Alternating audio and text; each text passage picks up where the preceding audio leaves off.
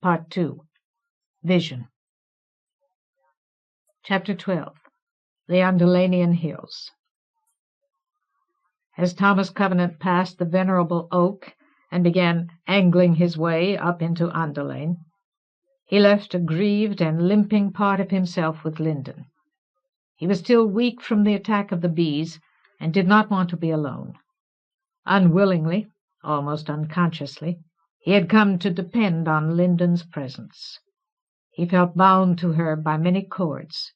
Some of them he knew, her courage and support, her willingness to risk herself on his behalf. But others seemed to have no name. He felt almost physically linked to her without knowing why. Her refusal to accompany him made him afraid. Part of his fear arose from the fear of his companions. He dreaded to learn that behind its beauty Andelain was secretly chancrous. But he had been a leper for too long, was too well acquainted with cunning disease. That kind of dread could only increase his determination. Most of his trepidation sprang from Linden's rejection, from what that decision might mean.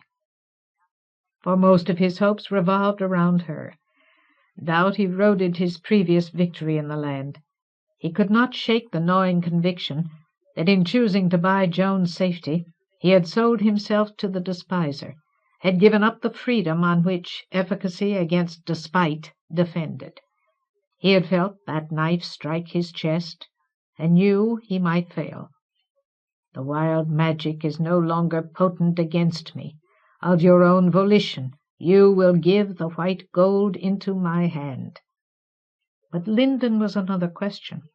She had been chosen by the old man who had once told him to be true. In their summoning, Lord Fowl had betrayed no knowledge of or desire for her presence, and since then she had showed herself capable of many things. Behind her self-severity she was beautiful. How could he not place hope in such a woman? But now her refusal of Andelain seemed to imply that his hope was based on quicksand, that her clenched will was an articulation of cowardice rather than courage. He understood such things. He was a leper, and lepers were taught cowardice by every hurt in all the world. If anything, her decision increased his empathy for her. But he was alone, and he knew from long and brutal experience how little he could accomplish alone. Even the apotheosis of his former power against Lord Fowl would have gone for nothing without the support and laughter of Saltheart Foamfollower. So, as he climbed into Andelain, he felt that he was walking into a bereavement, a loss of comradeship, of hope, perhaps of courage, from which he might never recover. At the hill crest he paused to wave at his companions, but they did not reply. They were not looking at him. Their lack of response hurt him, as if they had deliberately turned their backs. But he was a man who had always been faithful to his griefs, and the land had become a rending and immedicable sorrow to him. He went on into Andelain because he needed health, power, knowledge, so that he could try to restore what had been lost.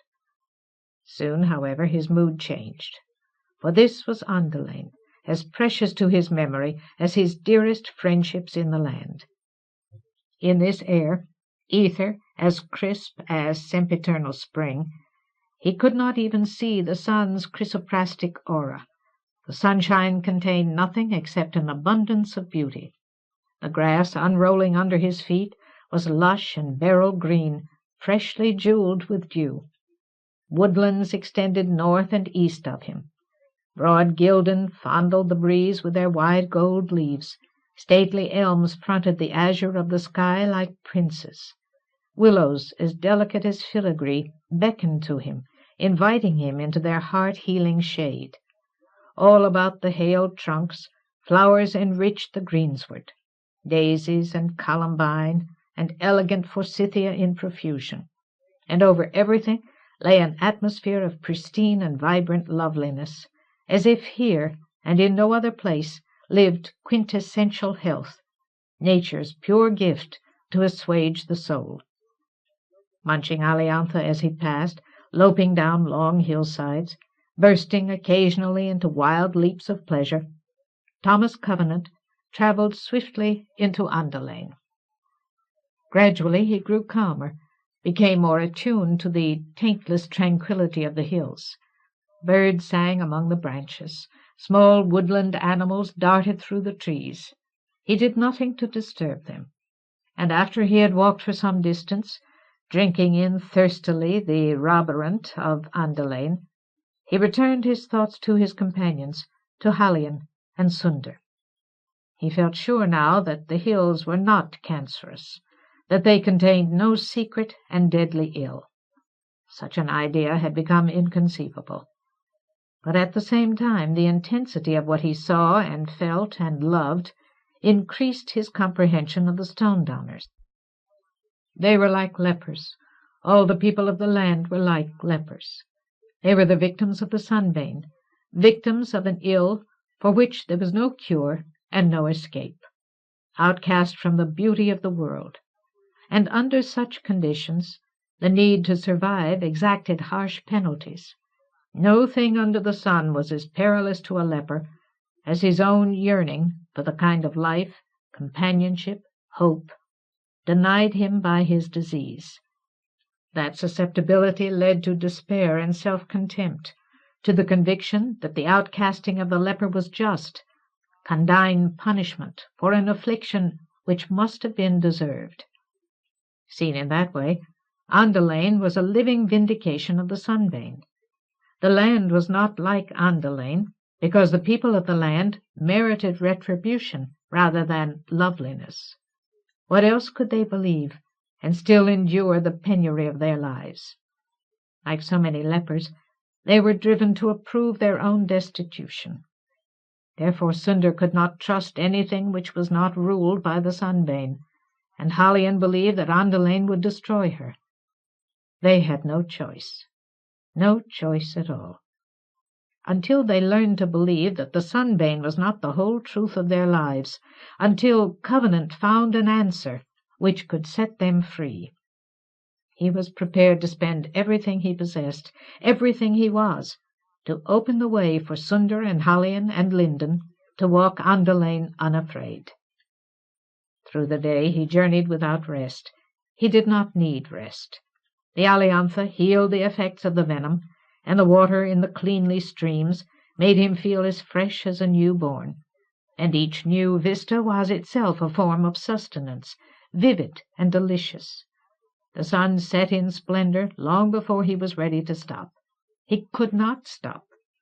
He went on, always northeastward, until the gloaming became night, and the stars came smiling out of their celestial deeps to keep him company. But the darkness was still young when he was halted by the sight of a faint yellow-orange light, flickering through the trees like a blade of fire. He did not seek to approach it. Memories held him still. He stood hushed and reverent while the flame wandered toward him, and as it came, it made a fine, clear, tinkling sound, like the chime of delicate crystal. Then it bobbed in the air before him, and he bowed low to it, for it was one of the wraiths of Andelain, a flame no larger than his hand, dancing upright, as if the darkness were an invisible wick. Its movement matched his obeisance, and when it floated slowly away from him, he followed after it. Its lustre made his heart swell. Toward the wraiths of Andelain he felt a keen grief, which he would have given anything to relieve.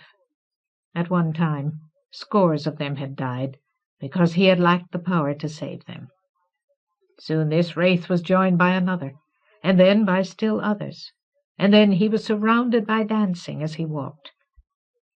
The bright circle and high, light ringing of the flames guided him, so that he went on and on, as if he knew his way, until a slim sliver moon rose above the eastern hills. Thus the wraiths brought him to a tall knoll, bare of trees but opulently grassed.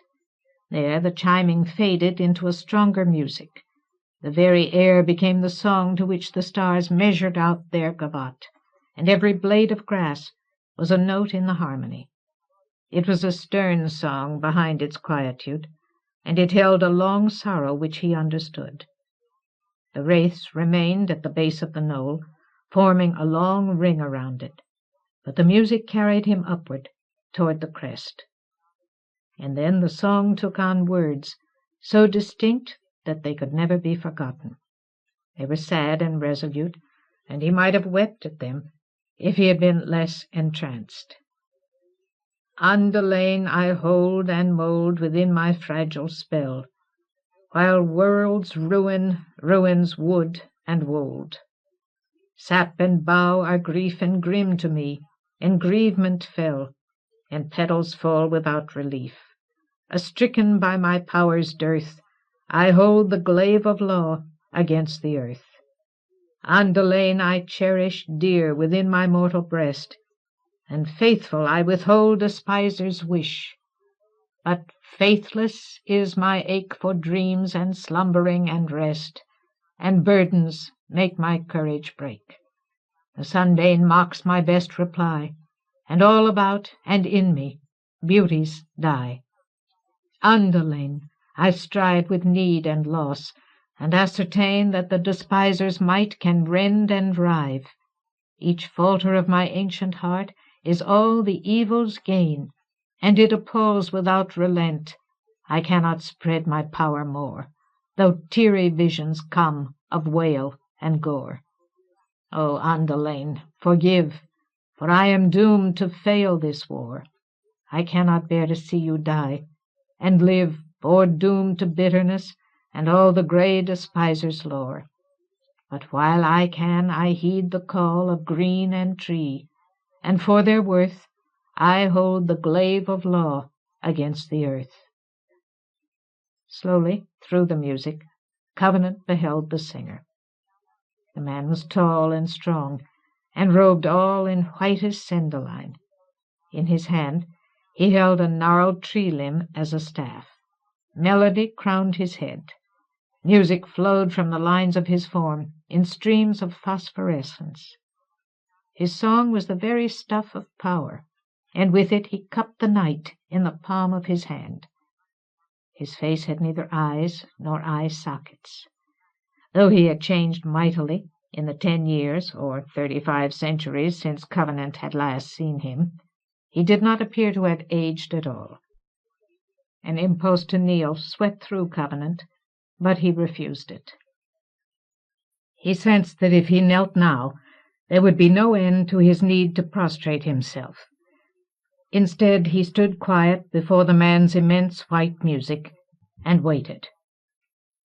After a moment, the man hummed sternly, "Thomas Covenant, do you know me?" Covenant met his eyeless gaze. "You're Hyle Troy." "No." The song was absolute. "I am Car Caverall, the Forestall of Andelain. In all the land I am the last of my kind." "Yes," Covenant said, "I remember. You saved my life at the Colossus of the Fall, after I came out of Morinmoss. I think you must have saved me in Morinmoss, too." "There is no Morinmoss." Car Caverall's melody became bleakness and pain. "The Colossus has fallen." "No Morinmoss? No forests?" Covenant clenched himself and held the tears down. "What do you want from me? I'll do anything." The Forestall hummed for a moment without answering. Then he sang, "Thomas Covenant, have you beheld Andelain?" "Yes," clenching himself, "I've seen it. In all the land it is the last keep of the law. With my strength I hold its fabric unrent here. When I fail in the end, as fail I must, for I am yet Hyle Troy withal, and the day comes when I must not refuse to sacrifice my power, there will be no restitution for the abysm of that loss. The earth will pass into its last stage, and nothing will redeem it." "I know," with his jaws locked. I know. Thomas Covenant, the tall man sang, I require from you everything and nothing. I have not brought you here this night to ask, but to give. Behold! A sweeping gesture of his staff scattered the grass with music, and there, through the melody, like incarnations of song, Covenant saw them, pale silver, as if they were made of moonshine, though the moon had no such light. They stood before him. Car Caveral's streaming argents illumined them as if they had been created out of Forrestal fire. Covenant's friends. High Lord Moram, with the wise serenity of his eyes and the crookedness of his smile. Elena, daughter of Lena and Rape, herself a former High Lord, beautiful and passionate, Covenant's child, almost his lover. Banor of the Blood Guard, wearing poise and capability and the power of judgment which could never be wrested from him. Saltheart Foam Follower, who towered over the others, as he towered over all mortals in size and humour and purity of spirit. Covenant stared at them through the music, as if the sinews of his soul were fraying. A moan broke from his chest, and he went forward with his arms outstretched to embrace his friends. Hold! The Forrestal's command froze Covenant before he could close the separation. Immobility filled all his muscles. You do not comprehend, Car Caveral sang more kindly. You cannot touch them, for they have no flesh. They are the dead. The law of death has been broken, and cannot be made whole again. Your presence here has called them from their sleep, for all who enter Andelain encounter their dead here. Cannot, after all this time?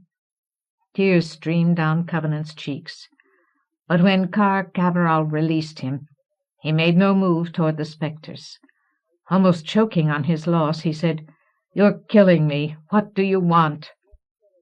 Ah, beloved, Elena replied quickly, in the clear, irrefusable voice which he remembered with such anguish. This is not a time for grief. Our hearts are glad to behold you here. We have not come to cause you pain, but to bless you with our love, and to give you gifts, as the law permits. It is a word of truth, added Moram. Feel joy for us, for none could deny the joy we feel in you. Moram, Covenant wept. Elena, Banor, O Foam Follower.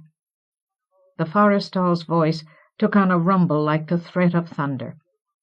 Thus it is that men and women find madness in Andelain.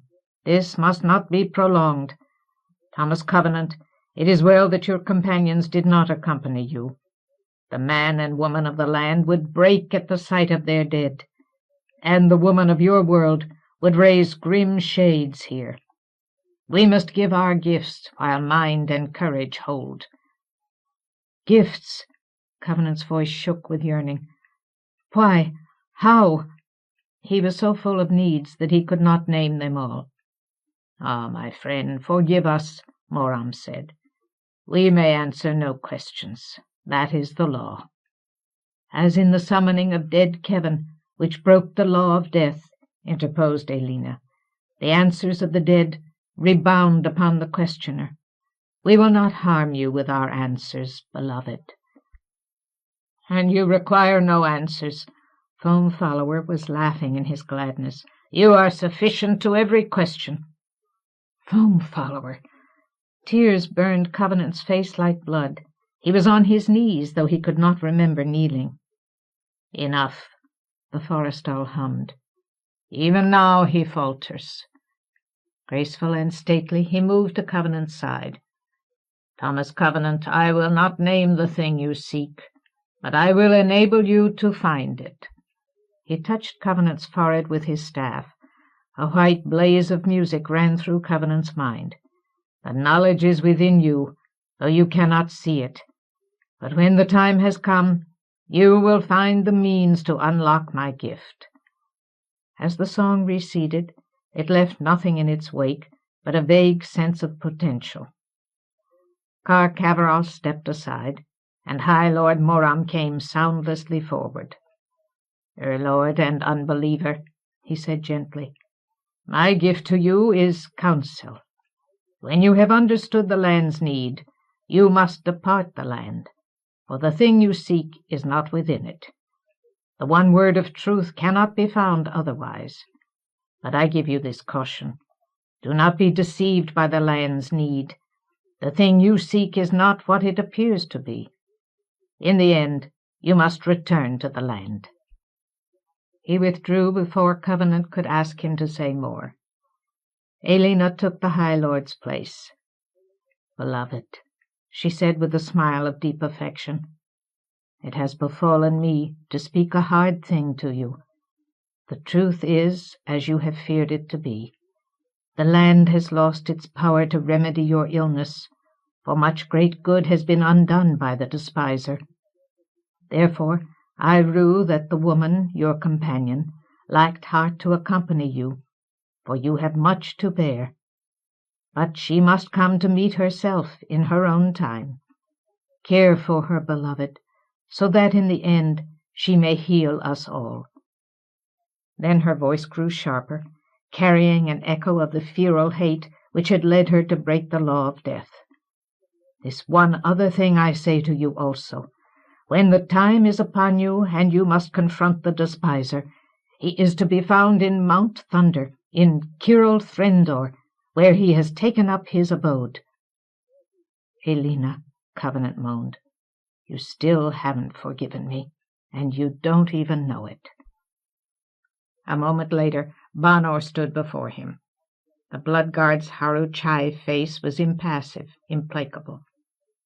"Unbeliever, I have no gift for you," he said without inflection. "But I say to you, redeem my people. Their plight is an abomination, and they will serve you well." Then Foam Follower came forward, and Covenant saw that the giant was not alone. "My dear friend," said Foam Follower gaily, "to me has fallen the giving of a gift beyond price. Behold!" He indicated his companion, and Covenant could tell at once that this figure was not one of the dead. He wore a short grey tunic, and under it all his skin from head to foot was as black as the gaps between the stars. His form was perfectly shaped and strong, but his hair was black, his teeth and gums were black, his pupilless eyes were pure midnight.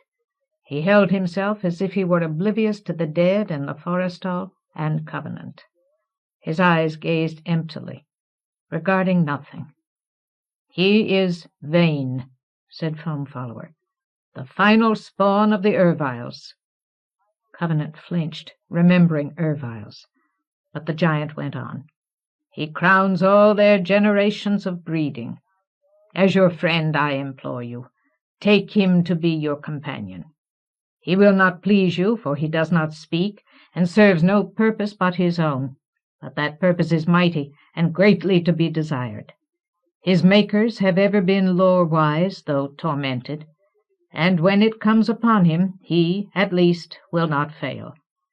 I say that he serves no purpose but his own. Yet, in order that you may accept him, the Erviles have formed him in such a way that he may be commanded once only, but I pray it may suffice. When your need is upon you, and there is no other help, say to him, 'Nekrima, Vain,' and he will obey." "Thomas Covenant, my dear friend," Foam Follower bent close to him, pleading with him. "In the name of Hot Ash Slay, where I was consumed and reborn, I beg you to accept this gift." Covenant could hardly refrain from throwing his arms around the giant's neck.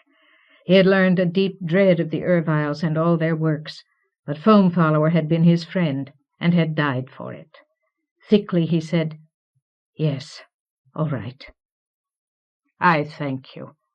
The giant breathed and withdrew. For a moment there was silence. Wraithlight rose dimly, and the dead stood like icons of past might and pain. Karkavaral's song took on the cadence of a threnody. Crimson tinged the flow of his phosphorescence. Covenant felt suddenly that his friends were about to depart. At once his heart began to labor, aching for the words to tell them that he loved them. The forestall approached again, but High Lord Moram stayed him. "One word more," Moram said to Covenant. "This must be spoken, though I risk much in saying it. My friend, the peril upon the land is not what it was. Lord Foul works in new ways, seeking ruin, and his evil cannot be answered by any combat. He has said to you that you are his enemy.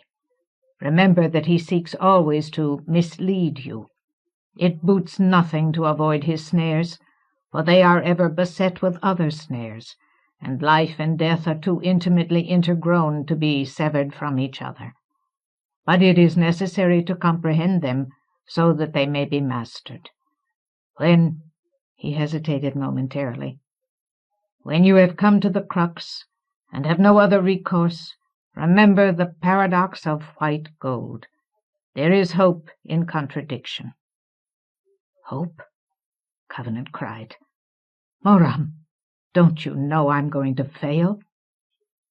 The next moment Car Caveral's song came down firmly on the back of his neck, and he was asleep in the thick grass. Chapter 13. Demondim-Spawn. When he awoke, his face itched, as if the grass had grown into his beard, and his back was warm with mid-morning sun. He raised his head. He was still atop the knoll where he had met Car Caveral and the dead. Andelain lay around him, unfolded like a flower to the sun, but he observed the trees and sky abstractly. The hills had temporarily lost their power over him. He was too full of ashes to be moved. He remembered the previous night clearly. He remembered everything about it, except the conviction of its reality. But that lasted for only a moment. When he sat up, changed his range of sight, he saw Vane. The Demondim-Spawn made everything else certain. He stood just as he had the night before, lightly poised and oblivious. Covenant was struck once again by Vane's physical perfection. His limbs were smooth and strong. His flesh bore no blemish. He might have been an idealized piece of statuary. He gave no sign that he was aware of Covenant's awakening, that he was cognizant of Covenant at all. His arms hung relaxed, with the elbows slightly crooked, as if he had been made for readiness, but had not yet been brought to life. No respiration stirred his chest. His eyes neither blinked nor shifted. Slowly, Covenant reviewed the other gifts he had been given. They were all obscure to him, but Vane's solidity conveyed a kind of reassurance. Covenant took his companion as a promise that the other gifts would prove to be equally substantial. Seeking relief from his sense of loss, he rose to his feet, faced Vane. He considered the dark form briefly, then said, "Foam Follower says you don't talk. Is that true?" Vane did not react. An ambiguous smile hung on his lips, but no expression altered the fathomless ebony of his orbs. He might as well have been blind. "All right," Covenant muttered. "You don't speak. I hope the other things he said are true, too. I don't want to test it. I'm going to put off commanding you as long as I can. If those Erviles lied—" He frowned, trying to penetrate the mystery of his companion, but no intuition came to his aid. "Maybe Linden can tell me something about you." Vane's black gaze did not shift. After a moment, Covenant growled, "I also hope I don't get in the habit of talking to you. This is ridiculous." Feeling vaguely foolish, he glanced at the sun to ascertain his directions, then started down the knoll to begin the journey back to his friends. The Demondim-Spawn followed a few paces behind him. Vane moved as if he had memorized his surroundings long ago, and no longer needed to take notice of them. In spite of his physical solidity, his steps made no sound, left no impression in the grass. Covenant shrugged, and set off southwestward through the hills of Andelain. By noon he had eaten enough aliantha to comprise a feast, and had begun to recover his joy. Andelain did far more for him than give comfort to his eyes and ears, or provide solace for his loss. Lord Fowl had deprived him of the most exquisite pleasure of his previous visit here, the ability to feel health like a palpable cynosure in every green and living thing about him. But the hills seemed to understand his plight, and adjust their appeal to offer him what he could enjoy. The air was refulgent with gay birds. The grass cushioned his feet, so that his knees and thighs felt exuberant at every stride. Aliantha nourished him until all his muscles were suffused with vitality. Thus Andelain transformed his grief, melded it into a granitic sense of purpose. He considered the hazards ahead of him without dread, and swore an implacable oath without fear or fury, an oath that Andelain would not fall while he still had breath or pulse to defend it. In the middle of the afternoon he came upon a stream running placidly over a bed of fine sand, and stopped to give himself a bath. He knew that he would not be able to rejoin his companions by nightfall, so he did not begrudge the time.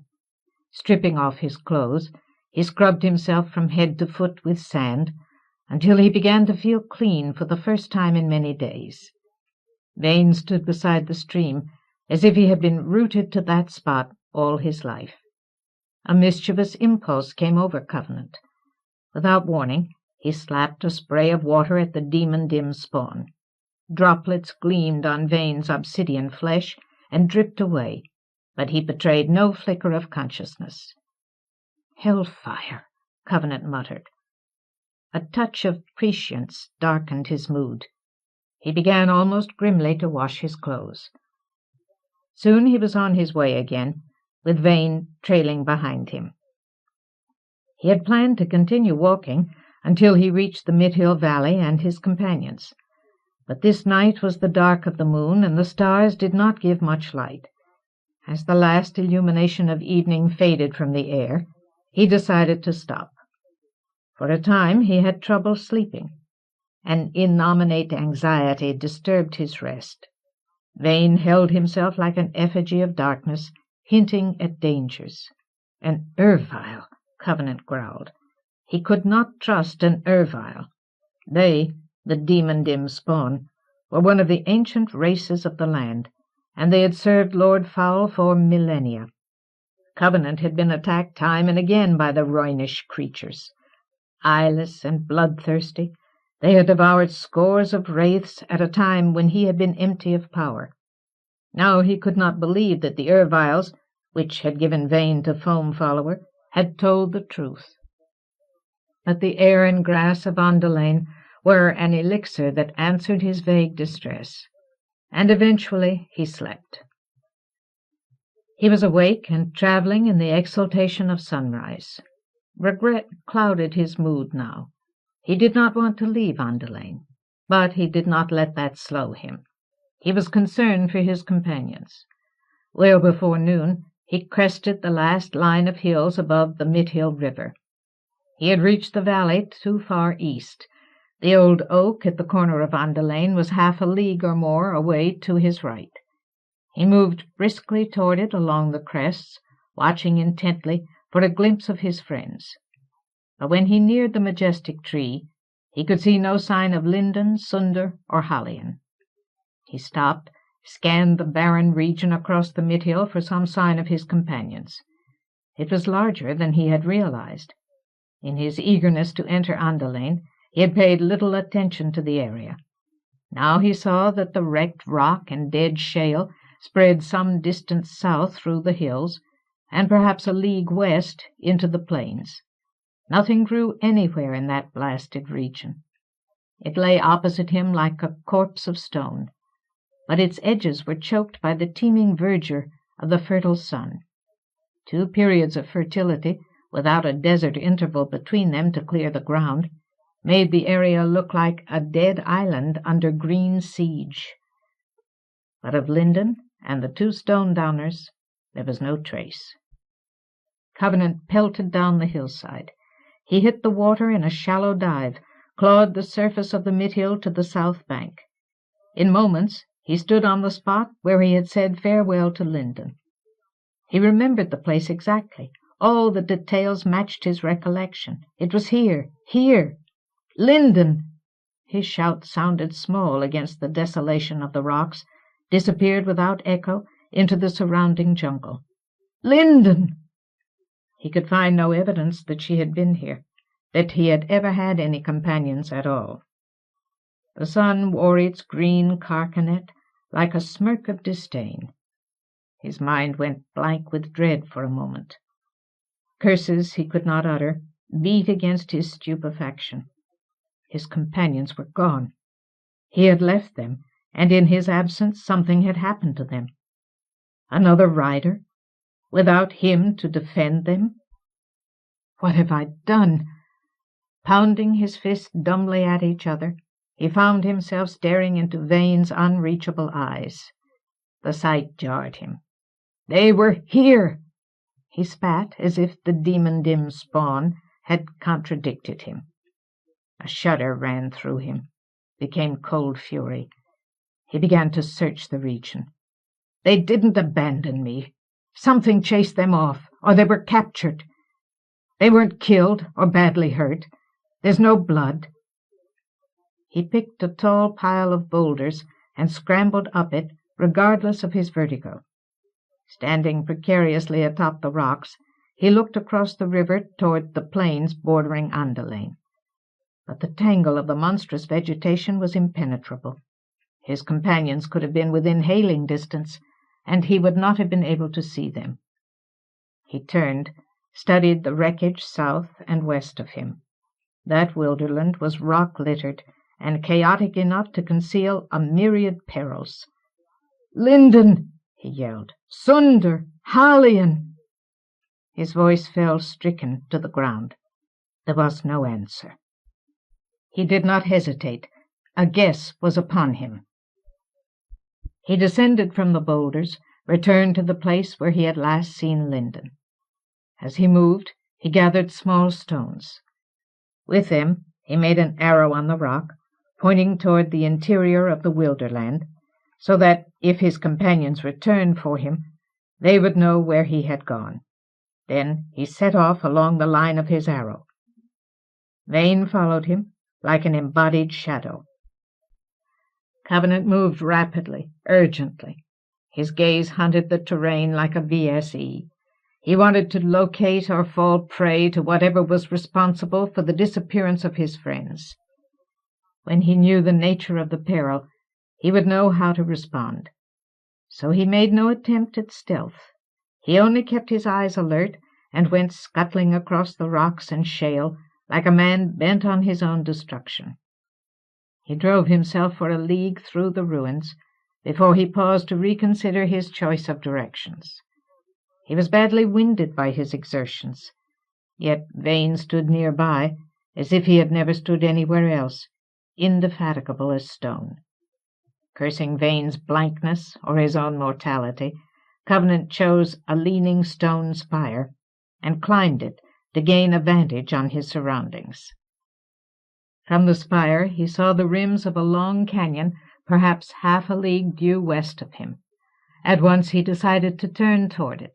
It was the only prominent feature in the area. He slid back down the spire too quickly. As he landed, he missed his balance and sprawled in front of Vane. When he regained his feet, he and the Demondim-Spawn were surrounded by 4 men. They were taller than Stone-Downers, slimmer. They wore rock-hued robes of a kind which Covenant had learned to associate with Woodhelvenen, but their raiment was ill-kempt. A fever of violence glazed their eyes. 3 of them wielded long stone clubs. The 4th had a knife. They held their weapons menacingly, advanced together. "Hellfire," Covenant muttered. His hands made unconscious warding gestures. "Hell and blood." Vane gazed past the men as if they were trivial. Malice knotted their faces. Covenant groaned. Did every human being in the land want to kill him? But he was too angry to retreat. Hoping to take the woodhelvanen by surprise, he snapped abruptly, "Where's Linden?" The man nearest him gave a glint of recognition. The next instant one of them charged. Covenant flinched, but the others did not attack. The man sprang toward Vane. With his club he levelled a smashing blow at Vane's skull. The stone burst into slivers. The man cried out, backed away, clutching his elbows. Vane's head shifted as if he were nodding. He did not acknowledge the strike with so much as a blink of his black eyes. He was uninjured and oblivious. Amazed uncertainty frightened the other men. A moment later they started forward with the vehemence of fear. Covenant had no time for astonishment. He had a purpose of his own, and did not intend to see it fail like this. Before the men had advanced 2 steps, he spread his arms and shouted, "Stop!" with all the ferocity of his passion. His cry made the air ring. The men halted. "Listen," he rasped. "I'm not your enemy, and I don't intend to get beaten to death for my innocence." The man with the knife waved it tentatively. Covenant jabbed a finger in his direction. "I mean it. If you want us, here we are. But you don't have to kill us." He was trembling, but the sharp authority in his voice leashed his attackers. The man who had recognized Linden's name hesitated, then revealed himself as the leader. "If you resist," he said tautly, "all stone might woodhelven will arise to slay you." Covenant let bitterness into his tone. "I wouldn't dream of resisting. You've got Linden. I want to go wherever she is." Angry and suspicious, the man tried to meet Covenant's glare, but could not. With his club he pointed toward the canyon. "There." "There," Covenant muttered. "Right." Turning his back on the woodhelvanen, he marched off in that direction. The leader barked an order, and the man with the stunned arms hurried past Covenant. The man knew the rocks and ruins intimately. The path he chose was direct and well-worn. Sooner than he had expected, Covenant was led into a crevice which split the canyon rim. The floor of the crevice descended steeply before it opened into its destination. Covenant was surprised by the depth of the canyon. The place resembled a gullet. The rock of the upper edges looked like dark teeth silhouetted against the sky. Unforeseen dangers seemed to crouch, waiting, in the shadows of the walls. For a moment he faltered, but his need to find his companions impelled him. As he was steered toward the dwellings of the woodhelven, he studied everything he could see, searching for information, hope. He was struck initially by the resemblance between the village and the men who had captured him. Stone-Mite Woodhelven was slovenly. Its inhabitants were the first careless people he had met in the land. The canyon floor around the houses was strewn with refuse, and the people wore their robes as if they had no interest in the appearance or even the wholeness of their apparel. Many of them looked dirty and ill-used, despite the fact that they were obviously well-fed. And the houses were in a similar condition. The wooden structures were fundamentally sound. Each stood on massive stilts for protection against the force of water which ran through the canyon during a sun of rain, and all had frames of logs as heavy as vigas. But the construction of the walls was sloppy, leaving gaps on all sides, and many of the door ladders had broken rungs and twisted runners. Covenant stared with surprise and growing trepidation as he moved through the disorganized cluster of huts. How, he wondered, how can people this careless survive the sunbane? Yet in other ways they did not appear careless. Their eyes smoldered with an odd combination of belligerence and fright as they regarded him. They reminded him strangely of Drool Rockworm, the cave-wight who had been ravaged almost to death by his lust for the ill-earth stone. Covenant's captors took him to the largest and best-made of the houses. There the leader called out, "Graveler!" After a few moments, a woman emerged and came down the ladder to face Covenant and Vane. She was tall and moved with a blend of authority and desperation. Her robe was a vivid emerald color, the first bright raiment Covenant had seen, and it was whole, but she wore it untidily. Her hair lay in a frenzy of snarls. She had been weeping. Her visage was dark and swollen, battered by tears. He was vaguely confused to meet a graveller in a wood helven. Formerly, the people of wood and stone had kept their lores separate, but he had already seen evidence that such distinctions of devotion no longer obtained. After Lord Fowl's defeat, the villages must have had a long period of interaction and sharing. Therefore, Crystal Stonedown had raised an ebb brand who used wood, and Stone Might Woodhelven was led by a graveller. She addressed the leader of the captors. "Ranil?" The man poked Covenant's shoulder. "Graveller," he said in a tone of accusation. "This one spoke the name of the stranger, companion to the Stonedowners." Grimly he continued, "He is the half-hand. He bears the white ring." She looked down at Covenant's hand. When her eyes returned to his face, they were savage. "By the Stone Might," she snarled, "we will yet attain recompense."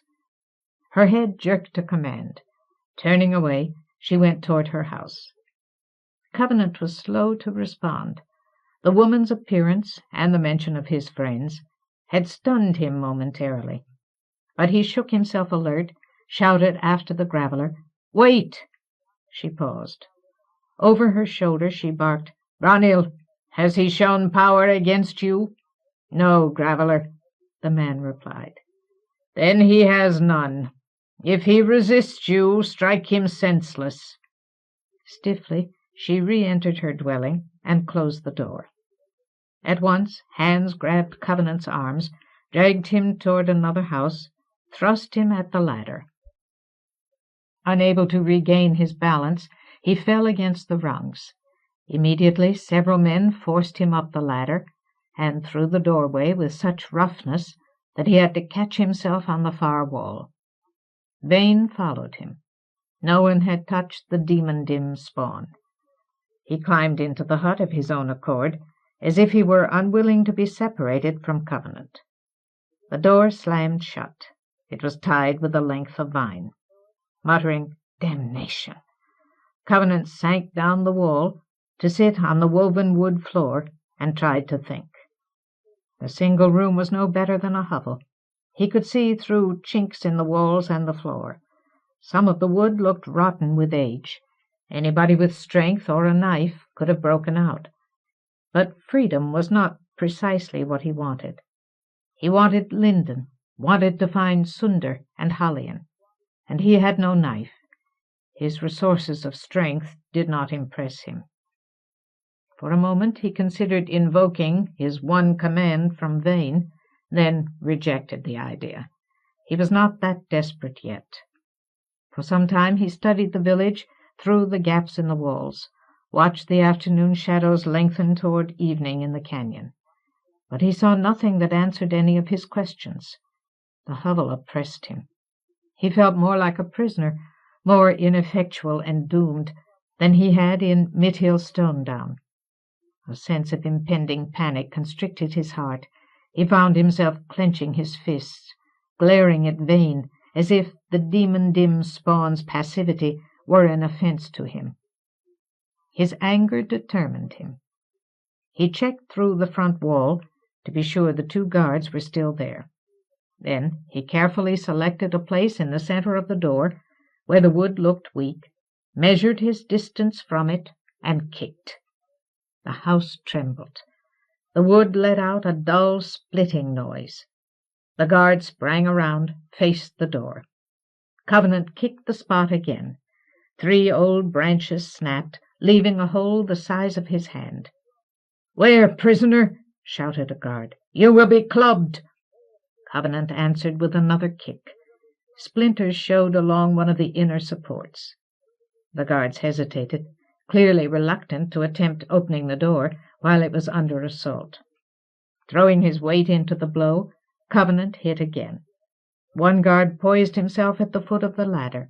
The other sprinted toward the graveler's dwelling. Covenant grinned fiercely. He went on kicking at the door, but did not tire himself by expending much effort. When the graveler arrived, he gave the wood one last blow and stopped. At a command from the graveler, a guard ascended the ladder. Watching Covenant warily through the hole, he untied the lashings, then sprang away to evade the door if Covenant kicked it again. Covenant did not. He pushed the door aside with his hand and stood framed in the entryway to confront the graveler. Before she could address him, he snapped, "I want to talk to you." She drew herself up haughtily. "Prisoner, I do not wish to speak with you." He overrode her. "I don't give a good goddamn what you wish. If you think I don't have power, you're sadly mistaken. Why else does the clave want me dead?" Bluffing grimly, he rasped, "Ask your men what happened when they attacked my companion." The narrowing of her eyes revealed that she had already been apprised of Vane's apparent invulnerability. "I'll make a deal with you," he went on, denying her time to think. "I'm not afraid of you, but I don't want to hurt you. I can wait until you decide to release me yourself. If you'll answer some questions, I'll stop breaking this house down." Her eyes wandered momentarily, returned to his face. "You have no power. Then what are you afraid of?" She hesitated. He could see that she wanted to turn away, but his anger undermined her confidence. Apparently, her confidence had already taken heavy punishment from some other source. After a moment, she murmured thickly, "Ask." At once he said, "You took 3 prisoners, a woman named Lyndon Avery and 2 stone-downers. Where are they?" The graveler did not meet his gaze. Somehow his question touched the cause of her distress. "They are gone." "Gone?" A lurch of dread staggered his heart. "What do you mean?" She did not reply. "Did you kill them?" "No." Her look was one of outraged hunger, the look of a predator robbed of its prey. "It was our right. The stone-downers were enemies. Their blood was forfeit by right of capture. They possessed Sunstone and Lianar, also forfeit, and the blood of their companion was forfeit as well. The friend of enemies is also an enemy. It was our right, but we were reft of our right." A corrupt whine wounded her voice. "The 3 fell to us in the first day of the fertile sun, and that same night came Santonin na Moramin on his courser." Her malignant grief was louder than shouting. "In the name of the clave, we were riven of that which was ours. Your companions are nothing half-hand. I acceded them to the rider without compunction. They are gone to Revelstone, and I pray that their blood may rot within them." "Revelstone," Covenant groaned. Hell-fire. The strength drained from his knees. He had to hold himself up on the door-frame. But the graveler was entranced by her own suffering, and did not notice him. "Yes, and rot the clave as well," she screamed. "The clave and all who serve the Nam Moram. For by Santonin we were riven also of the power to live. The stone might—" Her teeth gnashed. "When I discover who betrayed our possession of the stone might to Santonin na Moramin, I will rend the beating heart from that body and crush it in my hands." Abruptly she thrust her gaze, as violent as a lance, at Covenant. "I pray your white ring is such a periapt as the riders say. That will be our recompense. With your ring I will bargain for the return of the stone might. Yes, and more as well. Therefore make ready to die, half-hand. In the dawn I will spill your life. It will give me joy." Fear and loss whirled through Covenant, deafening him to the graveler's threat, choking his protests in his throat. He could grasp nothing clearly except the peril of his friends, because he had insisted on going into Andelain. The graveller turned on her heel, strode away. He had to struggle, to gasp after her, "When did they go?"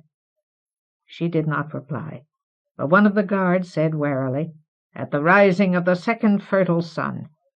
Damnation! Almost 2 days, on a courser!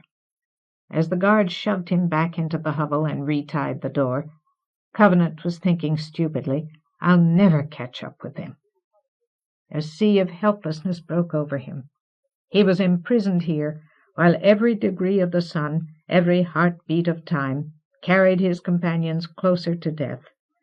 Sundar had said that the earth was a prison for Jeroth of the 7 hells, but that was not true. It was a jail for him alone, Thomas Covenant, the incapable. If Stone Might Woodhelven had released him at this moment, he would not have been able to save his friends. And the Woodhelven would not release him. That thought penetrated his dismay slowly.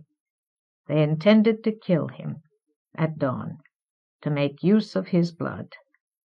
He unclenched his fists, raised his head. Looking through the walls, he saw that the canyon had already fallen into shadow. Sunset was near. Evening approached like a leper's fate. Mad anguish urged him to hurl himself against the weakened door, but the futility of that action restrained him. In his fever for escape, for the power to redeem what he had done to his companions, he turned to his wedding band. Huddling there against the wall in the gathering dusk, he considered everything he knew about wild magic, remembered everything that had ever given rise to white fire. But he found no hope. He had told Linden the truth. In all his past experience, every exertion of wild magic had been triggered by the proximity of some other power.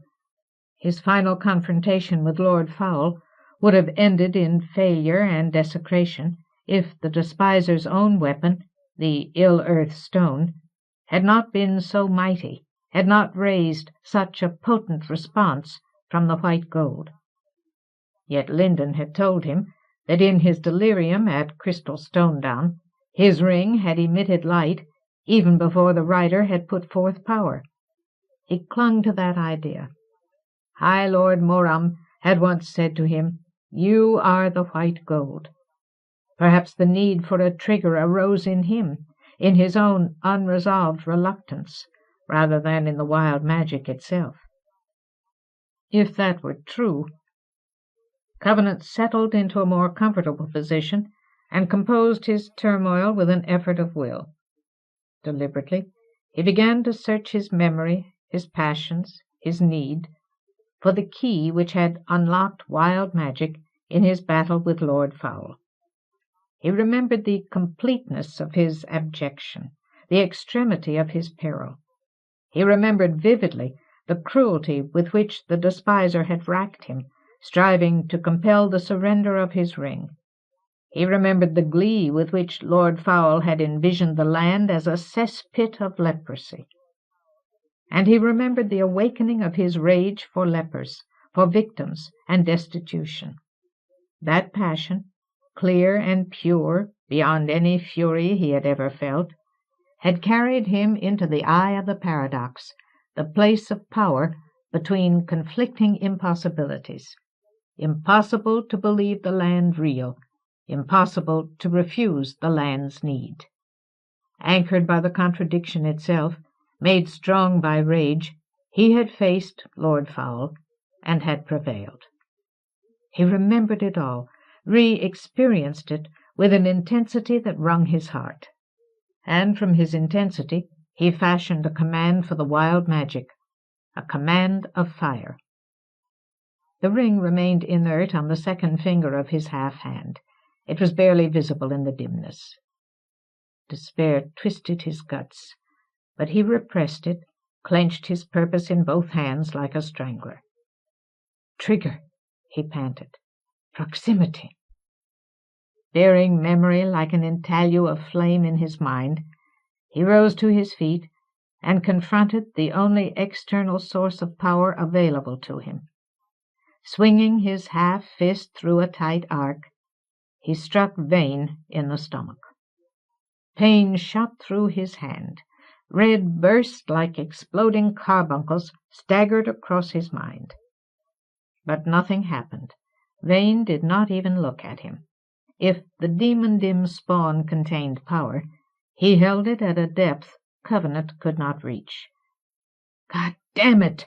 Covenant spat, clutching his damaged hand and shaking with useless ire. "Don't you understand? They're going to kill me!" Vane did not move. His black features had already disappeared in the darkness. "Damnation!"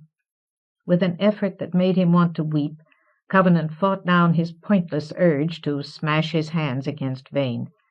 "Those Erviles probably lied to Foam Follower. You're probably just going to stand there and watch them cut my throat."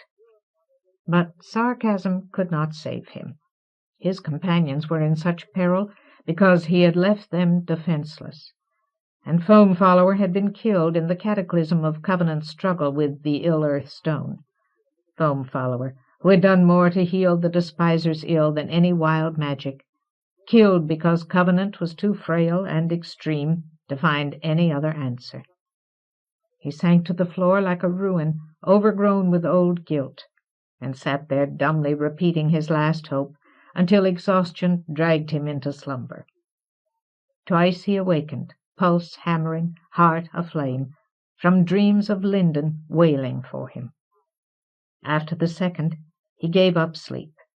He did not believe he could bear that nightmare a third time. Pacing around Vane, he kept vigil among his inadequacies until dawn. Gradually, the eastern sky began to etiolate. The canyon walls detached themselves from the night and were left behind like deposits of darkness. Covenant heard people moving outside the hut and braced himself. Feet came up the ladder. Hands fumbled at the lashings. When the vine dropped free, he slammed his shoulder against the door, knocking the guard off the ladder. At once he sprang to the ground, tried to flee, but he had misjudged the height of the stilts. He landed awkwardly, plunged headlong into a knot of men beyond the foot of the ladder. Something struck the back of his head, triggering vertigo. He lost control of his limbs. The men yanked him to his feet by the arms and hair. "You are fortunate the Graveler desires you wakeful," one of them said. "Else I would teach your skull the hardness of my club." Dizziness numbed Covenant's legs. The canyon seemed to suffer from nystagmus.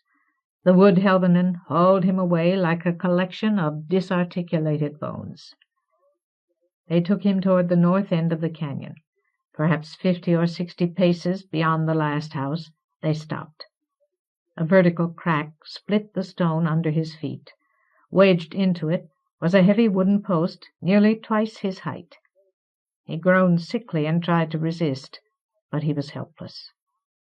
The men turned him so that he faced the village, then bound his arms behind the post. He made a feeble effort to kick at them. They promptly lashed his ankles as well. When they were done, they left without a word. As the vertigo faded and his muscles began to recover, he gagged on nausea, but his guts were too empty to release anything. The houses were virtually invisible, lost in the gloaming of the canyon. But after a moment he realized that the post had been placed with great care. A deep gap marked the eastern wall above him, and through it came a slash of dawn. He would be the first thing in Stone Might Woodhelven to receive the sun. Moments passed. Sunlight descended like the blade of an axe toward his head. Though he was protected by his boots, dread ached in his bones. His pulse seemed to beat behind his eyeballs. The light touched his hair, his forehead, his face. While the Woodhelven lay in twilight, he experienced the sunrise like an annunciation. The sun wore a corona of light brown haze. A breath of arid heat blew across him. "Damnation!" he muttered. "Bloody damnation!" As the glare covered his mien, blinding him to the wood-helven, a rain of sharp pebbles began to fall on him. Scores of people threw small stones at him. He squeezed his eyes shut, bore the pain as best he could. When the pebbles stopped, he looked up again and saw the graveller approaching out of the darkness. She held a long iron knife, single-edged and hiltless. The black metal appeared baleful in her grasp.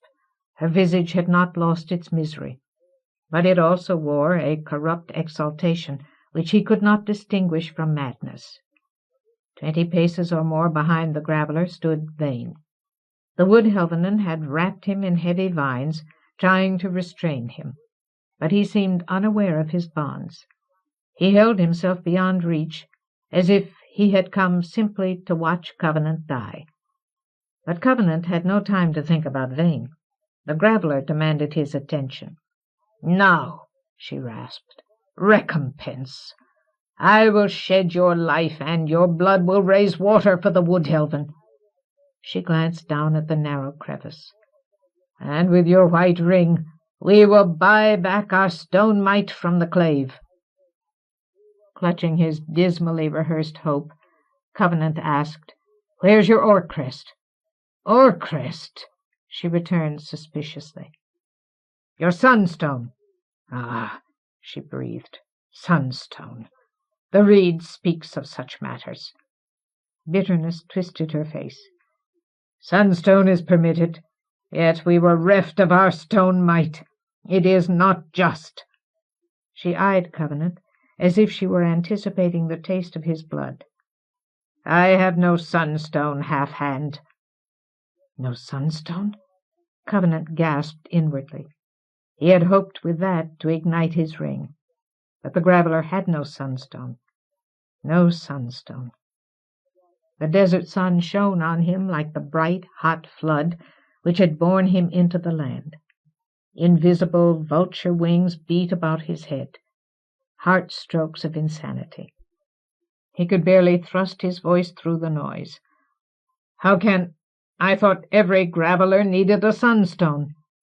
He knew this was not true, but he wanted to make her talk, delay her. He had already been stabbed once. Any similar blow would surely end him. "How else can you work the sunbane?" "It is arduous," she admitted, though the hunger in her gaze did not blink. "I must make use of the reed." "The reed!" Abruptly she spat into the crack at her feet.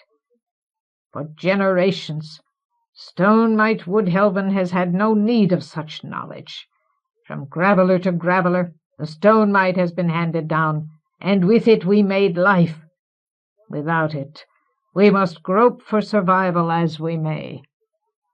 The sun sent sweat trickling through Covenant's beard, down the middle of his back. His bonds cut off the circulation in his arms, tugged pain into his shoulders. He had to swallow several times to clear his throat. "What is it? The stone mite?" His question reached her. He saw at once that she could not refuse to talk about the stone mite. A nausea of love or lust came into her face. She lowered her knife. Her eyes lost their focus on him. "Stone mite!" she breathed ardently. "Ah, the stone mite!" Her breast tightened under her green robe, as if she were remembering rapture. "It is power and glory, wealth and comfort. A stone of dearest emerald, alight with possibility, and cold beyond the touch of any stone. That such might is contained in so small and lovely a periapt. For the stone mite is no larger than my palm. It is flat and sharp of edge, like a flake stricken from a larger stone, and it is admirable beyond price." She went on, unable to rein the rush of her entrancement. But Covenant lost her words in a flash of intuitive horror. Suddenly he was certain that the talisman she described was a fragment of the ill-earth stone. That conviction blazed through him like a pulled lightning.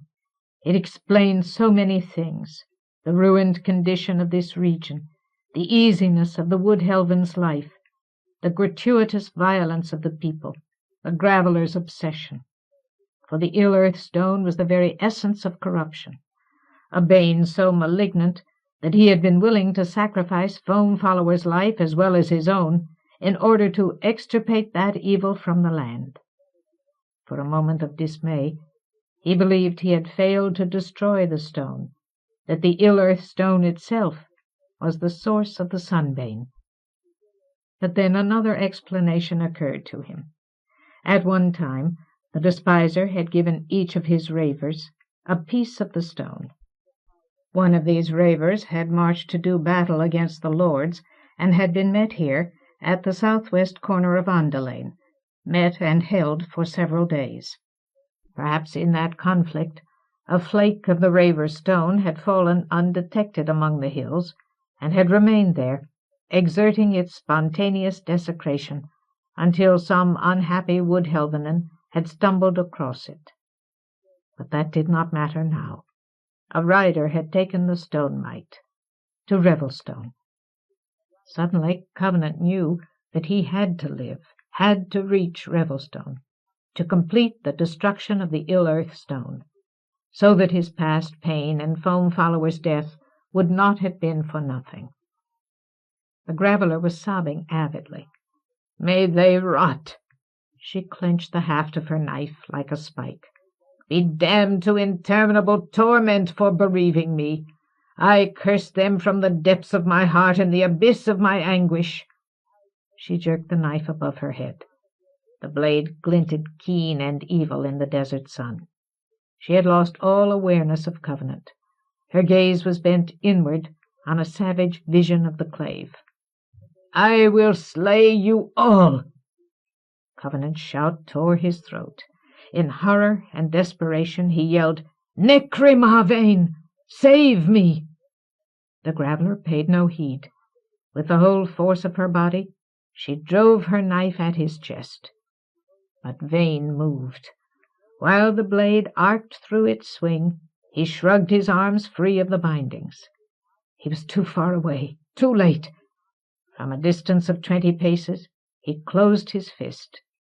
Her arms froze in mid-plunge. The knife-tip strained at the center of Covenant's shirt, but she could not complete the blow. He watched wildly as Vane approached the graveller.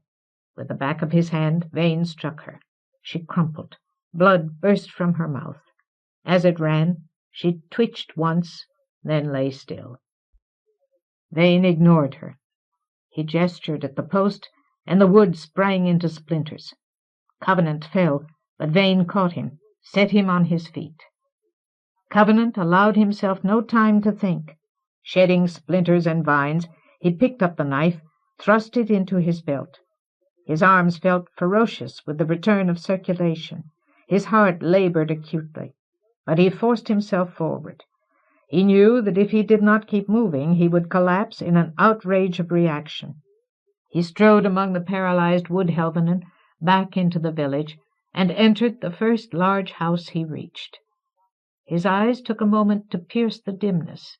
Then he made out the interior of the room. The things he sought hung on the walls: a woven vine sack of bread, a leather pouch containing some kind of liquid. He had taken them before he noticed a woman sitting in one of the corners. She held herself small and still in an effort to protect the baby sucking at her breast. He unstopped the pouch and swallowed deeply. The liquid had a cloying taste, but it washed some of the gall from his throat. Roughly, he addressed the woman. "What is it?" In a tiny voice she answered, "Metheglin." "Good." He went to the door, then halted to rasp at her. "Listen to me. This world's going to change. Not just here, not just because you lost your bloody stone-mite. The whole land is going to be different. You've got to learn to live like human beings, without all this sick killing." As he left the house, the baby started crying.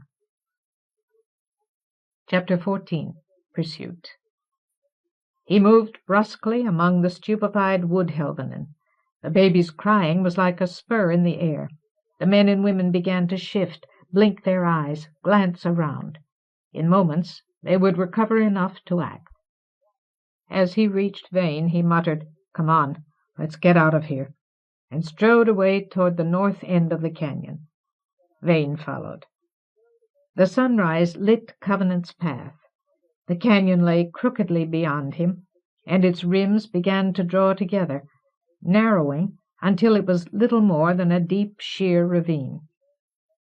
He marched there without a backward look, clinched by the old intransigent stricture of his illness.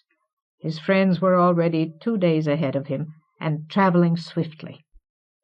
Shouts started to echo along the walls, anger, fear, loss, but he did not falter. Borne on the back of a courser, Lyndon and the 2 stone-downers might easily reach Revelstone 10 days before him. He could conceive of no way to catch up with them in time to do them any good. But leprosy was also a form of despair for which there was no earthly cure, and he had learned to endure it, to make a life for himself in spite of it, by stationing himself in the eye of the paradox, affirming the acceptable humanity of all the contradictions, and by locking his soul in the most rigid possible discipline. The same resources enabled him to face the futile pursuit of his friends. And he had one scant reason for hope. The clave had decreed his death, not Lyndon's, Sunder's, Hallian's. Perhaps his companions would be spared, held hostage, so that they could be used against him, like Joan. He clung to that thought and strode down the narrowing canyon to the tight beat of his will. The shouts rose to a crescendo, then stopped abruptly. In the frenzy of their loss, some of the wood-helvenin set out after him. But he did not look back, did not alter his pace. The canyon was constricted enough now to prevent his pursuers from reaching him without first passing Vane. He trusted that the Demondim-Spawn would prove too intimidating for the wood-helvenin. Moments later, he heard bare feet slapping stone, echoing. Apprehension knotted his shoulders. To ease himself, he attempted a bluff. "Vane," he shouted without turning his head, "kill the first one who tries to get past you." His words danced between the walls like a threat of murder. But the runners did not hesitate.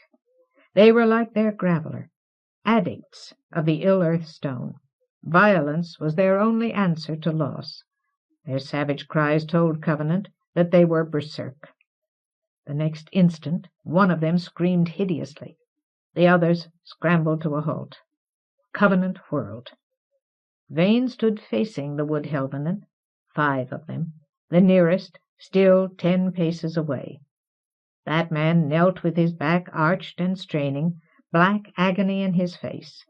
Vane clenched his fist toward the man. With a wrench, he burst the man's heart. "Vane!" Covenant yelled. "Don't! I didn't mean it!" The next wood-helvenin was 15 paces away. Vane made a clawing gesture. The man's face, the whole front of his skull, tore open, spilling brains and gore across the stone. "Vane!" But Vane had not yet satisfied Covenant's command. Knees slightly bent, he confronted the 3 remaining men. Covenant howled at them to flee, but the berserker gang was on them, and they could not flee.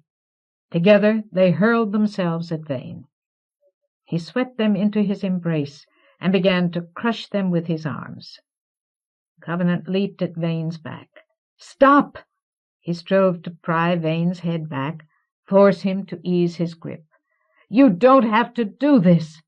But Vane was granite and unreachable. He squeezed until the men lost the power to scream, to breathe.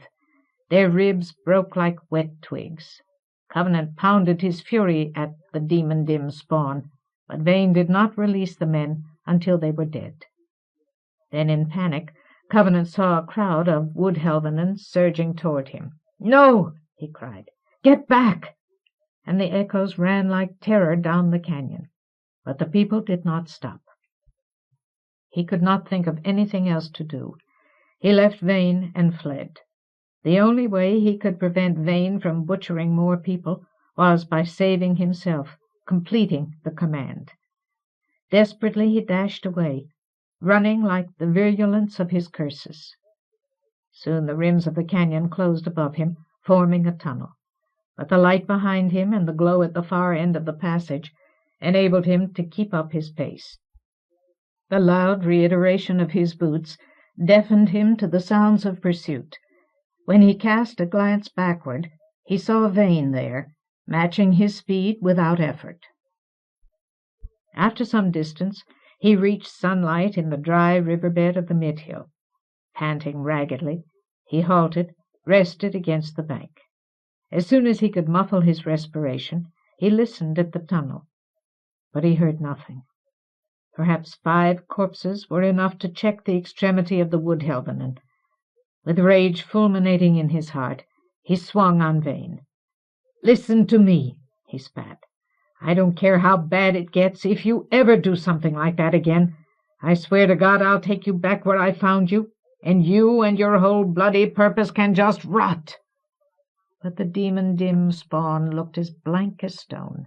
He stood with his elbows slightly bent, his eyes unfocused, and betrayed no awareness of Covenant's existence. "Son of a bitch," Covenant muttered. Deliberately he turned away from Vane. Gritting his will, he forced his anger into another channel, translated it into strength for what he had to do. Then he went to climb the north bank of the mid-hill. The sack of bread and the pouch of metheglin hampered him, making the ascent difficult. But when he gained the edge and stopped, he did not stop because he was tired. He was halted by the effect of the desert sun on the monstrous vegetation. The river was dry. He had noticed that fact without pausing to consider it, but he considered it now.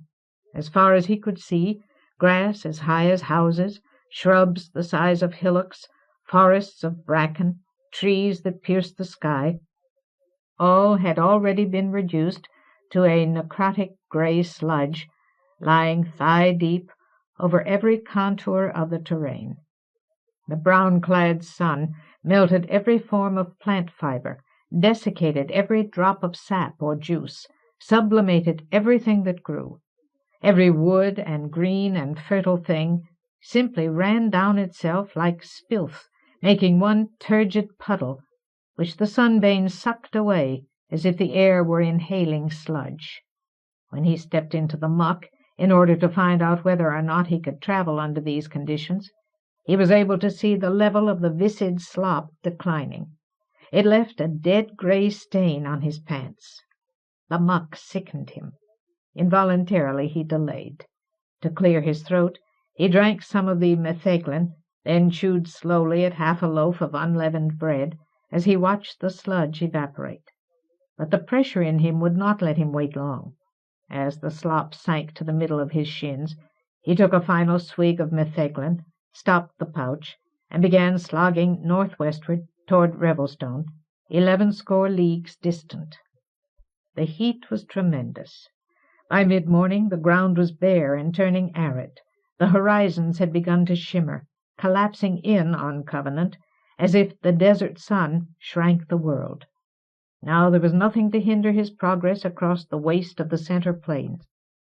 Nothing except light as eviscerating as fire, and air which seemed to wrench the moisture from his flesh, and giddy heat waves, and sunbane. He locked his face toward Revelstone, marched as if neither sun nor wilderland had the power to daunt him. But dust and dryness clogged his throat. By noon he had emptied half his leather pouch. His shirt was dark with sweat. His forehead felt blistered, flushed by chills. The haze affected his balance, so that he stumbled, even while his legs were still strong enough to be steady. And his strength did not last. The sun leached it from him, despite his improvident consumption of bread and metheglin. For a time indecision clouded his mind. His only hope of gaining on Linden lay in traveling day and night without let-up. If he acted rationally, journeyed only at night while the desert sun lasted. Then the rider's courser would increase the distance between them every day. But he could not endure this pace. The hammer of the sunbane was beating his endurance thinner and thinner. At confused moments he felt translucent already. When his brain became so giddy that he found himself wondering if he could ask Vane to carry him, he acknowledged his limitations. In a flinch of lucidity, he saw himself clinging to Vane's shoulders, while the Demondim-Spawn stood motionless under the sun because Covenant was not moving. Bitterly, he turned northeast toward Andelain.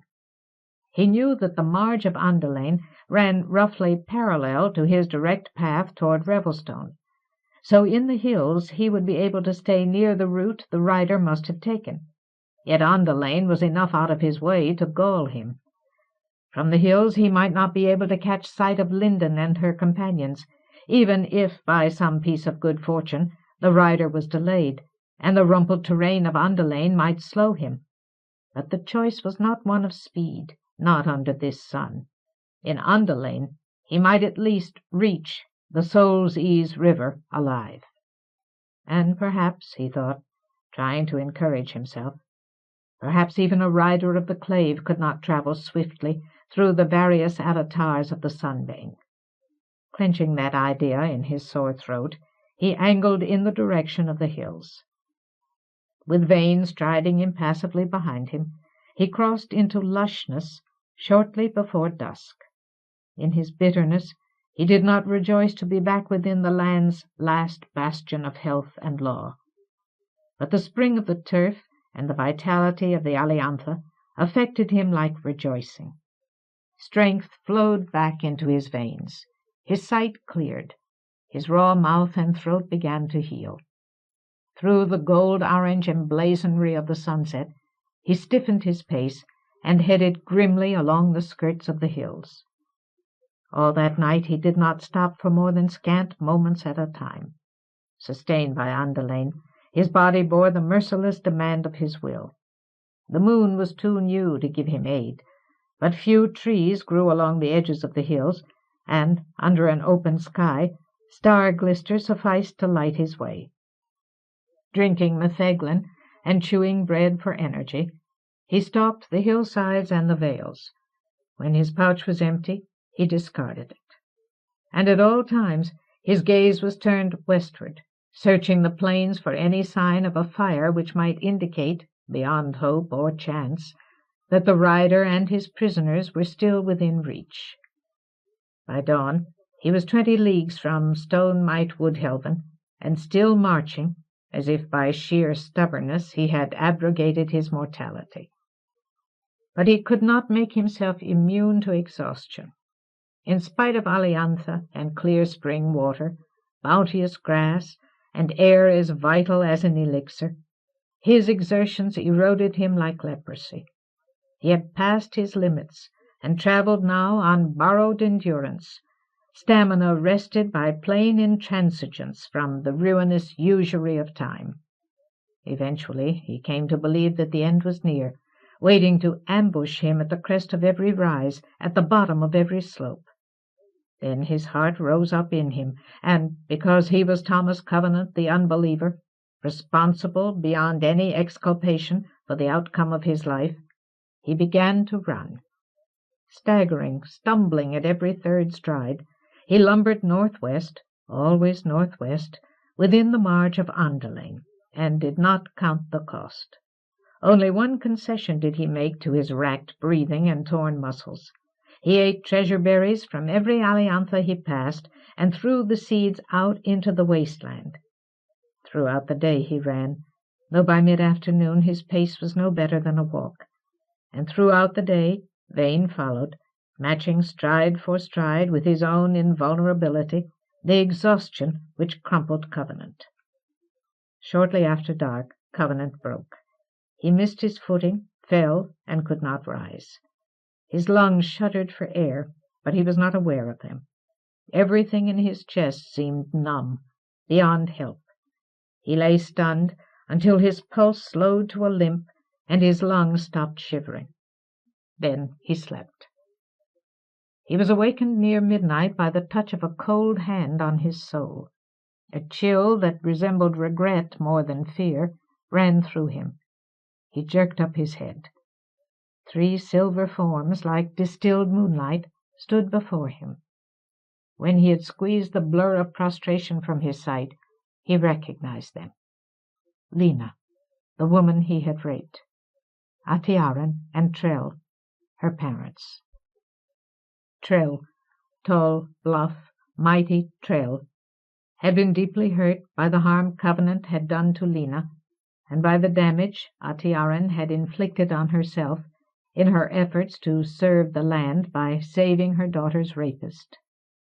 But the crowning anguish of his life, the pain which had finally unbalanced his mind, had been dealt him by the love Elena, Lena daughter, bore for Covenant.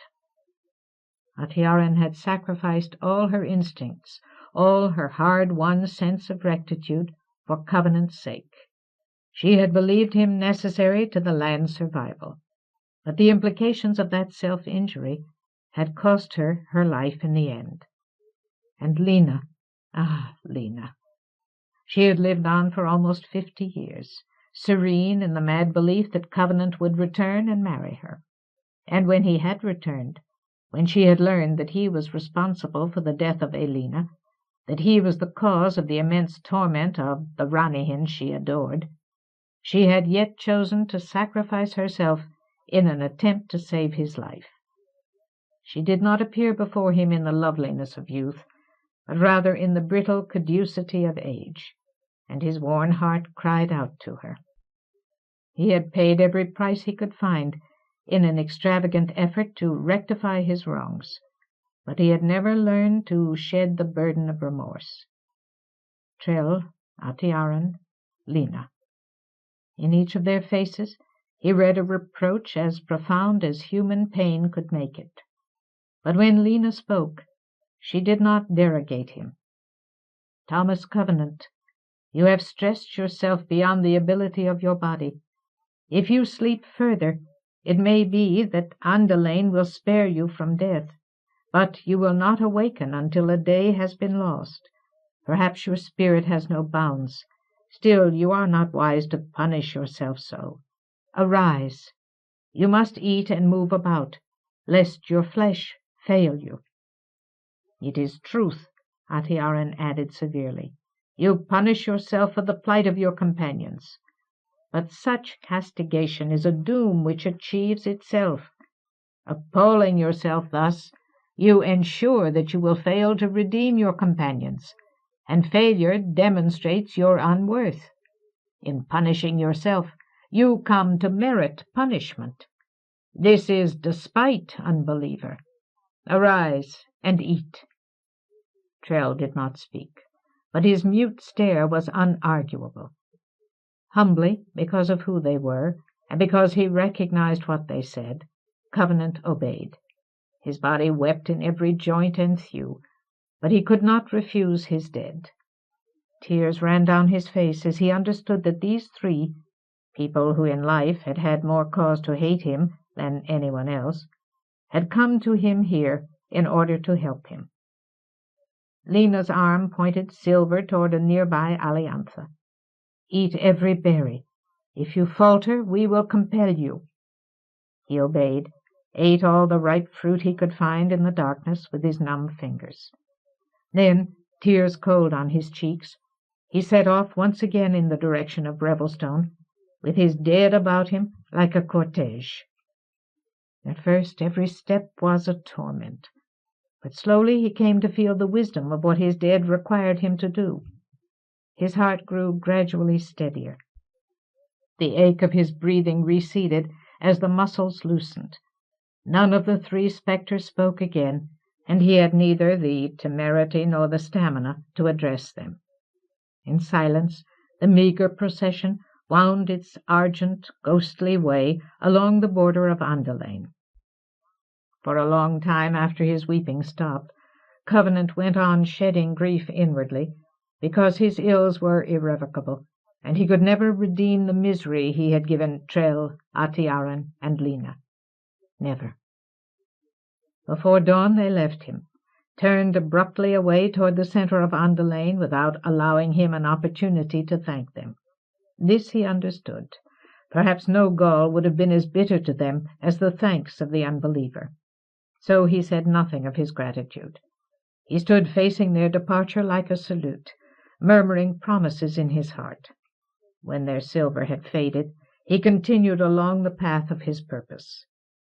Dawn, and a fresh gay brook which lay like music across his track, gave him new strength. He was able to amend his pace until it bore some resemblance to his earlier progress.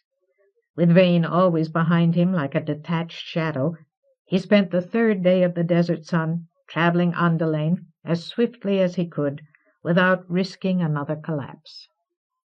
That evening he stopped soon after sunset under the shelter of a hoary willow. He ate a few aliantha, finished the last of his bread, then spent some time seated with his back to the trunk.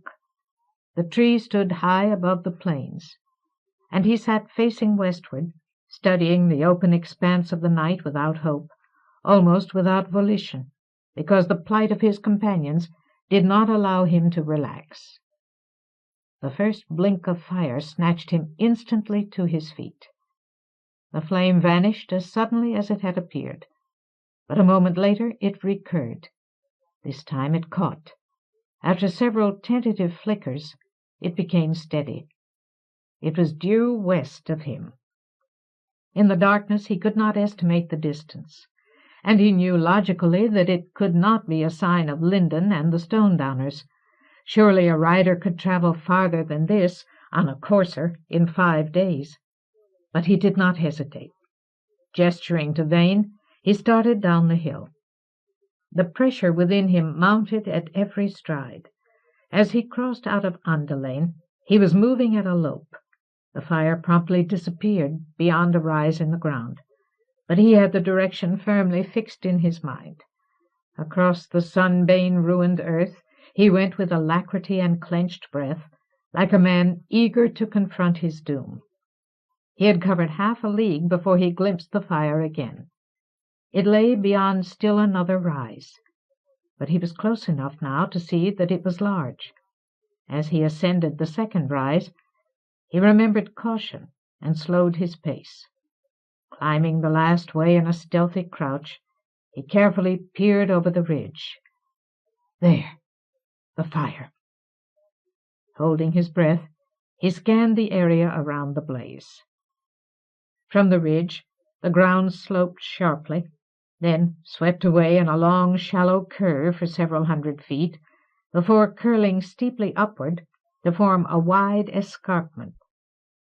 In a place roughly opposite his position, the contour of the ground and the overhang of the escarpment combined to make a depression like a bowl half buried on edge against the wall of the higher terrain. The fire burned in this vertical concavity. The half-bowl reflected much of the light, but the distance still obscured some details. He could barely see that the fire blazed in a long, narrow mound of wood. The mound lay aimed toward the heart of the bowl, and the fire had obviously been started at the end away from the escarpment, so that, as new wood caught flame, the blaze moved into the bowl. Half the length of the woodpile had already been consumed. The surrounding area was deserted. Covenant descried no sign of whoever had contrived such a fire, yet the arrangement was manifestly premeditated. Except for the hunger of the flames, an eerie silence lay over the plains. A figure snagged the corner of Covenant's vision. He turned and saw Vane standing beside him. The Demondim-Spawn made no attempt to conceal himself below the ridge. "Idiot!" whispered Covenant fiercely. "Get down!" Vane paid no attention. He regarded the fire with the same blind, ambiguous smile that he had worn while travelling through Andelain, or while killing the people of Stone Might Woodhelven. Covenant grabbed at his arm, but Vane was immovable. Through his teeth, Covenant muttered, "Damn you anyway! Some day you're going to be the death of me." When he looked back toward the fire, it had moved noticeably toward the escarpment, and the bowl was brighter. With a sudden rush of dismay, he saw that the mound of wood ended in a pile around an upright stake as tall and heavy as a man. Someone or something was tied to the stake, tied alive. The indistinct figure was struggling. Hell and blood! Covenant instinctively recognized a trap. For a moment he was paralyzed. He could not depart, leave that bound figure to burn. And he could not approach closer. An abominable purpose was at work here, malice designed to snare him, or someone else, equally vulnerable. Someone else? That question had no answer. But as he gritted himself, trying to squeeze a decision out of his paralysis, he remembered Moram's words. It boots nothing to avoid his snares. Abruptly he rose to his feet. "Stay here," he breathed at Vane. "No sense both of us getting into trouble." Then he went down the slope and strode grimly toward the fire. Vane followed as usual. Covenant could hardly keep from raging at the Demondim-Spawn, but he did not stop. As he neared the escarpment, the fire began to lick at the woodpile around the stake. He broke into a run. In moments he was within the bowl and staring at the bait of the trap. The creature bound to the stake was one of the Waynhim. Like the Erviles, the Waynhim were Demondim-Spawn. Except for their gray skin and smaller stature, they resembled the Erviles closely. Their hairless bodies had long trunks and short limbs, with the arms and legs matched in length, so that the creatures could run on all fours as well as walk erect. Their pointed ears sat high on their bald skulls. Their mouths were like slits, and they had no eyes. They used scent instead of vision. Wide nostrils gaped at the centers of their faces. As products of the Demondim, the Waynhim were lore-wise and cunning. But, unlike their black kindred, they had broken with Lord Fowl after the ritual of desecration. Covenant had heard that the Waynhim, as a race, served the land according to their private standards, but he had seen nothing more of them since his last stay at Revelstone, when a Waynhim had escaped from Fowl's creche to bring the council word of Lord Fowl's power. The creature before Covenant now was in tremendous pain. Its skin was raw. Dark blood oozed from scores of lash marks. One of its arms bent at an angle of agony, and its left ear had been ripped away. But it was conscious. Its head followed his approach, nostrils quivering. When he stopped to consider its situation, it strained toward him, begging for rescue. "Hang on," he rasped, though he did not know if the creature could understand him. "I'll get you out." Fuming in outrage, he began to scatter the wood, kicking dead boughs and brush out of his way as he reached toward the stake. But then the creature seemed to become aware of a new scent. Perhaps it caught the smell of his wedding ring. He knew that Demondim-Spawn were capable of such perceptions. It burst into a fit of agitation, began barking in its harsh, guttural tongue. Urgency filled its voice. Covenant grasped none of its language, but he heard one word which sent a chill of apprehension down his spine. Again and again the Waynhim barked, "Nekrima!" Bloody hell! The creature was trying to give Vane some kind of command. Covenant did not stop. The creature's desperation became his. Heaving wood aside, he cleared a path to the stake. At once he snatched the graveler's knife from his belt and began to slash the vines binding the Waynhim. In a moment the creature was free. Covenant helped it limp out of the woodpile. Immediately the creature turned on Vane, emitted a stream of language like a curse. Then it grabbed Covenant's arm and tugged him away from the fire. southward. No, he detached his arm with difficulty. Though the Waynhim probably could not comprehend him, he tried to explain. I'm going north. I've got to get to Revelstone. The creature let out a muffled cry, as if it knew the significance of that word, Revelstone. With a swiftness which belied its injuries, it scuttled out of the bowl along the line of the escarpment. A moment later it had vanished in the darkness. Covenant's dread mounted. What had the Waynhim tried to tell him? It had infected him with a vivid sense of peril, but he did not intend to take even one step that increased the distance between him and Linden. His only alternative was to flee as quickly as possible. He turned back toward Vane. The suddenness of the surprise froze him. A man stood on the other side of the fire. He had a ragged beard and frenzied eyes. In contrast, his lips wore a shy smile. "Let it be," he said, nodding after the Waynhim. "We have no more need of it." He moved slowly around the fire, drawing closer to Covenant and Vane. For all its surface nonchalance, his voice was edged with hysteria. He reached Covenant's side of the blaze. A sharp intake of air hissed through Covenant's teeth. The man was naked to the waist, and his torso was behung with salamanders. They grew out of him like excrescences. Their bodies twitched as he moved. Their eyes glinted redly in the firelight, and their jaws snapped. A victim of the sunbane. Remembering Marid, Covenant brandished his knife. "That's close enough," he warned, but his voice shook, exposing his fear. "I don't want to hurt you." "No," the man replied. "You do not wish to hurt me." He grinned like a friendly gargoyle. "And I have no wish to hurt you." His hands were clasped together in front of him, as if they contained something precious. "I wish to give you a gift." Covenant groped for anger to master his fear. "You hurt that Waynhim. You were going to kill it. What's the matter with you? There isn't enough murder in the world. You have to add more." The man was not listening.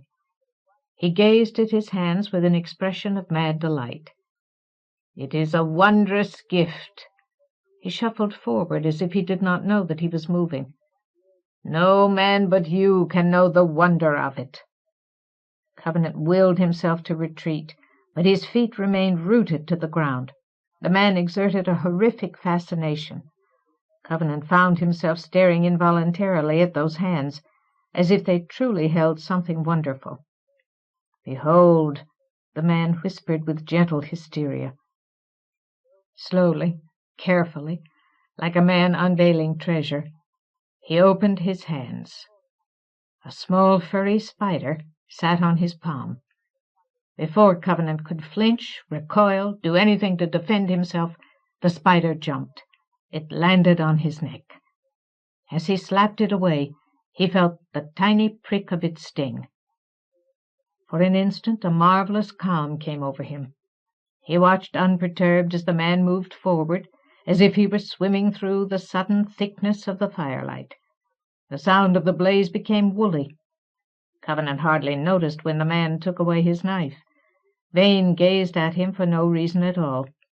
With imponderable delicacy, the floor of the bowl began to tilt. Then his heart gave a beat like the blow of a sledgehammer, and everything shattered. Flying shards of pain shredded his thoughts. His brain had time to form only 2 words: venom relapse. After that his heart beat again, and he was conscious of nothing except one long, raw howl. For some time he wandered lorn in a maze of anguish, gibbering for release. Pain was everywhere.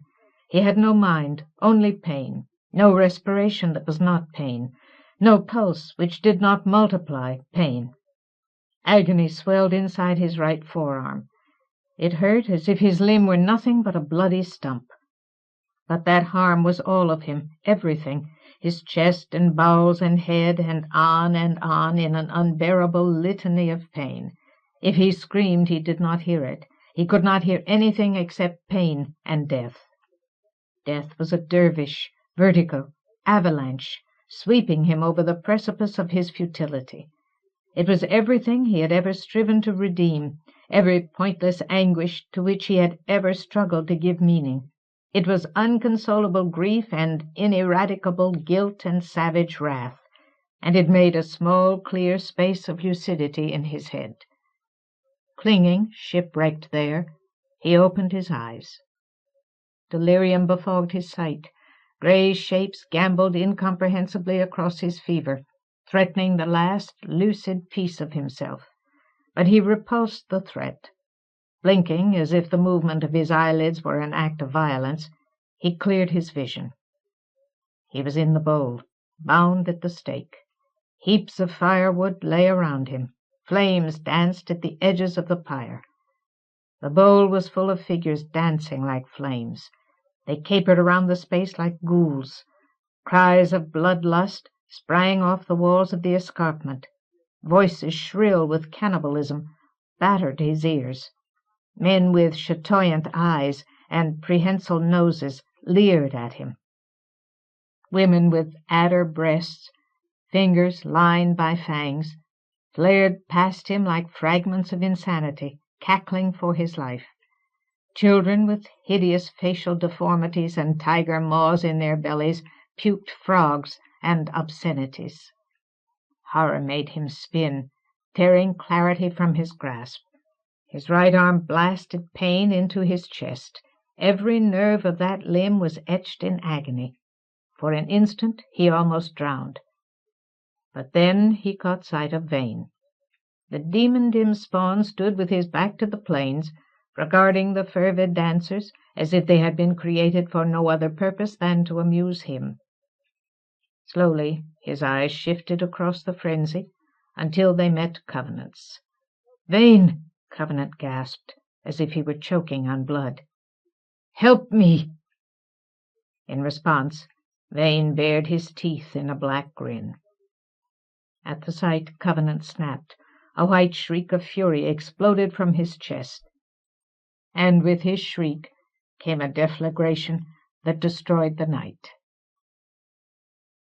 Chapter 15. Because You Can See. No, never again.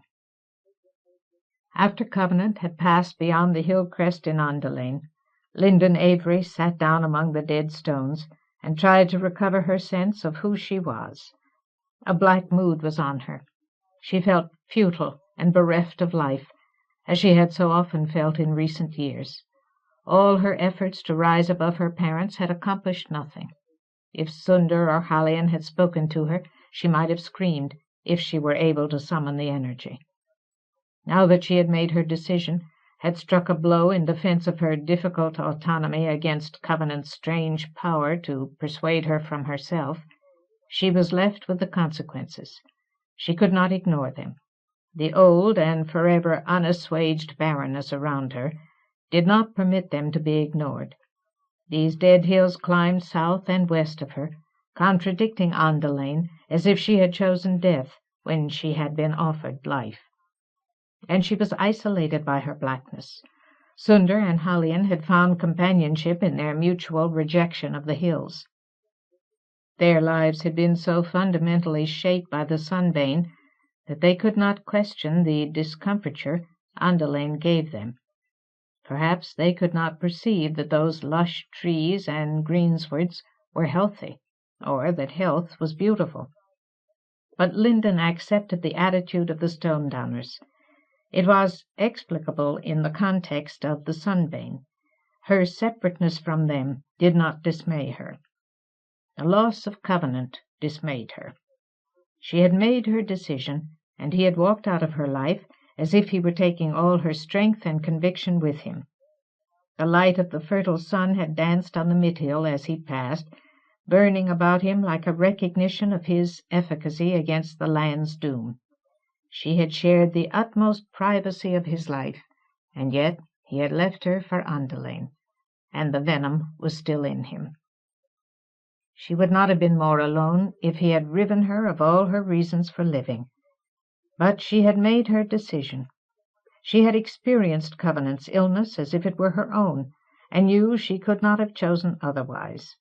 She preferred this lifeless waste of stone over the loveliness of Andelain, because she understood it better, could more effectively seal herself against it. After her efforts to save Covenant, she had vowed that she would never again expose herself so intimately to anything, never again permit the land-born sensitivity of her senses to threaten her independent identity. That vow was easier to keep when the perceptions against which she closed her heart were perceptions of ruin, of dead rock, like the detritus of a cataclysm, rather than of clean wood, aromatic grasses, bountiful aliantha. In her private way she shared Hallian's distrust. Andelain was far more seductive than the stone around her. She knew absolutely that she could not afford to be seduced. Lost in her old darkness, with her eyes and ears closed as if she had nailed up shutters, barred doors, she did not understand Sunder's warning shout until too late. Suddenly, men with clubs and knives boiled out of hiding. They grappled with Sunder as he fought to raise his poniard, his sunstone. Linden heard a flat thud as they stunned him. Hallian's arms were pinioned before her dirk could make itself felt. Linden leaped into motion, but she had no chance. A heavy blow staggered her. While she retched for breath, her arms were lashed behind her. A moment later, brutal hands dragged her and her companions away from the river. For a time, while she gasped and stumbled, she could not hold up her defenses. Her senses tasted the violence of the men, experiencing their roughness as if it were a form of ingrained lust. She felt the contorted desecration of the terrain. Involuntarily she knew that she was being taken toward the source of the deadness, that these people were creatures of the same force which had killed this region. She had to shut her eyes, tie her mind in dire knots, to stifle her unwilling awareness of her straits. Then the companions were manhandled down a narrow crevice into the canyon of Stone-Mite Woodhelven. Linden had never seen a woodhelven before, and the sight of it revolted her. The carelessly made homes, the slovenly people, the blood-eagerness of the graveler. These things debased the arduous rectitude she had learned to see in people like Sunder and Hallian. But everything else paled when she caught her first glimpse of the graveler's steaming, baleful green stone. It flooded her eyes with ill, stung her nostrils like virulent acid. It dwarfed every other power she had encountered, outshone everything except the sunbane itself. That emerald chip was the source of the surrounding ruin, the cause of the imminent and uncaring wildness of the woodhelvenen. Tears blinded her. Spasms clenched her mind like a desire to vomit. Yet she could not deafen herself to the graveler's glee when that woman announced her intention to slay her captives the next morning. Then Linden and the stone-downers were impelled into a rude hut on stilts and left to face death as best they could. She could not resist. She had reached a crisis of self-protection. This close to the Stone-Mite, she was always aware of it. Its emanations leached at her heart, sucked her toward dissolution. Rocking against the wall to remind herself that she still existed, still possessed a separate physical identity, she repeated, "No, never again." She iterated the words as if they were a litany against evil, and fought for preservation. She needed an answer to Joan, to venom and ravers, to the innominate power of the Stone-Mite. But the only answer she found was to huddle within herself and close her mind, as if she were one of her parents, helpless to meet life, avid for death. Yet when dawn came, the door of the hut was flung open, not by the graveler or any of the woodhelvenen, but by a rider of the clave. The fertile sun vivified his stark red robe, etched the outlines of his black rook, made the stiff thrust of his beard look like a grave-digger's spade. He was tall with authority and unshakably confident. "Come," he said, as if disobedience were impossible. "I am Santunin na Moramin. You are mine." To Sunder's glower and Hallian's groan, he replied with a smile like the blade of a scimitar. Outside, the wood helvenin stood moaning and pleading. The graveller protested abjectly, but Santonin compelled her. Weeping, she surrendered her stone-mite. Another man delivered to him the stone-downer's sunstone, lianer, knives. Watching the transaction, Linden was unable to think anything except that Covenant would return from Andelain soon, and his companions would be gone. For one mad instant, Santonin's smile almost drew her to confess Covenant's existence. She wanted to keep him from falling into the hands of Stone-Mite Woodhelven. But Sunder and Hallian were silent, and their silence reminded her that the clave desired Covenant's death. With the remnants of her will, she swallowed everything which might betray him. After that, her will was taken from her altogether. Under the green doom of the sun, Santonin na Moram In ignited his rook. Coercion sprang from the blaze, seized possession of her soul. All choice left her. At his word she mounted Santonin's courser. The shred of her which remained watched Sunder and Hallian, as they also obeyed. Then Santonin took them away from Stone-Mite Woodhelven, away toward Revelstone. His guess could not be broken. She contained nothing with which she might have resisted it. For days she knew that she should attempt to escape, to fight, but she lacked the simple volition to lift her hands to her face or push her hair out of her eyes without Santonin's explicit instructions. Whenever he looked into her dumb gaze, he smiled as if her imposed docility pleased him. At times he murmured names that meant nothing to her, as if he were mocking her. Windscour, Vitlin Tain, Andelain Scion. And yet he did not appear to be corrupt, or she was not capable of perceiving his corruption. Only once did his mastery fail. Shortly after sunrise on the first day of a desert sun, 8 days after their departure from Stone-Mite Woodhelven, a silent shout unexpectedly thrilled the air, thrilled Linden's heart. Santonin's hold snapped like an overtight harp-string. As if they had been straining at the leash for this moment, Sunder and Hallian grappled for the rook. Linden clamped an arm-lock on Santonin, flung him to the ground, then broke away southwestward in the direction of the shout. But a moment later, she found herself wandering almost aimlessly back to Santonin's camp. Sunder and Hallian were packing the rider's supplies. Santonin wore a fierce grin. The triangle of his rook shone like blood and emerald. Soon he took his captives on toward Revelstone, as if nothing had happened. Nothing had happened. Linden knew nothing, understood nothing, chose nothing. The rider could have abused her in any way he desired.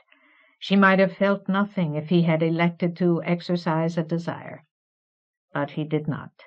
He seemed to have a clear sense of his own purpose. Only the anticipation in his eyes showed that his purpose was not kind. After days of emptiness, Linden would have been glad for any purpose which could restore her to herself, any purpose at all. Thomas Covenant had ceased to exist in her thoughts. Perhaps he had ceased to exist entirely. Perhaps he had never existed. Nothing was certain, except that she needed Santonin's instructions in order to put food in her mouth. Even the sight of Revelstone itself, the keep of the Na Moram, rising from the high jungle of a second fertile sun like a great stone ship, could not rouse her spirit. She was only distantly aware of what she was seeing. The gates opened to admit the rider, closed behind his courser, and meant nothing. Santonin na Moram In was met by 3 or 4 other figures like himself, but they greeted him with respect, as if he had stature among them. They spoke to him words which Linden could not understand. Then he commanded his prisoners to dismount. Linden, Sunder, and Hallian obeyed in an immense, ill-lit hall. With Sontanin striding before them, they walked the ways of the great keep. Passages and chambers, stairs and junctions passed unmarked, unremembered. Linden moved like a hollow vessel, unable to hold any impression of the ancient gut-rock. Sontanin's path had no duration and no significance. Yet his purpose remained. He brought his captives to a huge chamber like a pit in the floor of Revelstone. Its sloping sides were blurred and blunt, as if a former gallery or arena had been washed with lava. At its bottom stood a man in a deep ebony robe and a chasuble of crimson. He gripped a tall iron crosier topped with an open triangle. His hood was thrown back, exposing features which were also blurred and blunt in the torchlight. His presence pierced Linden's remaining scrap of identity like a hot blade. Behind her passivity she began to wail. He was a raver. "3 fools," he said in a voice like cold scoria. "I had hoped for 4. Sontanin and the raver spoke together in alien, empty words. Sontanin produced the stone mite and handed it to the raver. Emerald reflected in the raver's eyes. An eloquent smile shaped the flesh of his lips. He closed his fist on the green chip so that it plumed lush ferns of force. Linden's wail died of starvation in the poverty of her being. Then the rider stepped to one side, and the raver faced the captives. His visage was a smear of ill across Linden's sight. He gazed at her directly, searched out the vestiges of herself, measured them, scorned them. "You I must not harm," he said dully, almost regretfully. "Unharmed, you will commit all harm I could desire." His eyes left her as if she were too paltry to merit further notice. "But these treacherous are another matter." He confronted Sunder and Hallian. "It signifies nothing if they are broken before they are shed." He held the stone mite against his chest. Its steam curled up his face. Nostrils dilating, he breathed the steam as if it were a rare narcotic. "Where is Thomas Covenant?" The Stone-Downers did not react, could not react. Linden stood where she had been left, like a disregarded puppet, but her heart contracted in sudden terror. The raver made a slight gesture. Sontanin muttered softly over his rook. Abruptly, the guess, holding Sunder and Hallian, ended. They stumbled as if they had forgotten how to manage their limbs, and jerked, trembling, erect. Fear glazed Sunder's eyes, as if he were beholding the dreadful fount and master of his existence. Hallian covered her face like a frightened child. "Where is Thomas Covenant?" Animated by an impulse more deeply inbred than choice or reason, the Stone-Downer struggled into motion and tried to flee. The raver let Hallian go, but with the stone mite he put out a hand of force which caught Sunder by the neck. Hot Emerald gripped him like a garrote, snatched him to his knees. Reft of her companion, Hallian stopped and swung around to face the raver. Her raven hair spread about her head like wings. The raver knotted green ill at Sunder's throat. "Where is Thomas Covenant?" Sunder's eyes were blind with fear and compulsion. They bulged in their sockets, but he did not answer. Locking his jaws, he held himself still. The raver's fingers tightened. "Speak!" The muscles of Sunder's jaw pulled together, clenched as if he were trying to break his teeth, grind his voice into silence forever. As the force at his throat grew stronger, those muscles became distinct, rigid, etched against the darkness of his fear and strangulation. It seemed impossible that he could so grit his teeth without tearing the ligatures of his jaw. But he did not answer. Sweat seemed to burst from his pores like bone marrow squeezed through his skin. Yet his rictus held. A frown of displeasure incused the raver's forehead. "You will speak to me," he soughed. "I will tear words from your soul if need be." His hand clinched the stone-mite as if he were covetous to use all its power. "Where is Thomas Covenant?" Dead. Whimpers contorted Hallian's voice. Linden felt the lie in the core of her helplessness. Lost.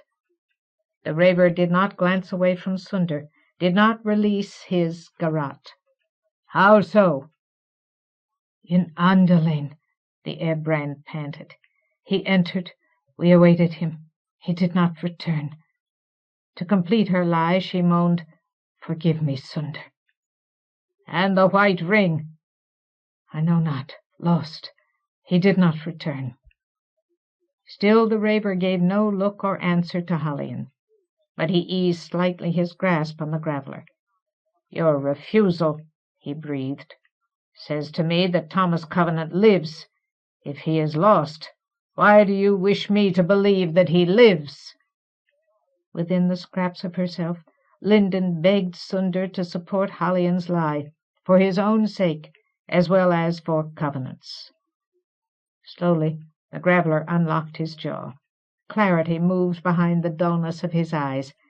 Terribly through his knotted throat he grated, "I wish you to fear." A faint smile, like a promise of murder, touched the raver's lips, but, as with Santonin, the certainty of his purpose restrained him. To the rider he said, "Convey them to the hold." Linden could not see whether he believed Hallian's lie. She could descry nothing but the loud wrong of the raver's purpose. With a few words, Santonin returned the stone-downers to Linden's condition. Walking like wooden articulations of his will, his captives followed him dumbly out of the stone pit. Again they traversed halls which had no meaning, crossed thresholds that seemed to appear only to be forgotten. Soon they entered a cavern, lined into the distance on both sides with iron doors. Small barred windows in the doors exposed each cell, but Linden was incapable of looking for any glimpse of other prisoners. Santonin locked away first Sunder, then Hallian. Farther down the row of doors he sent Linden herself into a cell. She stood, helpless and soul-naked, beside a rank straw pallet, while he studied her as if he were considering the cost of his desires. Without warning, he quenched his rook. His will vanished from her mind, leaving her too empty to hold herself upright. As she crumpled to the pallet, she heard him chuckling softly. Then the door clanged shut, and bolts rasped into place. She was left alone in her cell, as if it contained nothing except the louse-ridden pallet and the blank stone of the walls. She huddled fetally on the straw, while time passed over her like the indifference of Revelstone's granite. She was a cracked gourd, and could not refill herself. She was afraid to make the attempt, afraid even to think of making any attempt. Horror had burrowed into her soul. She desired nothing but silence and darkness, the peace of oblivion. But she could not achieve it. Caught in the limbo between revulsion and death, she crouched among her emptinesses and waited for the contradictions of her dilemma to tear her apart. Guards came and went, bringing her unsavory food and stale water, but she could not muster enough of herself to notice them. She was deaf to the clashing of iron which marked the movements of the guards, the arrival or departure of prisoners. Iron meant nothing. There were no voices. She would have listened to voices. Her mind groped numbly for some image to preserve her sanity, some name or answer to re-invoke the identity she had lost. But she lost all names, all images. The cell held no answers. Then there was a voice, a shout, as if a prisoner had broken free. She heard it through her stupor, clung to it. Fighting the cramps of motionlessness, the rigidity of hunger and thirst, she crawled like a cripple toward the door. Someone spoke in a flat tone, a voice unlike any she had heard before. She was so grateful for it that at first she hardly caught the words. She was clawing herself up toward the bars of her window when the words themselves penetrated her. Lord Thomas Covenant, the voice was saying, unbeliever and white gold wielder, I salute you. You are remembered among the Haruchai. The speaker was inflexible, denying his own need. I am Bryn. Will you set us free? Covenant! She would have screamed the name, but her throat was too dry even to whisper. The next instant she heard the impact of iron on flesh. Covenant! A body slumped to the stone. Guards moved around it.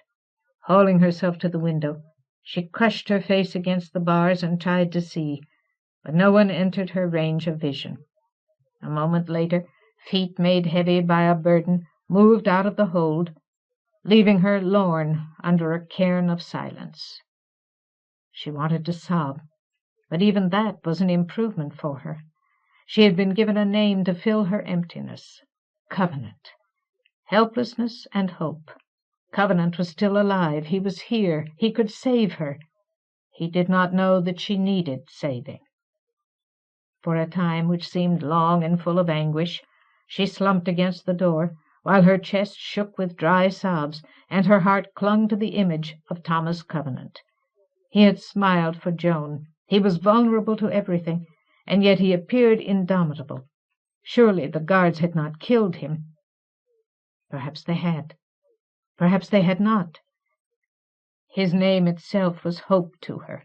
It gave her something to be, restored pieces of who she was. When exhaustion etiolated her sobbing, she crept to her water bowl, drank it dry, then ate as much of the rancid food as she could stomach. Afterward she slept for a while. But the next iron clanging yanked her awake. The bolts of her door were thrown back. Her heart yammered as she rolled from the pallet and lurched desperately to her feet. Covenant? Her door opened. The raver entered her cell. He seemed to have no features, no hands. Wherever his robe bared his flesh, such potent emanations of ill lanced from him that she could not register his physical being. Wrong scorched the air between them, thrusting her back against the wall. He reeked of Marid, of the malice of these, of Joan. His breath filled the cell with gangrene and nausea. When he spoke, his voice seemed to rot in her ears. So it appears that your companions lied. I am astonished. I had thought all the people of the land to be cravens and children, but no matter. The destruction of cravens and children is small pleasure. I prefer the folly of courage in my victims. Fortunately, the unbeliever, he sneered the name, will not attempt your redemption. He is unwitting of your plight.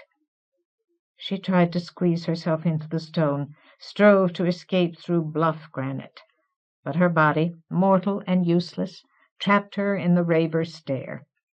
She could not shut her eyes to him. He burned along her nerves, etching himself into her, demeaning her soul with the intaglio of his ill.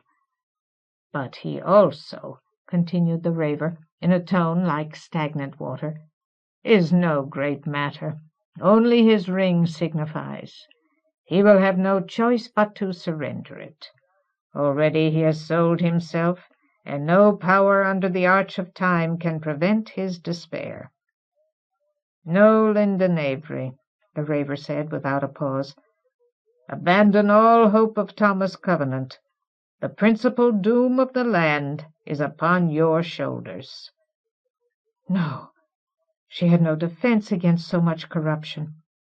Night crowded around her, more cruel than any darkness. Night as old as the pain of children, parents who sought to die. Never! You have been especially chosen for this desecration. You are being forged, as iron is forged, to achieve the ruin of the earth. His voice violated all her flesh. You have been chosen, Linden Avery, because you can see. because you are open to that which no other in the land can discern. You are open to be forged. Through eyes and ears and touch, you are made to be what the despiser requires. Descrying destruction, you will be driven to commit all destruction. I will relish that ruin. Therefore I have forewarned you, so that you will know your peril and be unable to evade it, so that as you strive to evade it, the despiser may laugh in scorn and triumph. No, it was not possible. She was a doctor. She could not be forced to destroy. No power, no cunning, no malevolence could unmake who she chose to be. Never. A rush of words surged up in her, burst from her, as if she were babbling. You're sick. This is all sickness. It's just disease. You have some disease that rots your mind. Physiological insanity. A chemical imbalance of the brain. You don't know what you're saying. I don't believe in evil. No. The raver was mildly amused. Forsooth, that lie at least I must rectify. He advanced on her like a tide of slaughter. You have committed murder. Are you not evil? He spread his arms as if he meant to embrace her. He had no face, no hands. A bright hallucination at the sleeve of his robe stretched toward her, caressed her cheek. Terror bloomed from the touch like a nightshade of the soul. Gelid ill froze her face, spread ice across her senses, like the concatenation and fulfillment of all her instinctive revulsion. It flamed through her and became truth. The truth of despite. Wrong suppurated over her features, festering her severity and beauty, corrupting who she was. The sunbane shone in her flesh. Desert, pestilence, the screaming of trees. She would have howled, but she had no voice. She fled. There was no other defense. Within herself she ran away. She closed her eyes, her ears, her mouth, closed the nerves of her skin, sealed every entrance to her mind. No. Horror gave her the power of paralysis. Never. Striking herself blind and deaf and numb, she sank into the darkness as if it were death, the ineluctable legacy of her birth. Never again. Chapter 16. The Weird of the Waynhim. I won't. Covenant fought to sit up, struggled against blankets that clogged his movements, hands that restrained him. I'll never give it up. Blindly he wrestled for freedom, but a massive weakness fettered him where he lay. His right arm was pinned by a preterite memory of pain. I don't care what you do to me. And the grass under him was fragrant and soporific. The hands could not be refused.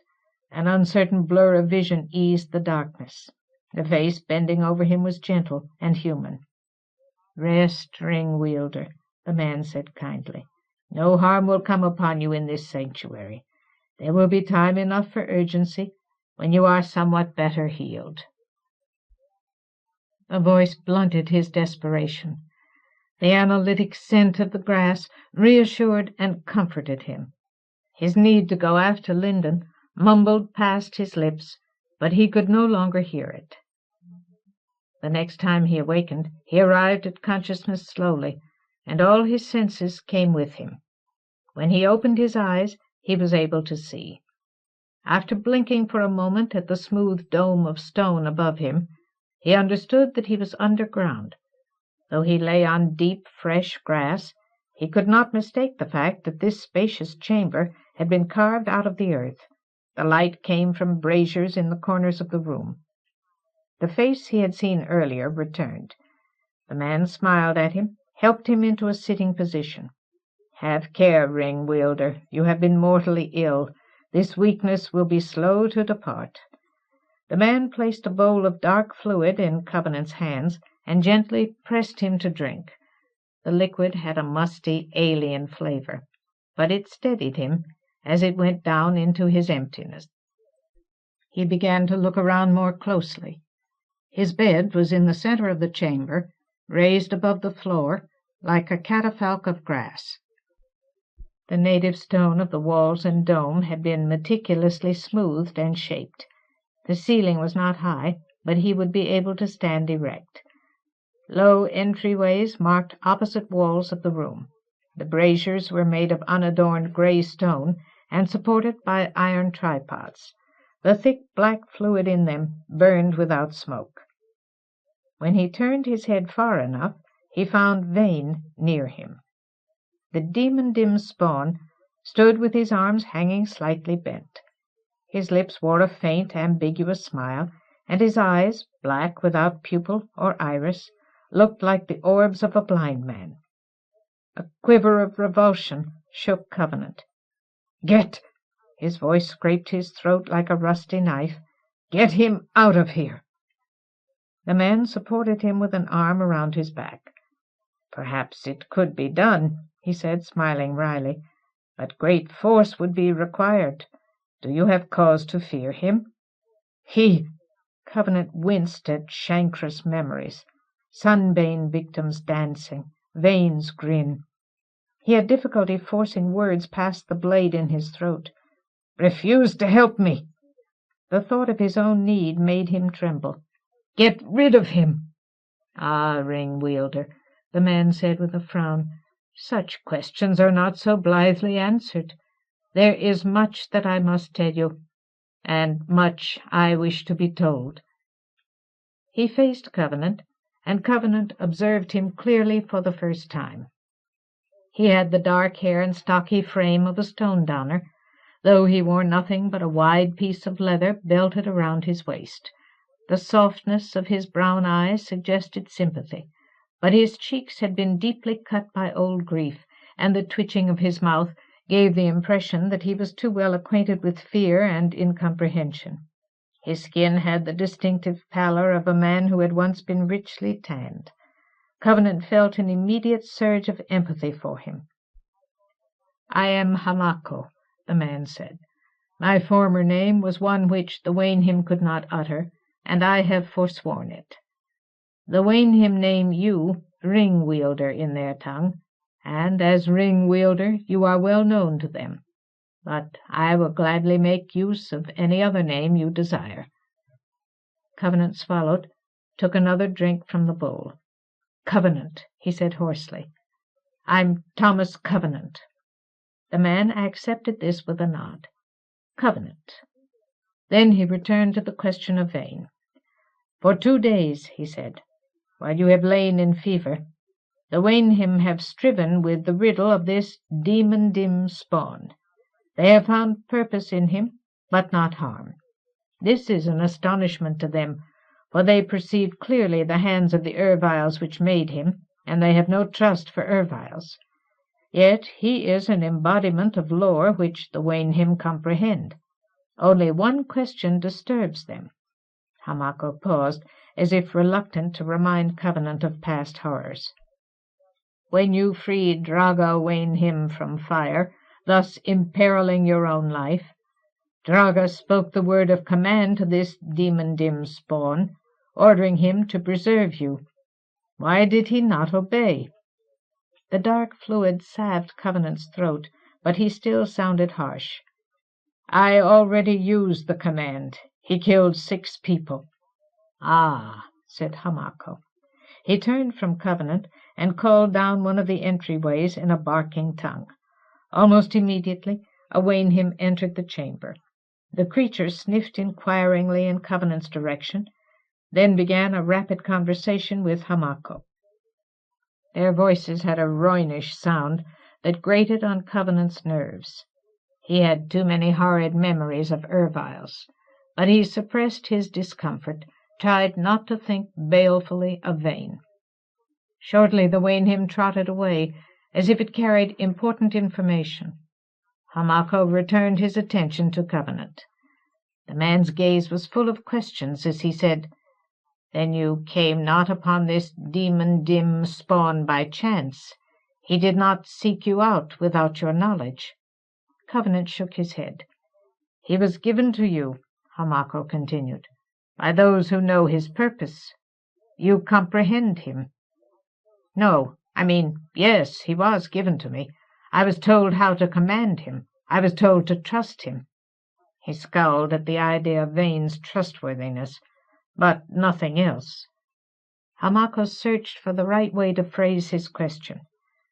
May I ask, who was the giver? Covenant felt reluctant to answer directly. He did not distrust Hamako. He simply did not want to discuss his experience with his dead. So he replied gruffly, I was in Andelain. Ah, Andelain, Hamako breathed. The dead. He nodded in comprehension, but it did not relieve his awkwardness. Abruptly, Covenant's intuition leaped. You know what his purpose is. He had often heard that the lore of the Waynhim was wide and subtle. But you're not going to tell me. Hamako's mouth twitched painfully. Covenant, he said, pleading to be understood. The dead were your friends, were they not? Their concern for you is ancient and far-seeing. It is sooth. The Waynhim ken much and guess more. Doubtless there are many questions to which they hold answers, but— Covenant interrupted him. You know how to fight the Sunbane, and you're not going to tell me that either. His tone made Hamako wince. Surely your dead have given to you all which may be wisely told. Ah, Thomas Covenant, my heart yearns to share with you the lore of the Waynhim, but they have instructed me strictly to forbear, for many reasons. They are ever loath to impart knowledge where they cannot control the use to which their knowledge is placed. For the ring-wielder, perhaps they would waive such considerations, but they have not the vision of the dead, and fear to transgress the strictures which have guided the gifts of the dead. This is the paradox of lore, that it must be achieved rather than granted, else it misleads. This only I am permitted to say. Were I to reveal the purpose of this Demondim-Spawn, that revelation could well prevent the accomplishment of his purpose. Hamako's face held a look of supplication. That purpose is greatly desirable. At any rate, the Erviles desire it greatly. Frustration and weakness made Covenant sarcastic. Maybe these Waynhim aren't as different as you think. He emptied the bowl, then tried to get to his feet, but Hamako held him back. Covenant had touched anger in the man. Stiffly, Hamako said, I owe life and health and use to the succor of the Waynhim, aye, and many things more. I will not betray their wishes to ease your mind, ring-wielder though you are. Covenant thrust against Hamako's grasp, but could not break free. After an effort like palsy, he collapsed back on the grass. You said 2 days, he panted. Futility enfeebled him. 2 more days. I've got to go. I'm already too far behind. You have been deeply harmed, Hamako replied. Your flesh will not yet bear you. What urgency drives you? Covenant repressed a querulous retort. He could not denigrate Hamako's refusal to answer crucial questions. He had done such things himself. When he had mastered his Gaul, he said, 3 friends of mine were kidnapped by a rider. They're on their way to Revelstone. If I don't catch up with them in time, they'll be killed. Hamako absorbed this information, then called again for one of the Waynhim. Another rapid conversation took place. Hamako seemed to be stressing something, urging something. The responses of the Waynhim sounded thoughtful, unpersuaded. But the creature ended on a note which satisfied Hamako. As the Waynhim departed, he turned back to Covenant. Durisitar will consult the weird of the Waynhim, the man said, but I doubt not that aid will be granted. No Waynhim will forget the redemption of Draga, or the peril of the trap which ensnared you. Rest now and fear not. This Reich will accord you power to pursue your companions. How? What can they do? The Waynhim are capable of much, returned Hamako, urging Covenant to lie back. Rest, I say. Hold only this much trust, and put care aside. It will be bitter to you if you are offered aid, and are too weak to avail yourself of it." Covenant could not resist. The grass exuded a somnolent air. His body was leaden with weariness, and the rubberant he had drunk seemed to undermine his anxiety. He allowed Hamaka to settle him upon the bed. But as the man prepared to leave, Covenant said distantly, "At least tell me how I ended up here. The last thing I remember—" He did not look at Vane. "I was as good as dead. How did you save me?" Hamako sat on the edge of the bed. Once again his countenance wore an awkward sympathy. "That I will relate," he said, "but I must tell you openly that we did not save you." Covenant jerked up his head. "No?" Softly. Hamako pushed him flat again. "There is no need for this concern." Grabbing the man's arms with both hands, Covenant pulled their faces together. "What the hell am I doing alive?" "Covenant," said Hamako with a dry smile, "how may I tell the tale if you are so upwrought?" Slowly Covenant released him. "All right." Spectres crowded his head, but he forced himself to relax. "Tell it." "It came to pass thus," the man said. "When Draga Waynhim was set free by your hand, and learned that this Demondim-Spawn would not obey the word of command, it desired you to share its flight, but it could not gain your comprehension. Therefore Draga summoned all the haste which the harm to its body permitted, and sped to inform the Reich of your plight. Draga had been made the bait of a snare. This snare—" Covenant interrupted him. "What's a Reich? Ah, pardon me. For a score of turnings of the moon I have heard no human voice but those warped by the sunbane. I forget that you do not speak the Waynhim tongue. In our speech the word Reich means stead. It gives reference to a community of Waynhim. In all the land there are many 100 Waynhim, but all live in Reich of 1 or 2 score. Each Reich is private unto itself, though I am told that communication exists between them. In the great war of Revelstone, nigh 20 centuries past, 5 Reich fought together against the Erviles of the Despiser. But such sharing is rare. Each Reich holds to itself and interprets the weird in its own way. Long has this Reich lived here, serving its own vision."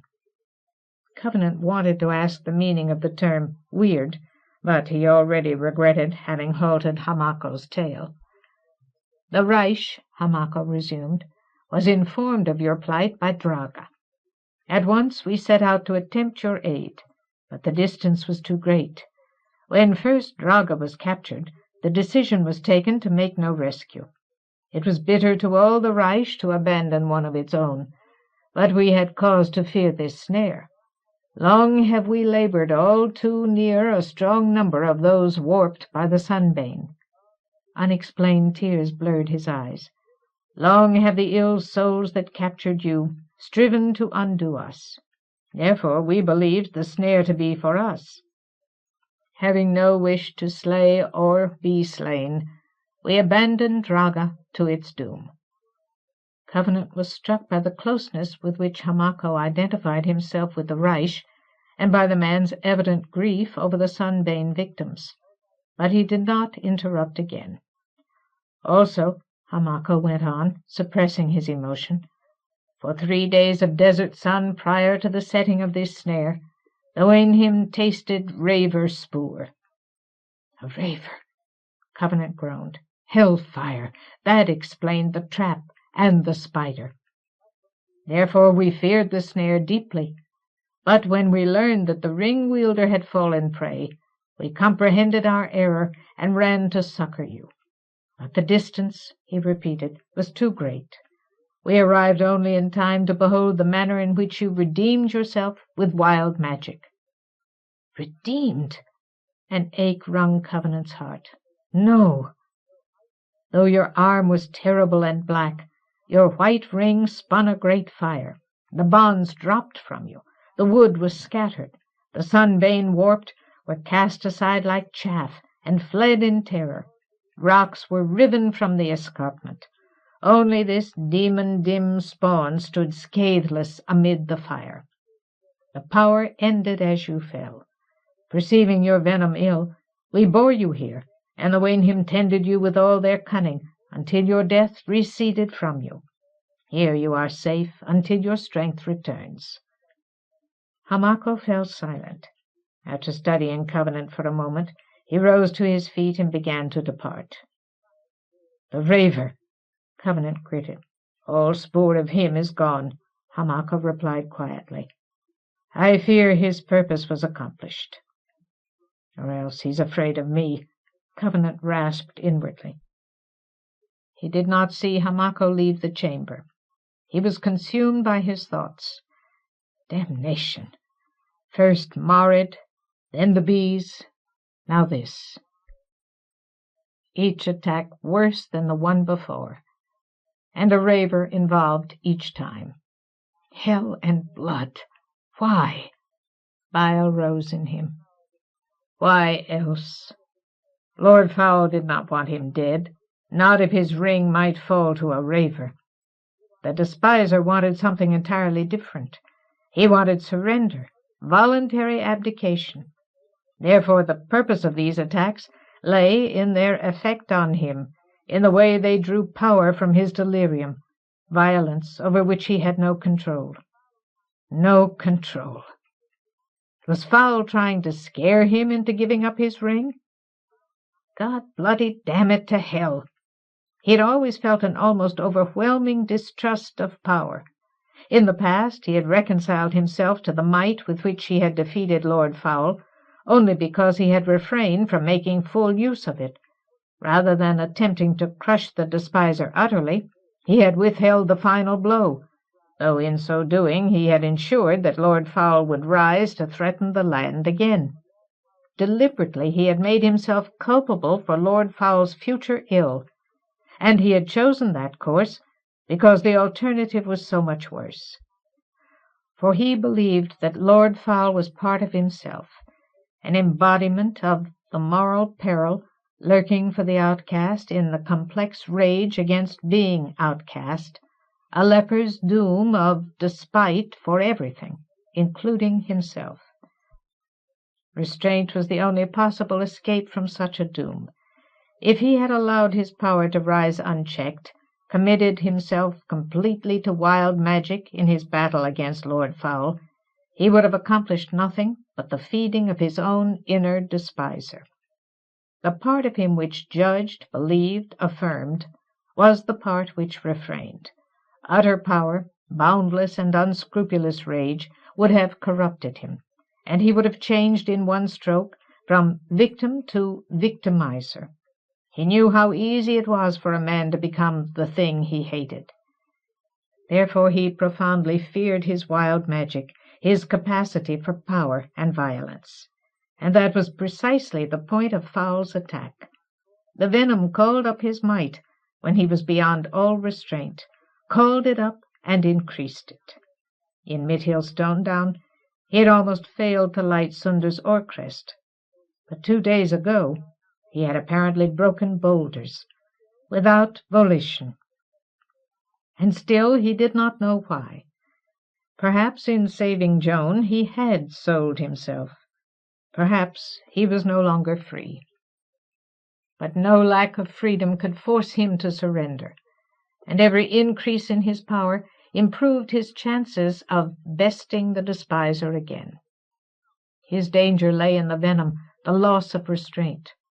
But if he could avoid further relapses, learn control, he was a leper. Control and discipline were the tools of his life. Let Lord Fowl consider that before he counted his victory. With such thoughts, Covenant grew grim and calm. Slowly, the effects of his illness came over him. The scent of the grass soothed him like an anodyne. After a time, he slept. When Hamako nudged him awake again, he had the impression that he had slept for a long time. Nothing in the chamber had changed, yet his instincts were sure. Groaning at the way everything conspired to increase the peril of his friends, he groped into a sitting position. "How many days have I lost now?" Hamako placed a large bowl of the dark, musty liquid in Covenant's hands. "You have been among us for 3 days of the sun of pestilence," he answered. "Dawn is not yet nigh, but I have awakened you, because there is much I wish to show and say before you depart. Drink." 3 days. Terrific. Dismally, Covenant took a deep swallow from the bowl. But as the liquid passed into him, he recognized the improvement in his condition. He held the bowl steadily. His whole body felt stable. He looked up at Hamako. To satisfy his curiosity, he asked, "What is this stuff?" "It is vitrim." Hamako was smiling. He seemed pleased by what he saw in Covenant. "It resembles an essence of aliantha, but has been created by the lore of the Waynhim rather than drawn from the aliantha itself." In a long draught, Covenant drained the bowl and felt immediately more substantial. He returned the bowl and rose to his feet. "When can I get started? I'm running out of excuses." "Soon after the sun's rising, you will renew your sojourn," answered Hamako. "I assure you that you will hold your days among us in scant regret."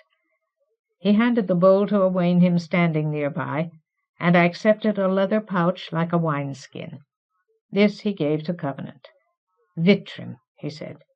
"If you consume it prudently, you will require no other aliment for 3 days." Covenant acknowledged the gift with a nod, and tied the pouch to his belt by its drawstring. As he did so, Hamako said, "Thomas Covenant, it pains me that we have refused to answer your most urgent questions. Therefore I desire you to comprehend the weird of the Waynhim ere you depart. Then perhaps you will grasp my conviction that their wisdom must be trusted. Are you willing?" Covenant faced Hamako with a rueful grimace. "Hamako, you saved my life. I may be a natural-born ingrate, but I can still appreciate the significance of not being dead. I'll try to understand anything you want to tell me." Half involuntarily he added, "Just don't take too long. If I don't do something soon, I won't be able to live with myself." "Then come," Hamako said, and strode out of the chamber. Covenant paused to tuck in his shirt, then followed. As he stooped to pass through the entryway, he noted sourly that Vane was right behind him.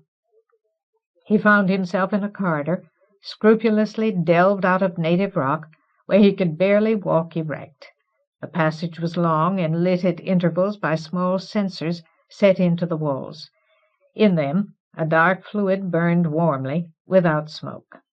After some distance, the passage branched, became a network of tunnels. As Covenant and Hamako passed, they began to meet Waynhim. Some went by in silence. Others exchanged a few comments with Hamako in their Roynish tongue, but all of them bowed to the ring-wielder. Abruptly, the tunnel opened into an immense cavern. It was brightly lit by vats of burning liquid.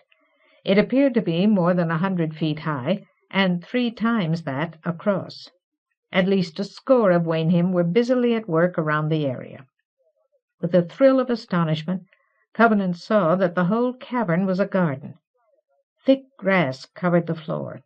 Flower beds lay everywhere, hedged by many different varieties of bushes. Trees, pairs of gildan, oak, peach, sycamore, elm, apple, jacaranda, spruce, and others, stretched their limbs toward the vaulted ceiling. Vines and creepers grew up the walls.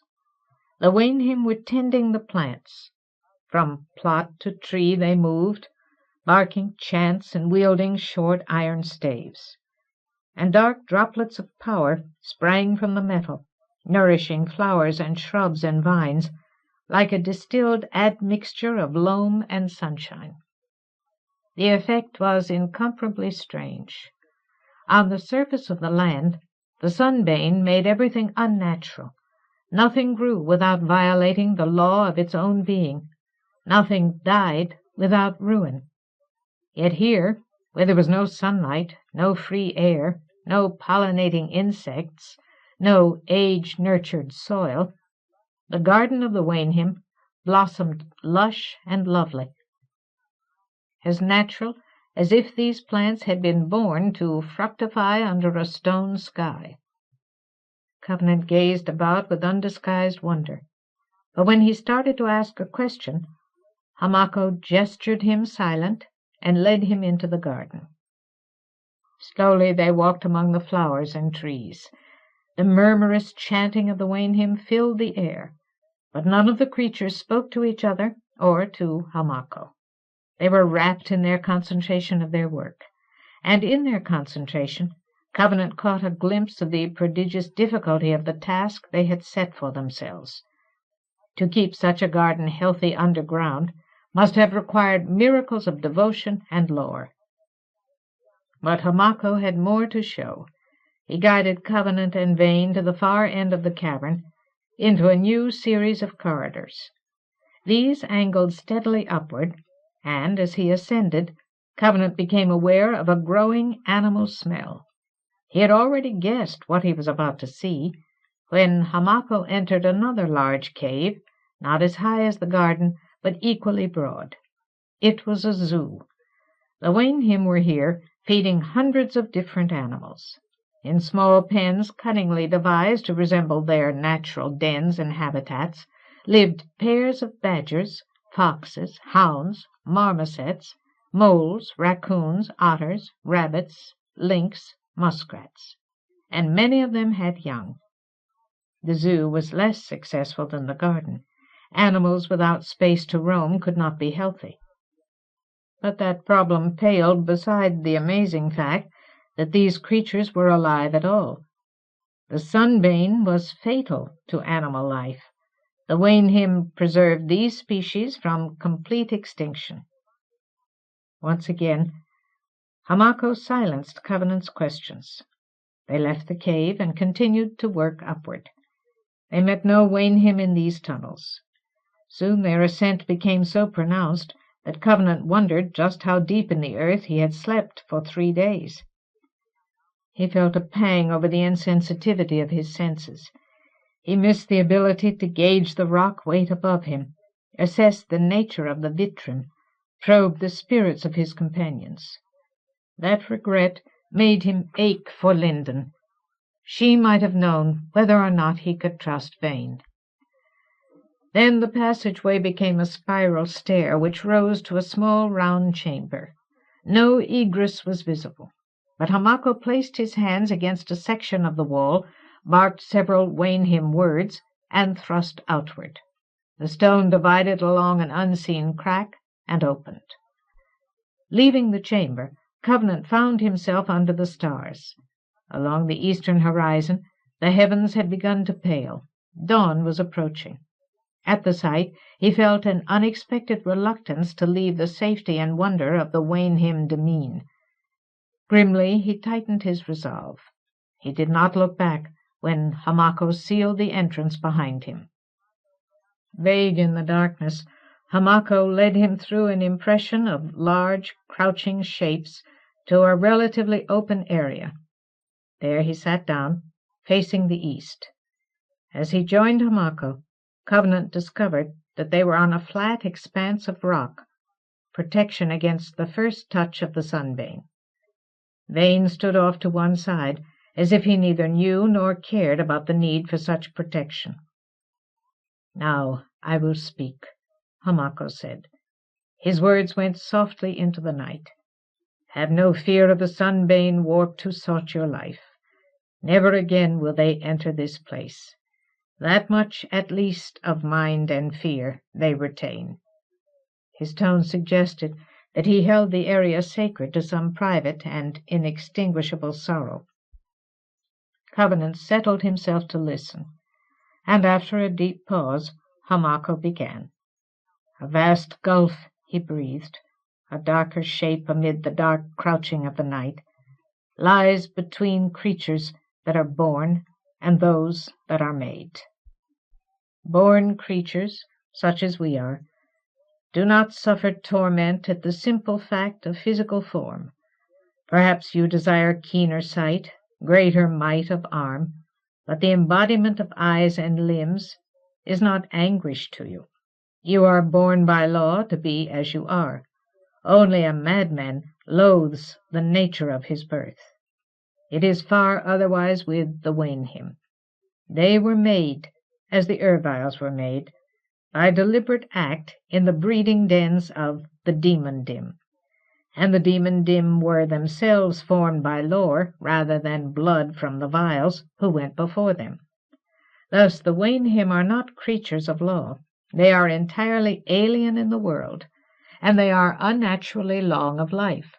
Some among this Reich remember the lords and the ancient glory of Revelstone. Some tell the tale of the 5 Reich which fought before the gates of Revelstone in the great siege, and of the Blue Lord who rode to their aid in folly and valor. But let that pass. The numbers of the Waynhim are only replenished because the Erviles continue the work of their Demondim makers. Much breeding is yet done in the deeps of the earth, and some are Erviles, some Waynhim, and some are altogether new, enfleshed visions of lore and power. Such a one is your companion, a conscious making to accomplish a chosen aim. In the east the sky slowly blanched. The last stars were fading. The shapes around Covenant and Hamako grew more distinct, modulating toward revelation. That is the weird of all Demondim-Spawn. Each Waynhim and Ervile beholds itself and sees that it need not have been what it is. It is the fruit of choices it did not make. From this fact both Waynhim and Erviles draw their divergent spirits. It has inspired in the Erviles a quenchless loathing for their own forms and an overweening lust for perfection, for the power to create what they are not. Their passion is extreme, careless of costs. Therefore they have given millennia of service to the despiser, for Lord Fowl repays them with both knowledge and material for their breedings. Thus comes your companion. And therefore the Waynhim have been greatly astonished to find no ill in him. He is an apotheosis. In him it appears that the Erviles have at last transcended their unscrupling violence and achieved perfection. He is the weird of the Erviles incarnate. More of him I may not say. But the spirit of the Waynhim is different entirely. They are not reckless of costs. From the great desecration which Kevin Landwaster and Lord Fowl conceived upon the land, they learned a horror of such passions. They foresaw clearly the price the Erviles paid, and will ever pay, for self-loathing, and they turned in another way. Sharing the weird, they chose to meet it differently, to seek self-justification. Hamako shifted his position, turned more squarely toward the east. In the Waynhim tongue, weird has several meanings. It is fate or destiny, but it is also choice, and is used to signify counsel or decision-making. It is a contradiction, fate and choice. A man may be fated to die, but no fate can determine whether he will die in courage or cowardice. The Waynhim choose the manner in which they meet their doom. In their loneness, they have chosen to serve the law of which they do not partake. Each Reich performs its own devoir, thus the garden and the animals.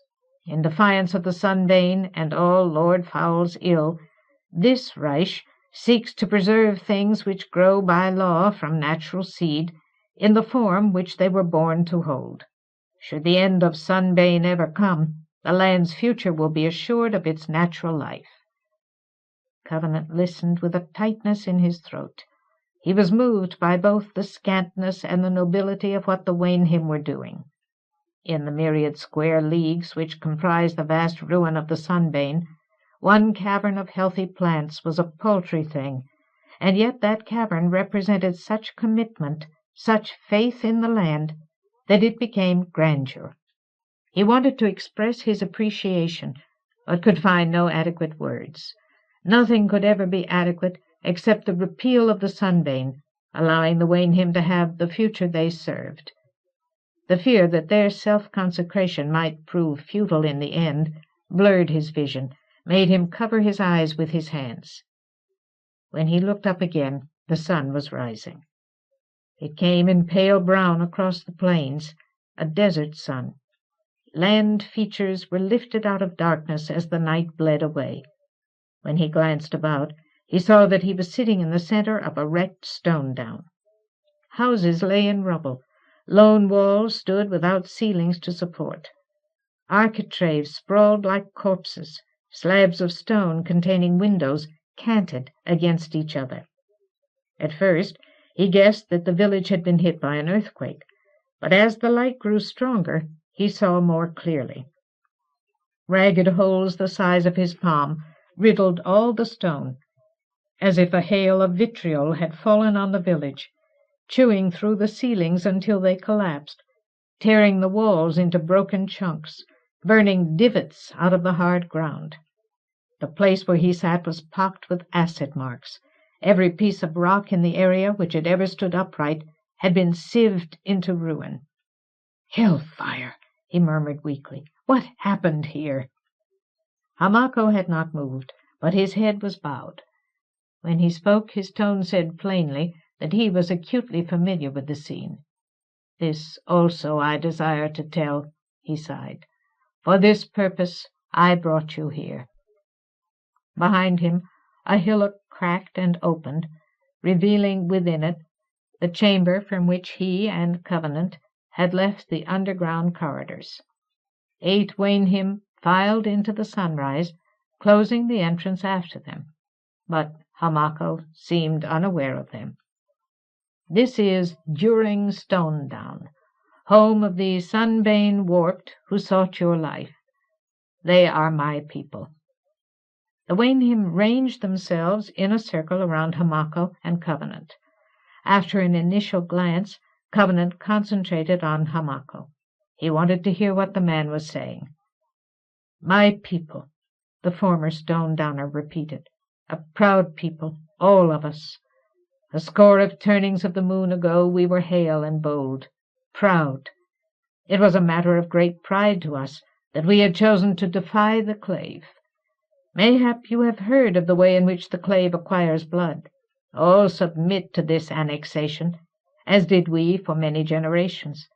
But it was gall and abhorrence to us, and at last we arose in refusal. Ah, pride!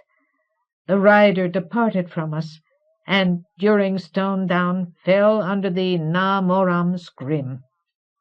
His voice shuddered. "It may be that you have no knowledge of such abominations. A fertile sun was upon us, and we were abroad from our homes, planting and reaping our sustenance, recking little of our peril.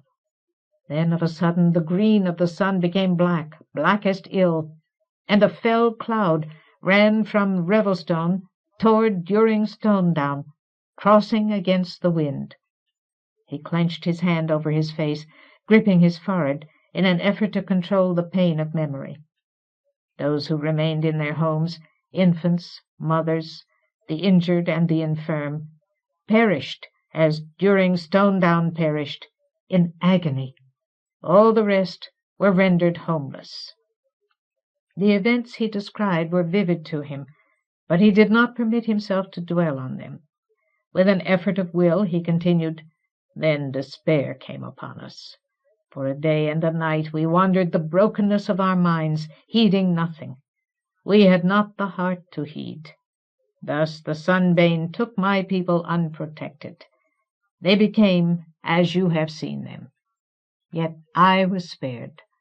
Stumbling alone in my loss, bemoaning the death of wife and daughter, I came by chance upon 3 of the Waynhim ere the sun rose. Seeing my plight, they compelled me to shelter." He raised his head, made an attempt to clear his throat of grief. "From that time I have lived and worked among the Reich, learning the tongue and lore and weird of the Waynhim. In heart and will I have become one of them as much as a man may. But if that were the extent of my tale," he glanced painfully at Covenant, "I would not have told it. I have another purpose." Abruptly he stood and gazed around the gathered Waynhim. When Covenant joined him, he said, "Thomas Covenant, I say to you that I have become of the Waynhim, and they have welcomed me as kindred. More, they have made my loss a part of their weird. The sunbane warped live dire lives, committing all possible harm ere they die. In my name, this Reich has taken upon itself the burden of my people. They are watched and warded, preserved from hurt, sustained in life, prevented from wreaking the damage of their wildness. For my sake, they are kept much as the animals are kept, both aided and controlled. Therefore they remain alive in such numbers. Therefore the Reich was unwilling to redeem Draga. And therefore," he looked squarely at Covenant, "both Reich and I are to blame for the harm you suffered." "No," Covenant protested. "It wasn't your fault. You can't blame yourself for things you can't foresee." Hamako brushed this objection aside. The Waynhim did not foresee their own creation, yet the weird remains. But then somehow he managed a smile. "Ah, Covenant," he said, "I do not speak for any love of blame. I desire only your comprehension." He gestured around him. "The Waynhim have come to offer their aid in pursuit of your companions. I wish you to know what lies behind this offer, so that you may accept it in the spirit of its giving, and forgive us for what we have withheld from you." A surge of respect and empathy blurred Covenant's responses again. Because he had no other way to express what he felt, he said formally, as Atiaran had taught him, "I thank you. The giving of this gift honors me. Accepting it, I return honor to the givers." Then he added, "You've earned the right." Slowly the strain faded from Hamako's smile. Without releasing Covenant's gaze, he spoke to the Waynhim, and they answered in a tone of readiness. One of them stepped forward, placed something in his hand. When Hamako raised his hand, Covenant saw that the object was a stone dirk. He winced inwardly, but Hamako's smile was the smile of a friend. Seeing Covenant's uncertainty, the man said, "There is no harm for you in this. May I have your hand?" Consciously repressing a tremor, Covenant extended his right hand, palm downward. Hamako grasped his wrist, looked for a moment at the scars left by Joan's nails, then abruptly drew a cut across the veins. Covenant flinched, but Hamako held him, did not permit him to withdraw. His anxiety turned to amazement as he saw that the cut did not bleed. Its edges opened, but no blood came from the wound. Draga approached. Its broken arm hung in a splint, but its other wounds were healing. It raised its uninjured hand.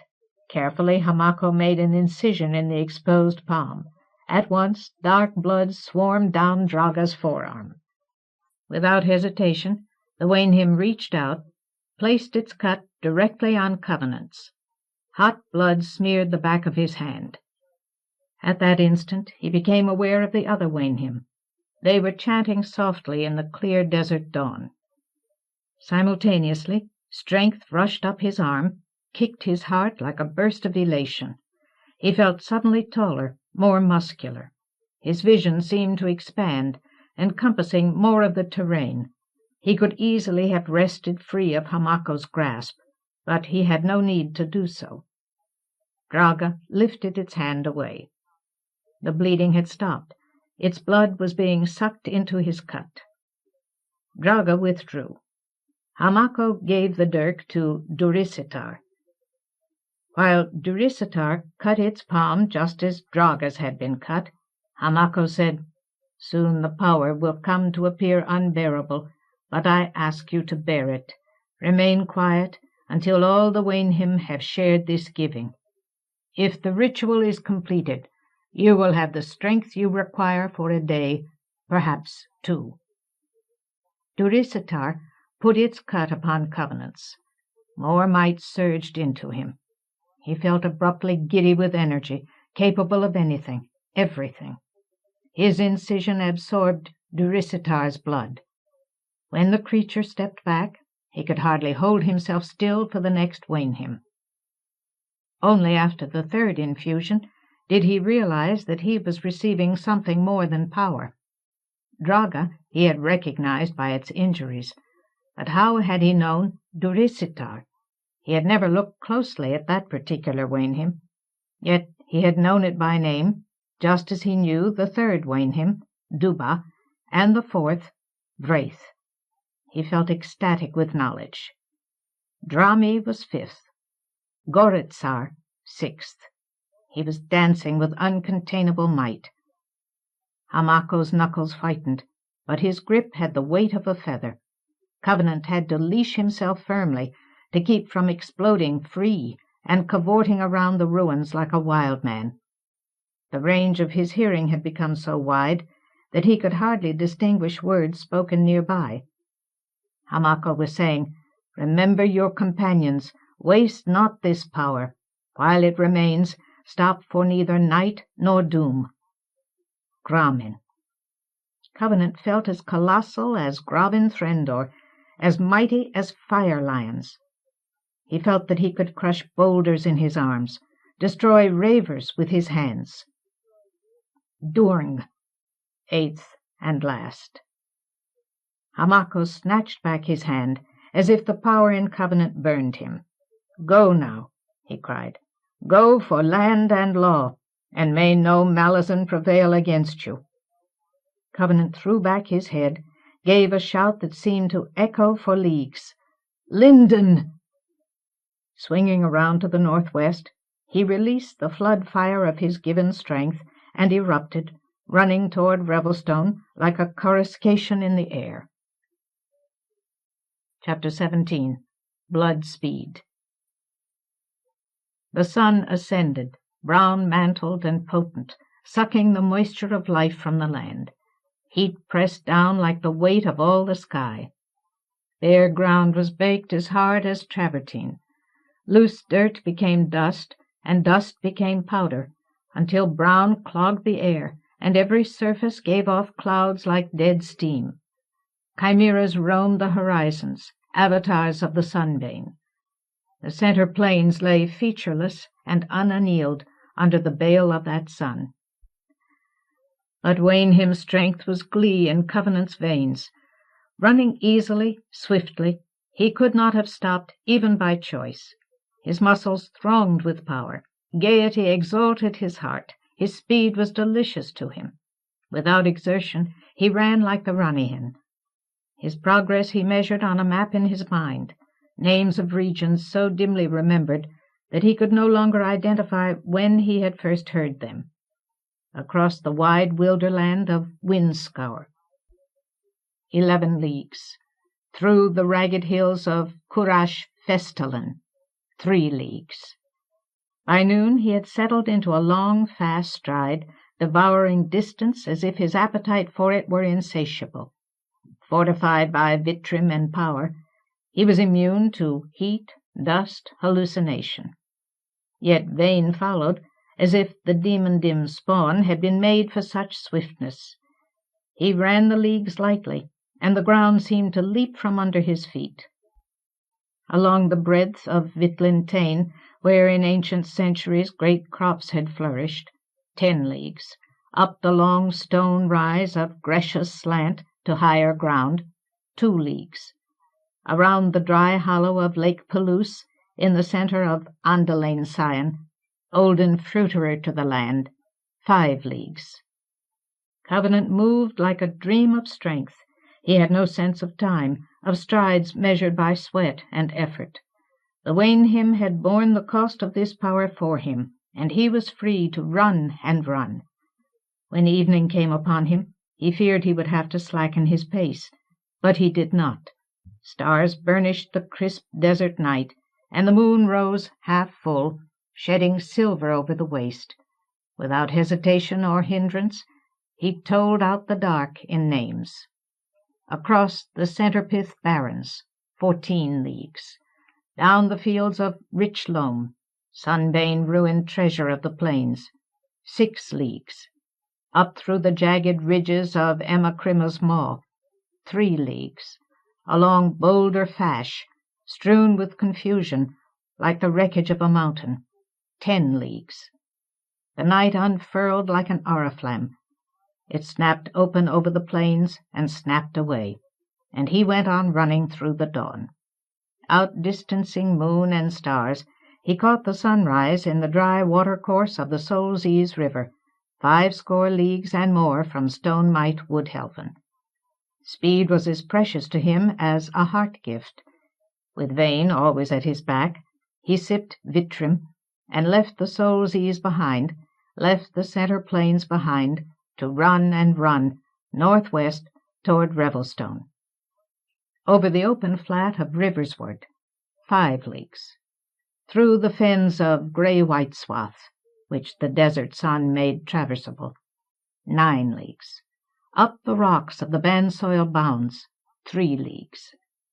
Now the sun was overhead, and at last he came to the end of his exaltation.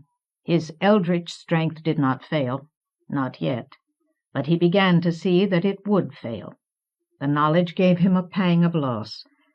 Consciously, he increased his pace, trying to squeeze as many leagues as possible from the gift of Hamako's Reich. Across the rolling width of Riddenstretch, 12 leagues. Gradually his mortality returned. He had to exert effort now to maintain his speed.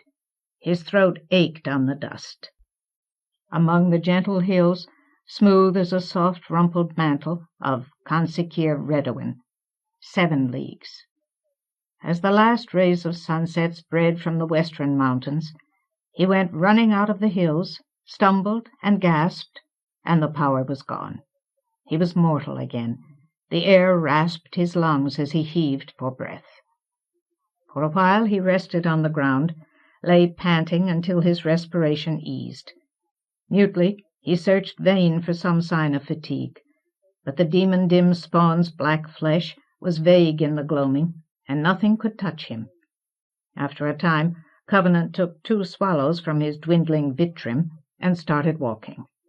He did not know how much time he had gained, but it was enough to renew his hope. Were his companions 2 days ahead of him? 3?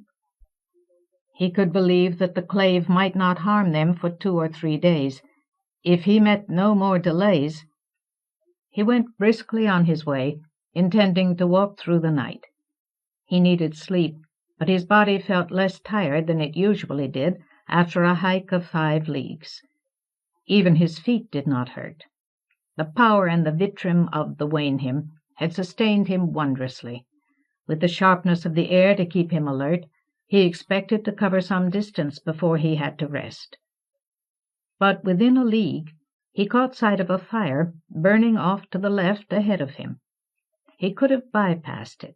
He was far enough from it for that. But after a moment he shrugged grimly and started toward the fire. His involuntary hope that he had caught up with his friends demanded an answer. And if this light represented a menace, he did not want to put it behind him until he knew what it was. Creeping over the hard, uneven ground, he crouched forward until he could make out details. The light came from a simple campfire. A few pieces of wood burned brightly. A bundle of faggots lay near 3 large sacks. Across the fire sat a lone figure in a vivid red robe. The hood of the robe had been pushed back, revealing the lined face and gray-raddled hair of a middle-aged woman. Something black was draped around her neck. She triggered an obscure memory in Covenant. He felt he had seen someone like her before, but could not recollect where or when. Then she moved her hands, and he saw that she held a short iron sceptre with an open triangle affixed to its end. Curses crowded against his teeth. He identified her from Lyndon's description of the rider at Crystal Stone Down. Grinning to himself, he began to withdraw. This rider was not the one he wanted. The graveller of Stonemight Woodhelven had indicated that Lyndon's abductor, Santonin na Moram Inn, was a man, and Covenant had no intention of risking himself against any rider until no other choice remained. With all the stealth he could muster, he edged away from the light. Suddenly he heard a low snarl. A huge shape loomed out of the darkness, catching him between it and the fire. Growling threats, the shape advanced like the wall of a house. Then a voice cut the night. "Din!" The rider.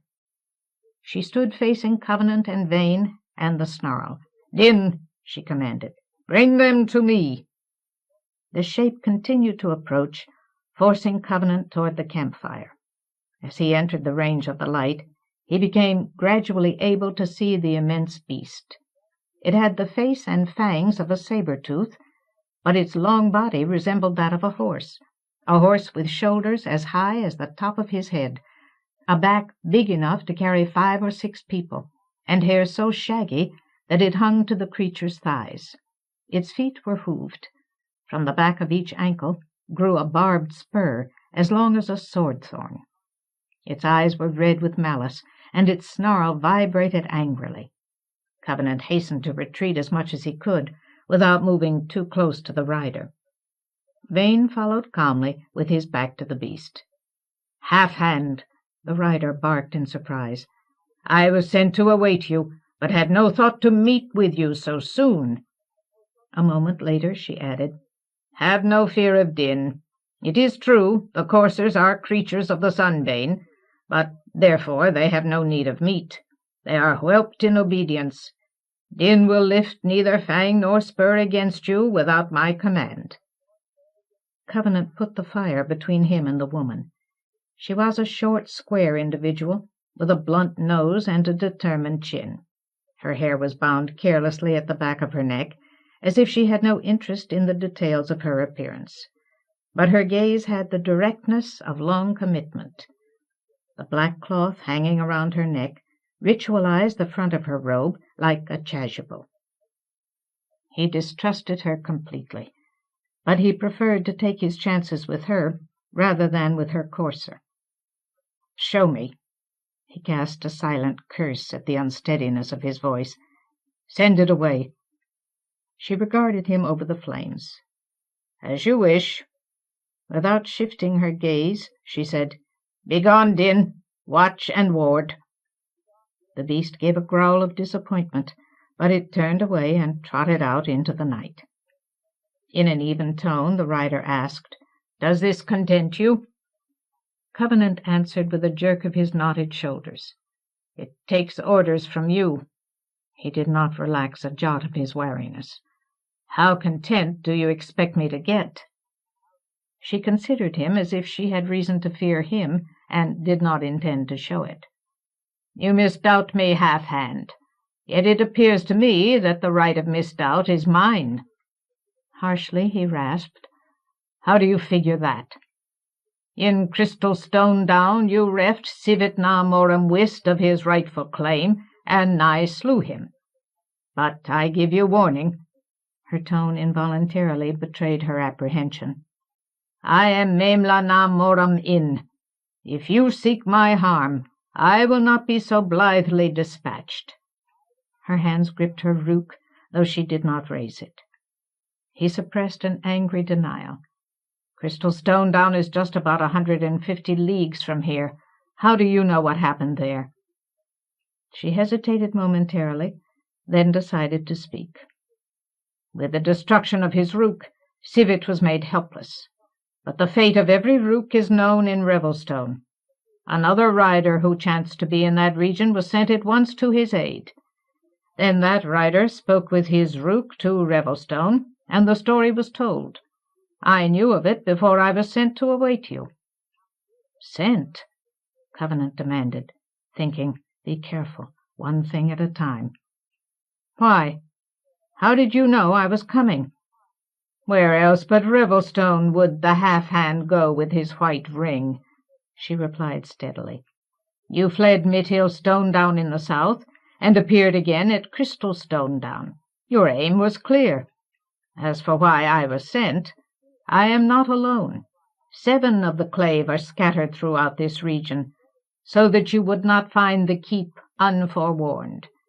We were sent to escort you if you come as friend, and to give warning if you come as foe." Deliberately, Covenant let his anger show. "Don't lie to me. You were sent to kill me. Every village in the land was told to kill me on sight. You people think I'm some kind of threat." She studied him over the jumping flames. "Are you not? That depends. Whose side are you on? The land's or Lord Fowl's?" "Lord Fowl? That name is unknown to me." "Then call him Ardjeroth of the 7 Hells." She stiffened. "Do you ask if I serve Ardjeroth? Have you come such a distance in the land, and not learned that the clave is dedicated entirely to the amelioration of the Sunbane? To accuse—" He interrupted her like a blade. "Prove it." He made a stabbing gesture at her rook. "Put that thing down. Don't tell them I'm coming." She stood still, trapped by indecision. "If you really serve the land," he went on, "you don't need to be afraid of me. But I've got no reason to trust you. God damn it, you've been trying to kill me. I don't care how much tougher you are than Civet." He brandished his ring, hoping she had no way of recognizing his incapacity. "I'll take you apart, unless you give me some reason not to." Slowly the rider's shoulders sagged. In a tight voice she said, "Very well." Taking her scepter by the triangle, she handed it past the fire to him. He accepted it with his left hand to keep it away from his ring. A touch of relief eased some of his tension. He slipped the iron into his belt, then tugged at his beard to keep himself from becoming careless, and began to marshal his questions. Before he could speak, Maimla said, "Now I am helpless before you. I have placed myself in your hands. But I desire you to understand the clave before you choose my doom.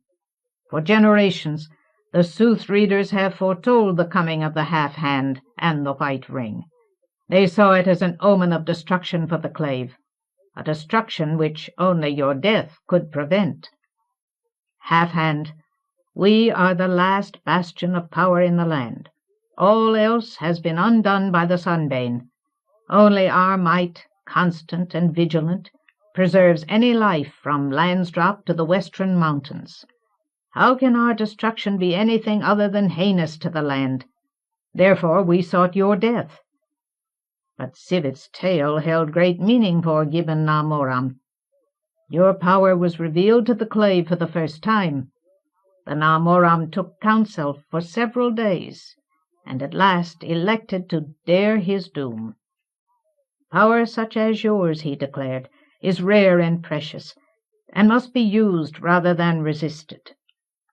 Better, he said, to strive for your aid, risking fulfillment of the sooth-reader's word, than to lose the hope of your puissance. Therefore I do not seek your hurt, though Civet did, to his cost." Covenant listened intently, yearning for the ability to hear whether or not she spoke the truth. Sunder and Hallian had taught him to fear the clave, but he needed to reach Revelstone, and reach it in a way which would not increase the danger to his friends.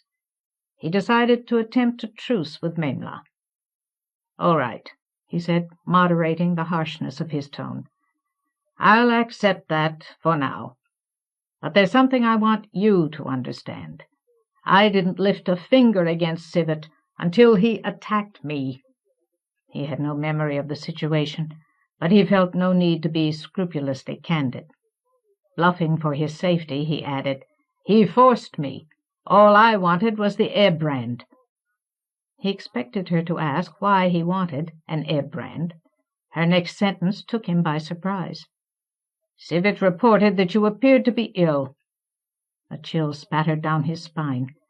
"Careful," he warned himself. "Be careful." "Sunbane fever," he replied with complex dishonesty. "I was just recovering." "Civet reported," she went on, "that you were accompanied by a man and a woman. The man was a stone downer, but the woman appeared to be a stranger to the land."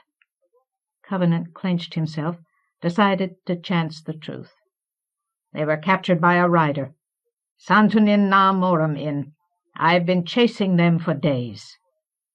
He hoped to surprise a revelation from her, but she responded with a frown. "Santunin? He has been absent from Revelstone for many days, but I think he has taken no captives." "He's got 3, rasped Covenant. "He can't be more than 2 days ahead of me." She considered for a moment, then shook her head. "No. Had he taken your companions, he would have spoken of it through his rook to the readers. I am na morum in. Such knowledge would not be withheld from me." Her words gave him a sick sense of being out of his depth, caught in a web of falsehood with no possibility of extrication. Who is lying? The graveller of Stone-Might Woodhelven, Maimla, or Santunin, so that he could keep a fragment of the ill-earth stone for himself?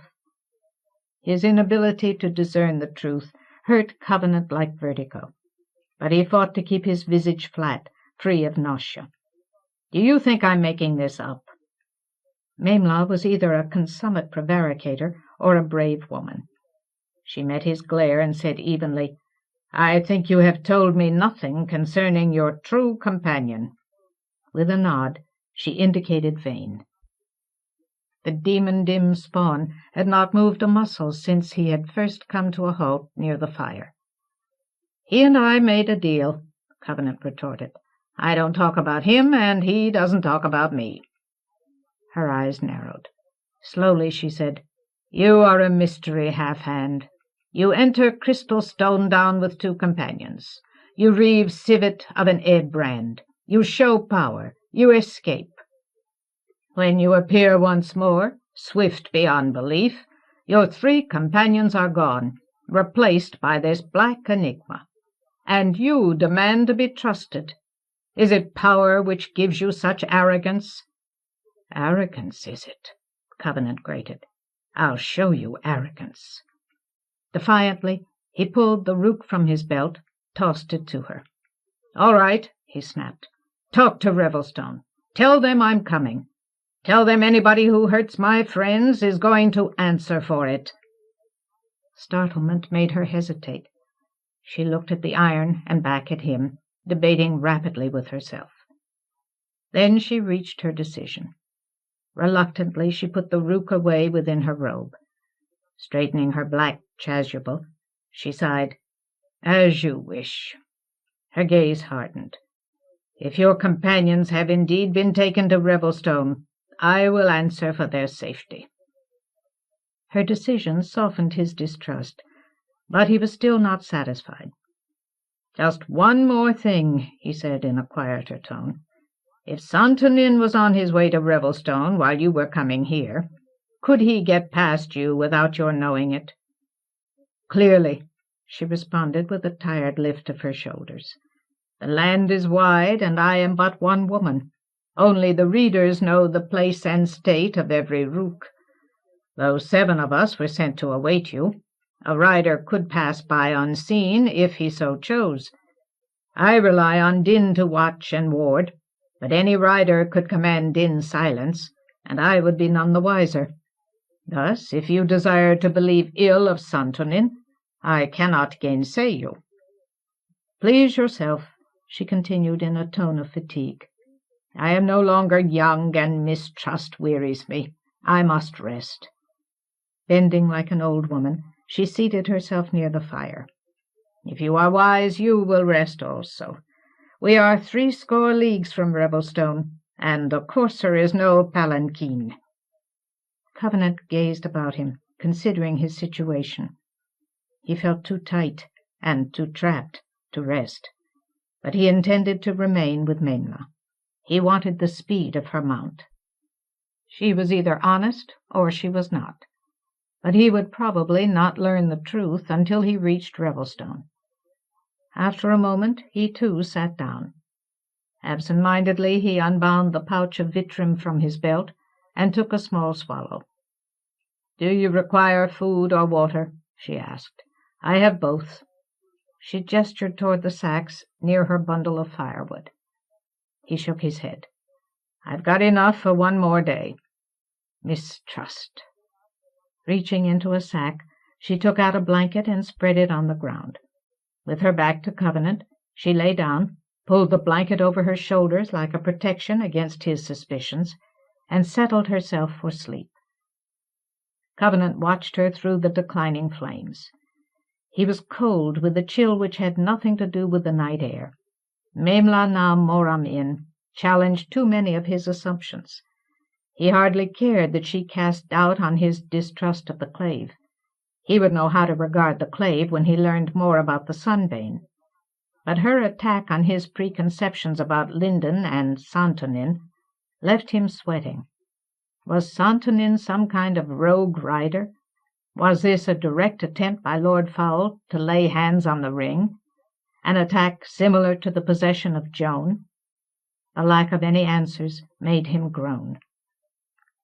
If Linden were not at Revelstone, then he would need the clave's help to locate Santonin, and he would have to pay for that help with cooperation and vulnerability. Yanking at his beard as if he could pull wisdom from the skin of his face, he glared at Maimla's back and groped for prescience. But he could not see past his fear that he might indeed be forced to surrender his ring.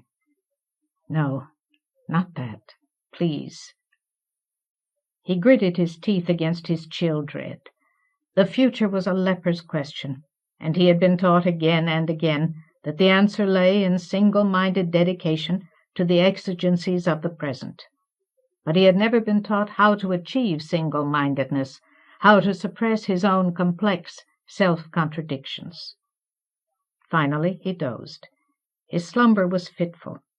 The night was protracted by fragmentary nightmares of suicide, glimpses of a leper's self-abandonment that terrified him because they came so close to the facts of his fate, to the manner in which he had given himself up for Joan.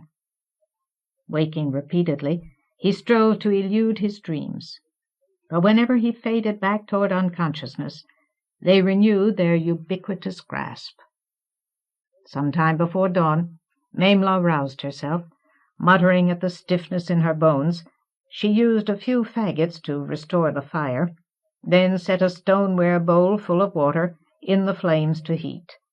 While the water warmed, she put her forehead in the dirt toward Revelstone and mumbled orisons in a language Covenant could not understand. Vane ignored her, as if he had been turned to stone.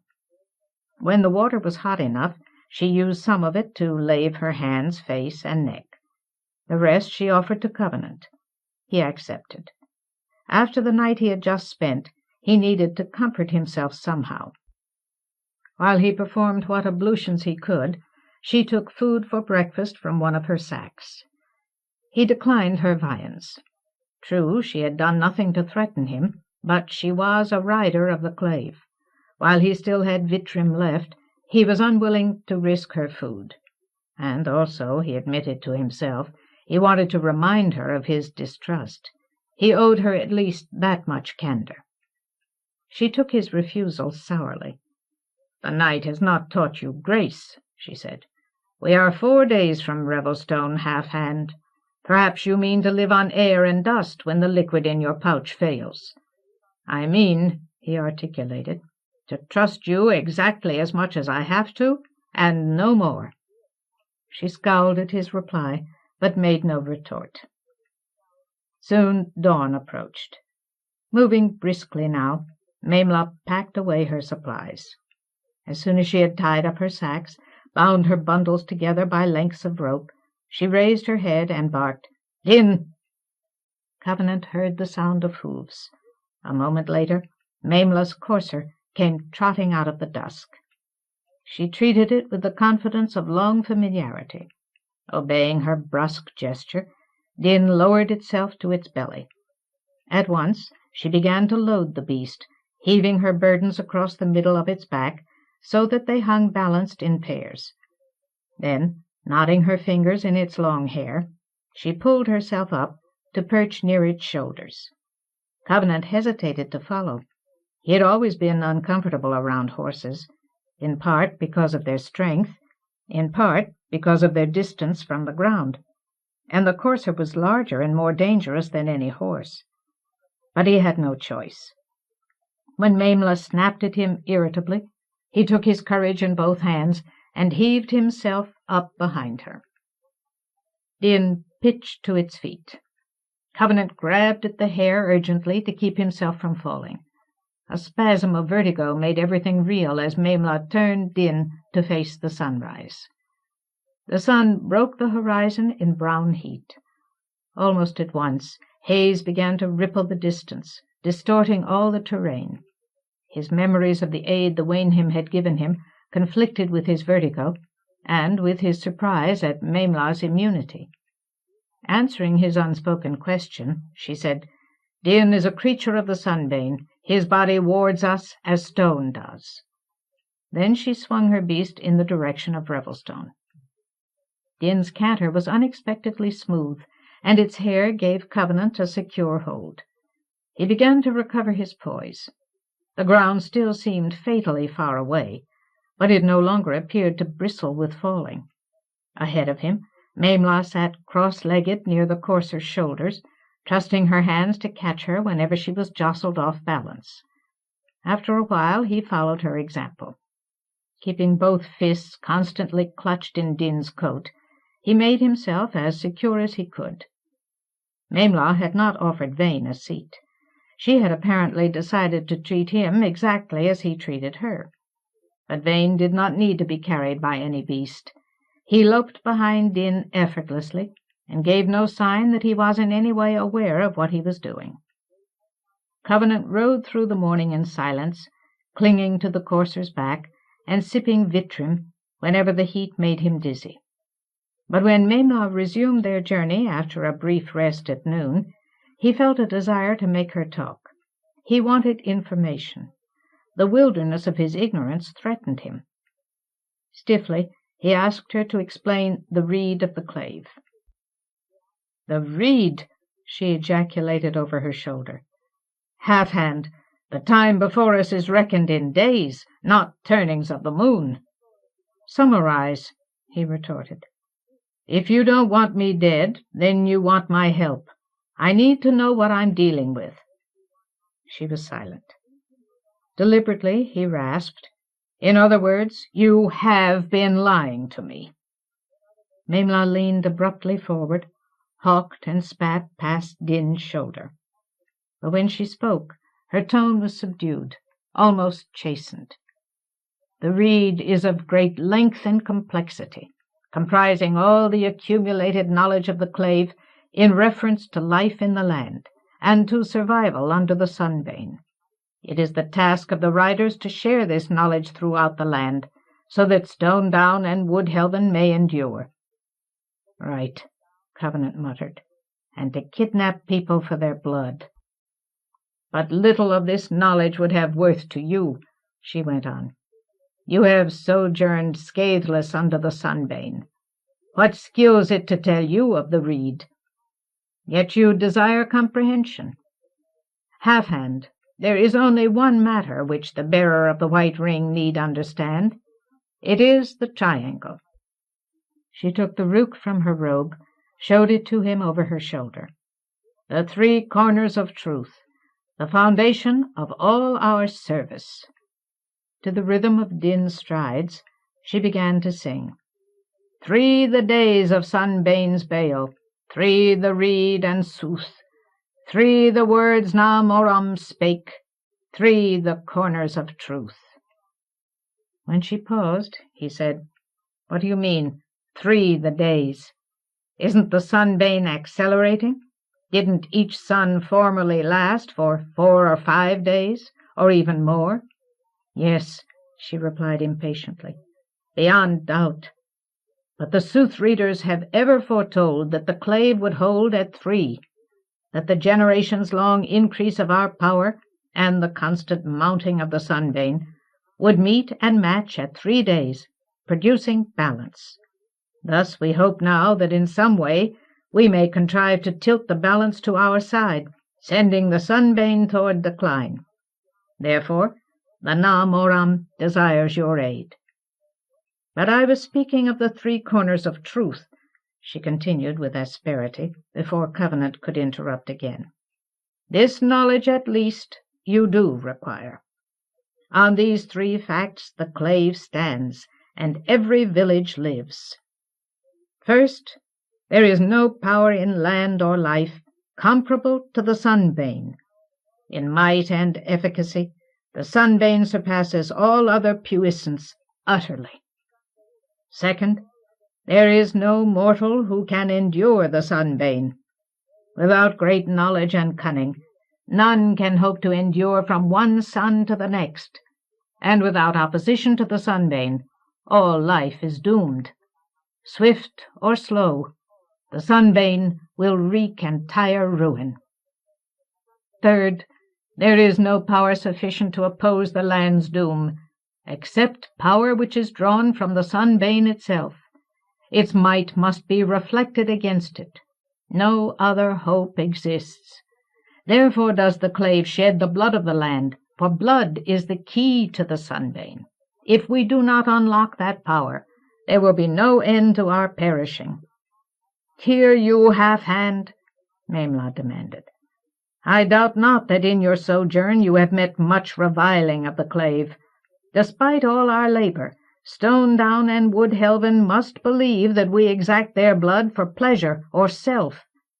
To Covenant's ears, her acidity was the gall of a woman who instinctively abhorred her conscious convictions. Be not misled. The cost is sore to us, but we do not flinch from it, because it is our sole means to preserve the land. If you must cast blame, cast it upon Ardjeroth, who incurred the just wrath of the Master, and upon the ancient betrayers, Beric and his ilk, who leagued with Ardjeroth. Covenant wanted to protest. As soon as she mentioned Beric as a betrayer, her speech lost its persuasiveness. He had never known Beric Half-Hand. The Lord Fatherer was already a legend when Covenant had entered the land. But his knowledge of the effects of Beric's life was nearly 20 centuries more recent than Memla's. Any set of beliefs which counted Beric a betrayer was founded on a lie, and so any conclusions drawn from that foundation were false. But he kept his protest silent, because he could conceive of no way to demonstrate its accuracy, no way short of victory over the sunbane. To spare himself a pointless argument, he said, I'll reserve judgment on that for a while. In the meantime, satisfy my curiosity. I've got at least a dim notion of who Ardjeroth is, but what are the 7 hells? Memla was muttering sourly to herself. He suspected that she resented his distrust precisely because it was echoed by a distrust within herself. But she answered brusquely. They are rain, desert, pestilence, fertility, war, savagery, and darkness. But I believe that there is also an 8th, blind hostility. After that, she rebuffed his efforts to engage her in any more talk. When they halted for the night, he discarded his empty pouch and accepted food from her. And the next morning he did what he could to help her prepare for the day's journey. Sitting on Din, she faced the sunrise. It crested the horizon like a cynosure in green, and she shook her head. A fertile sun, she murmured. A desert sun wreaks much ruin, and a sun of rain may be a thing of great difficulty. A sun of pestilence carries peril and abhorrence, but for those who must journey, no other sun is as arduous as the sun of fertility. Speak not to me under this sun, I adjure you. If my thoughts wander, our path will also wander. By the time they had covered half a league, new grass blanketed the ground. Young vines crawled visibly from place to place. Bushes unfolded buds the color of mint. Maimla raised her rook. Uncapping the hollow scepter, she decanted enough blood to smear her hands. Then she started chanting under her breath. A vermilion flame, pale and small in the sunlight, burned within the open triangle. Under Din's hoofs, the grass parted along a straight line, stretching like a plum toward Revelstone. Covenant watched the parting disappear into the distance. The line bared no ground, but everything nearby, grass, shrubs, incipient saplings, bent away from it as if an invisible serpent were sliding northwestward through the burgeoning vegetation. Along the parting, Din cantered as if it were incapable of surprise. Maimla's chant became a low mumble. She rested the end of her rook on Din's shoulders, but the triangle and the flame remained erect before her. At every change in the terrain, the verdure thickened, compressing whole seasons into fractions of the day. Yet her line remained open. Trees shunned it. Copses parted as if they had been riven by an axe. Bushes edging the line had no branches or leaves on that side. When Covenant looked behind him, he saw no trace of the path. It closed the moment Maimla's power passed. As a result, Vane had to fend for himself, but he did so with characteristic disinterest, slashing through grass and brush at a run, crashing thickets, tearing across briar patches which left no mark on his black skin. He could not have seemed less conscious of difficulty. Watching the Demondim-Spawn, Covenant did not know which amazed him more, Maimla's ability to create this path, or Vane's ability to travel at such speed without any path. That night Maimla explained her line somewhat. Her rook, she said, drew on the great bane fire in Revelstone, where the clave did its work against the sunbane, and the readers tended the master rook. Only the power for the link to the master rook came from her. The rest she siphoned from the bane fire. So the making of her path demanded stern concentration, but did not exhaust her. And the nearer she drew to Revelstone, the easier her access to the bane fire became. Thus she was able to form her line again the next day, defying the resistance of huge trees, heather and bracken as high as Din's shoulders, grass like thickets, and thickets like forests. Yet Vane was able to match the courser's pace. He met the sharper test of each new league as if no size or density of vegetation could ever estimate his limits. And the third day made no change. It intensified still more the extravagance of the verdure, but did not hamper the nonchalant ease with which he followed Din. Time and again Covenant found himself craning his neck, watching Vane's progress, and wondering at the sheer unconscious force it represented. But as the afternoon passed, his thoughts turned from Vane, and he began to look ahead. The mammoth jungle concealed any landmarks the terrain might have offered, but he knew that Revelstone was near. All his anxiety, dread, and anticipation returned to him, and he fought to see through the thronging foliage, as if only an early glimpse of the ancient keep would forewarn him of the needs and hazards hidden there. But he received no forewarning. Late in the afternoon, Maimla's path started up a steep hillside. The vegetation suddenly ended on the rock of the foothills.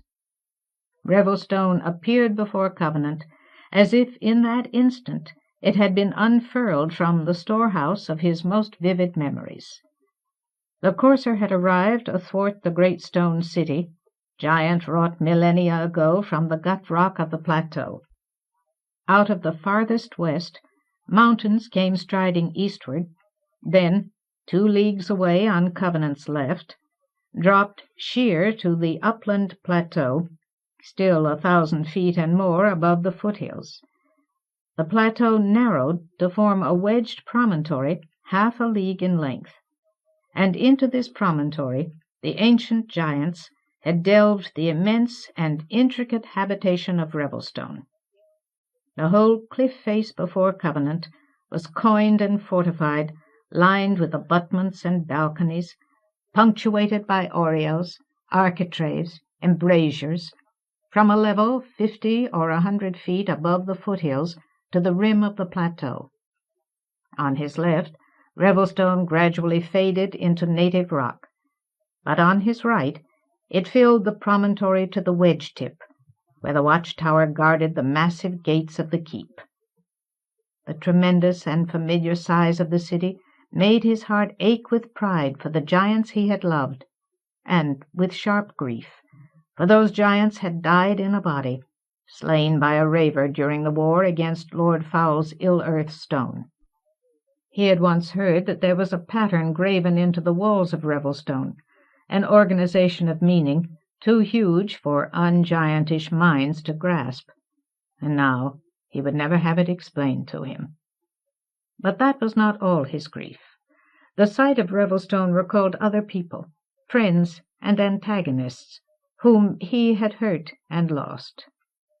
Trell Atiarenmate, Hyle Troy, who had sold his soul to a forestall so that his army might survive. Saltheart Foam-Follower, Elena, High Lord Moram. Then Covenant's sorrow turned to anger, as he considered that Moram's name was being used by a clave which willingly shed innocent blood. His wrath tightened as he studied Revelstone itself. Maimla's line ran to a point in the middle of the city, and from the plateau above that point sprang a prodigious vermal beam, aimed toward the heart of the declining sun. It was like the sunbane shaft of Sunder's ore-crest, but its sheer size was staggering. Covenant gaped at it, unable to conceive the number of lives necessary to summon so much power. Revelstone had become a citadel of blood. He felt poignantly that it would never be clean again. But then his gaze caught something in the west, a glitter of hope. There, halfway between Revelstone and the western mountains, lay Firle Falls, where the overflow of Glimmermere came down the hill to form the White River. And the falls held water. Tumbling spray caught the approaching sunset and shone. The land had been 18 days without a sun of rain, and 6 of them had been desert, yet the springs of Glimmermere had not failed. Gripping anger and hope between his teeth, Covenant set himself to face whatever lay ahead. Maimla gave a sigh of accomplishment and lowered her rook. Turning Din's head with a muttered command, she sent the beast trotting toward the gates under the southeast face of the tower. The watchtower was barely half the height of the plateau, and its upper reaches stood independent of the main keep, joined only by wooden crosswalks. Covenant remembered that a courtyard lay open to the sky within the granite walls which sealed the base of the tower to the keep, and the megalithic stone gates under the watchtower were repeated beyond the courtyard, so that Revelstone possessed a double defense for its only entrance. But as he approached the tower, he was shocked to see that the outer gates lay in rubble. Sometime in the distant past, Revelstone had needed its inner defense. The abutments over the ruined gates were deserted, as were the fortifications and embrasures above it. The whole tower seemed empty. Perhaps it was no longer defensible. Perhaps the clave saw no need to fear the entry of strangers. Or perhaps this air of desertion was a trap to catch the unwary. Maimla headed directly into the tunnel which led to the courtyard. But Covenant slipped off Din's back, lowering himself by handholds of hair. She stopped, looked back at him in surprise. "Here is Revelstone," she said. "Do you not wish to enter?" "First things first." His shoulders were tight with apprehension. "Send the Na Moram out here. I want him to tell me in person that I'll be safe."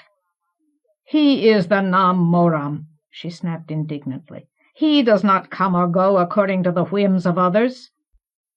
"Good for him." He controlled his tension with sarcasm. "The next time I have a whim, I'll keep that in mind." She opened her mouth to retort. He cut her off. "I've already been taken prisoner twice. It's not going to happen to me again. I'm not going in there until I talk to the Na Moram." On the spur of a sudden intuition, he added, "Tell him I understand the necessity of freedom as well as he does. He can't get what he wants by coercion. He's just going to have to cooperate." Maimla glared at him for a moment, then muttered, "As you wish." With a gruff command, she sent Din into the tunnel, leaving Covenant alone with Vane. Covenant took hold of his anxiety and waited. Across the peaks the sun was setting in green and lavender. The shadow of Revelstone spread out over the monstrous verdure like an aegis of darkness. Watching the tower for signs of hostile intent, he observed that no pennons flew from its crown. None were needed. The hot red shaft of sunbane force marked Revelstone as the home of the clave more surely than any oriflamme. Unable to possess himself in patience, he growled to Vane, "I'm damned if I know what you want here. But I've got too many other problems. You'll have to take care of yourself." Vane did not respond. He seemed incapable of hearing. Then Covenant saw movement in the tunnel. A short man wearing a stark black robe and a red chasuble came out past the ruined gates. He carried an iron crozier as tall as himself, with an open triangle at one end. He did not use the hood of his robe. His round face, bald head, and beardless cheeks were exposed. His visage was irenic, formed in a mold of habitual beatitude or boredom, as if he knew from experience that nothing in life could ruffle his composure. Only his eyes contradicted the habitude of his mien. They were a piercing red. "Half-hand," he said dully. "Be welcome in Revelstone. I am Gibbon na Moram." The simple blandness of the man's manner made Covenant uncomfortable. "Maimla tells me I'm safe here," he said. "How am I supposed to believe that when you've been trying to kill me ever since I first set foot in the land?" "You represent great peril to us, Half-hand." Gibbon spoke as if he were half asleep. "But I have come to believe that you also represent great promise. In the name of that promise, I accept the risk of the peril. The land has need of every power. I have come to you alone so that you may see the truth of what I say. You are as safe among us as your own purposes permit." Covenant wanted to challenge that assertion, but he was not ready to hazard a test. He changed his tack. "Where's Santonin?" Gibbon did not blink. "Maimla na Moramin spoke to me of your belief that your companions have fallen into the hands of a rider. I know nothing of this. Santonin has been long from Revelstone. We feel concern for him.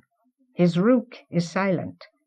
Perhaps, if what you say of him is true, your companions have mastered him and taken his rook. I have already commanded the riders who were sent to meet you to begin a search. If your companions are found, I assure you that we shall value their safety." Covenant had no answer. He scowled at the Na Moram and remained silent. The man showed no uncertainty or confusion. He nodded toward Vane and said, "Now I must ask you concerning your companion. His power is evident, but we do not comprehend him." "You see him," Covenant muttered. "You know as much about him as I do." Gibbon permitted his gaze to widen, but he did not mention his incredulity. Instead, he said, "My knowledge of him is nothing. Therefore I will not permit him to enter Revelstone." Covenant shrugged. "Suit yourself. If you can keep him out, you're welcome." "That will be seen." The Na Moram gestured toward the tunnel. "Will you accompany me?" For one more moment Covenant hesitated. Then he said, "I don't think I have much choice." Gibbon nodded ambiguously, acknowledging either Covenant's decision or his lack of options, and turned toward the tower. Walking behind the Na Moram, Covenant entered the tunnel as if it were a gullet into peril. His shoulders hunched involuntarily against his fear that people might leap on him from the openings in the ceiling. But nothing attacked him. Amid the echoing of his footsteps, he passed through to the courtyard. There he saw that the inner gates were intact. They were open only wide enough to admit the Na Moram. Members of the clave stood guard on the fortifications over the entrance. Motioning for Covenant to follow him, Gibbon slipped between the huge stone doors. "Hellfire," Covenant rasped, denying his trepidation. With Vane at his back, he moved forward. The gates were poised like jaws. The instant he passed them, they closed with a hollow granite thud, sealing Vane outside. There was no light. Revelstone crouched around Covenant, as dark as a prison. Chapter 18. Revelstone in Rain. "Gibbon!" Fear and ire lashed Covenant's voice. "Ah, your pardon," the Na Moram replied out of the darkness. "You desire light. A moment." Robes rustled around Covenant. He flung his arms wide to ward them off, but they did not assail him. Then he heard a word of command. Red flame burst from the triangle of a rook. Other lights followed. In moments, the high, wide entry hall of Revelstone was garishly incarnadine. "Your pardon," Gibbon repeated. "Revelstone is a place of caution. The clave is unjustly despised by many, as your own mistrust demonstrates. Therefore we admit strangers warily." Groping to recover his inner balance, Covenant grated, "Have you ever stopped to consider that maybe there's a reason why people don't like you?" "Their mislike is natural," said the Na Moram, unperturbed. "Their lives are fear from dawn to dusk, and they do not behold the fruit of our labor. How should they believe us when we say that without us they would perish? We do not resent this, but we take caution against it." Gibbon's explanation sounded dangerously plausible, yet Covenant distrusted the Na Moram's lack of passion. Because he could think of no apt retort, he simply nodded when Gibbon asked, "Will you come?" At the Na Moram's side, he walked down the hall, flanked by members of the clave carrying fires. The hall was as large as a cavern. It had been formed by giants to accommodate giants. But Gibbon soon turned from it into a side passage and began to ascend broad stairways toward the upper levels of the city. Revelstone was as complex as a maze, because it had been laid out according to criteria known only to the long-dead giants. However, it was familiar to Covenant. Though he had not been here for 10 of his years, he found that he knew his way. He took a grim satisfaction from the fact. Loyal to the keep he remembered, he followed Gibbon upward and away from the spine of Revelstone. Once the entry hall was well behind them, their way was lit by torches, smoking in sconces along the walls. Before long they entered a corridor, marked at long intervals by granite doors with wooden handles. Opposite one of them stood a hooded figure wearing a red robe but no chasuble. When the Na Moram approached, the figure opened the door for him. Covenant took a moment to be sure the entrance had no hidden locks or bolts, then went in after Gibbon. Beyond the door lay a suite of rooms, a central area containing stone chairs and a table, a bedroom to one side and a bathroom to the other, an outer balcony. On the table was a tray of food. Brands lit the suite, covering the air with a patina of smoke.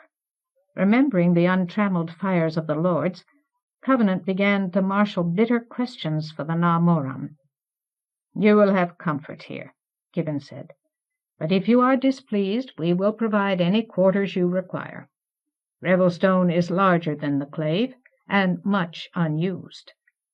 Beckoning for the hooded figure beyond the doorway, he continued, "This is a Kasri Na Moram Crow.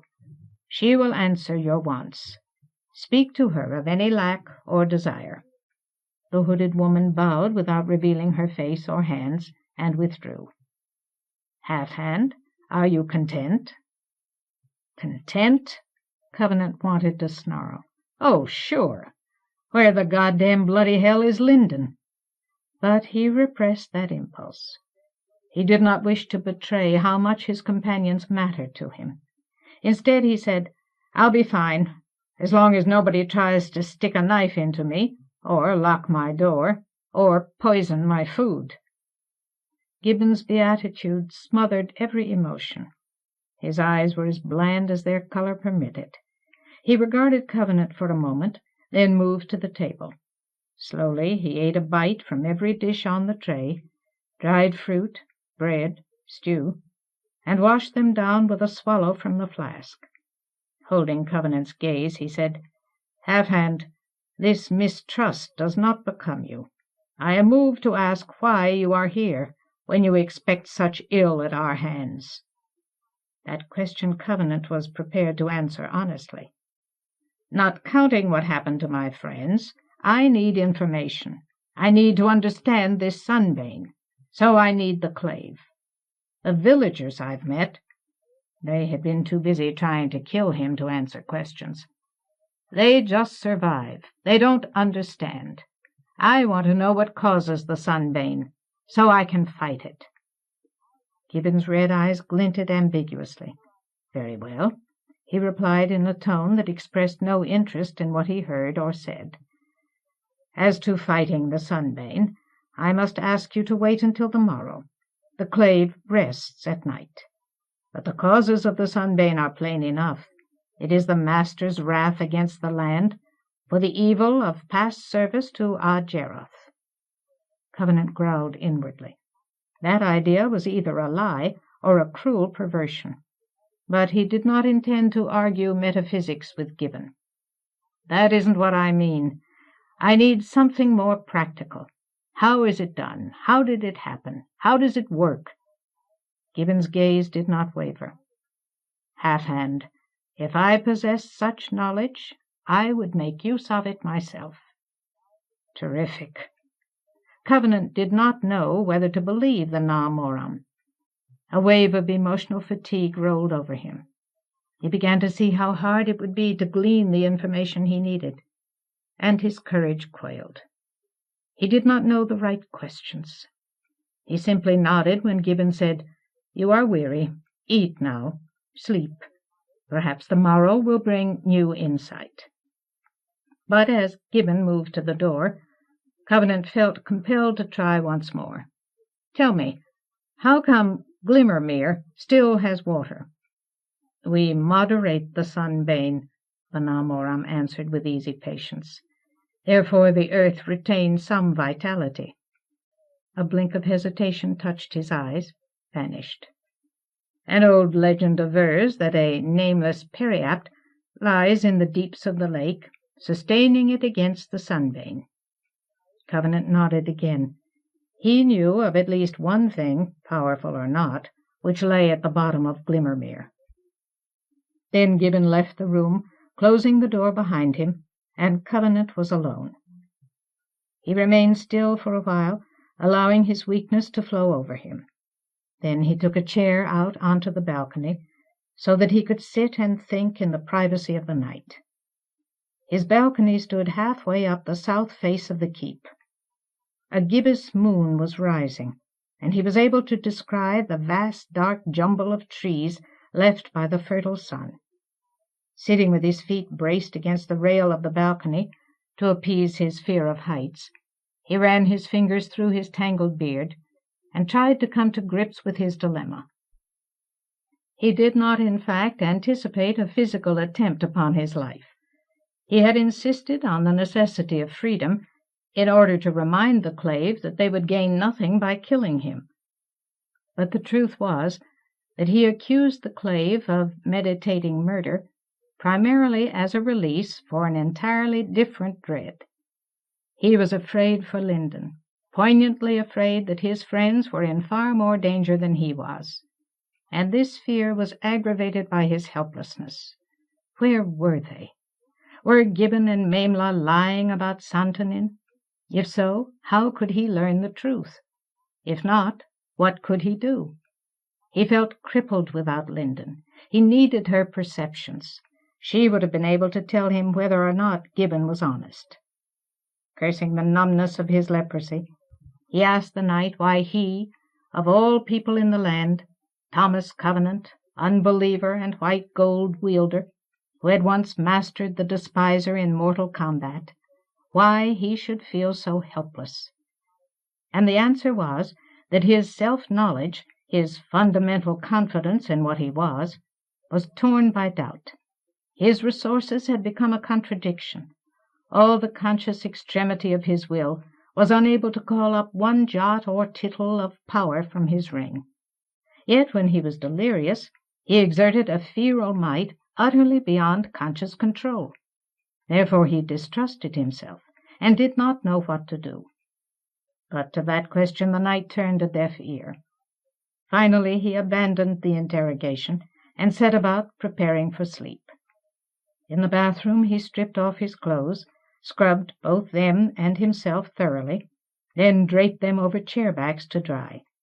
He felt vulnerable in his nakedness, but he accepted that risk by eating the food he had been given, drinking to the bottom the flask of metheglin. The mead added a physical drowsiness to his moral fatigue. When he investigated the bed, he found it comfortable and clean-smelling. Expecting nightmares, surprises, anguish, he crouched under the blankets and slept. He awoke to the sound of rain, torrents beating like the rush of a river against Revelstone's granite. The air of the bedroom felt moist. He had not closed off the balcony before going to bed. But for a time he did not move. He lay in the streaming susurration and let the sound carry him toward alertness. When at last he rolled over onto his back and opened his eyes, he found Vane standing near the bed. The Demondim-Spawn bore himself as always, arms hanging slightly bent, stance relaxed, eyes focused on nothing. "What the hell?" Covenant jerked out of bed and hurried into the next room. Rain came slashing in from the balcony, drenching the floor. He braved the deluge, went outside to look for some indication of how Vane had reached him. Through the downpour he saw a huge tree bough leaning against the end of the balcony. The butt of the limb rested on another balcony 30 or 40 feet below. Apparently Vane had climbed several hundred feet up the wall of Revelstone by scaling his bough to the lower abutments, then pulling it up behind him and using it to reach the next parapets, ascending by stages until he gained Covenant's room. How Vane had known the right room, Covenant had no idea. Scattering water, he rushed back into his suite and swung shut the balcony door. Naked and dripping, he gaped at the Demondim-Spawn, amazed by Vane's inexplicable capabilities. Then a grim grin twisted his mouth. "Good for you," he rasped. "This will make them nervous." Nervous people made mistakes. Vane gazed vacuously past him like a deaf-mute. Covenant nodded sharply at his thoughts and started toward the bathroom to get a towel. But he was pulled to a halt by the sight of the livid raw patch running from the left side of Vane's head down his shoulder. He had been injured. His damaged skin oozed a black fluid, as if he had been severely burned. How? Over the past days Covenant had become so convinced of Vane's invulnerability that now he could not think. The Demondim-Spawn could be hurt? Surely. But the next instant his astonishment disappeared in a flaring of comprehension. Vane had been attacked by the Clave riders, testing the mysterious figure outside their gates. They had burned him. Perhaps he had not even deigned to defend himself. But his mien betrayed no knowledge of pain. After a moment, Covenant went cursing into the bathroom and began to towel himself dry. Bastards! I'll bet he didn't lift a finger. Swiftly he donned his clothes, though they were still somewhat damp. Striding to the door of his suite, he pushed it open. A Casri na Moram crow stood in the passage with a fresh tray of food at her feet. Covenant beckoned roughly to her. She picked up the tray and carried it into his suite. He stopped her inside the doorway, took the new tray and handed her the old one, then dismissed her. He wanted her to have a chance to report Vane's presence to the Na Moram. It was a small revenge, but he took it. Her hood concealed her face, so that he could not see her reaction, but she left with alacrity. Muttering darkly, he sat down to breakfast. Shortly after he finished, there was a knock at his door. He thrust the slab of stone open, and was disappointed to find Akasri alone outside. "Half-hand," she said in a muffled tone, "you have asked for knowledge concerning the clave's resistance of the sunbane. The Na Moram commands me to serve you. I will guide you to the place where our work is wrought, and explain it as best I may." This was not what Covenant had expected. "Where's Gibbon?" "The Na Moram," replied Akasri, stressing Gibbon's title, "has many duties. Though I am only Na Moram Crow, I can answer certain inquiries. Gibbon Na Moram will attend you, if I do not suffice to your need." "Oh, hell," he growled, but he concealed his disconcertion. "We'll see. I've got a lot of questions." He stepped out into the hallway, held the door open for Vane. "Let's go." At once, Akasri moved off down the passage, ignoring Vane completely. This struck Covenant as unnatural. The Demondim-Spawn was not easily discounted. Perhaps she had been told what to do? Then his revenge had not been wasted. His nerves tightened. Striding at Akasri's side, he began his search for comprehension by asking bluntly, "What's a Na Moram Crow?" "Half-hand," the woman said, without giving him a glimpse of her face. "The Na Moram Crow are the novices of the clave. We have been taught much, but have not yet mastered the rook sufficiently to become riders. When we have gained that skill, we will be Na Moram Wist. And with much experience and wisdom, some of us will advance to become the hands of the Na Moram himself, the Na Moram In. Such is Memla, who bore you to Revelstone. She is greatly honored for her courage and sagacity." "If you're a novice," he demanded, "how much can you explain?"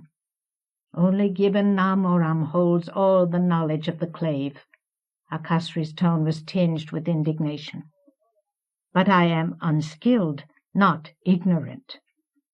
"All right." With Vane behind them, she led Covenant downward, tending generally toward the central depths of the keep. "Tell me this, where did the clave come from?" "Half-hand." "It hasn't been here forever. Other people used to live in Revelstone.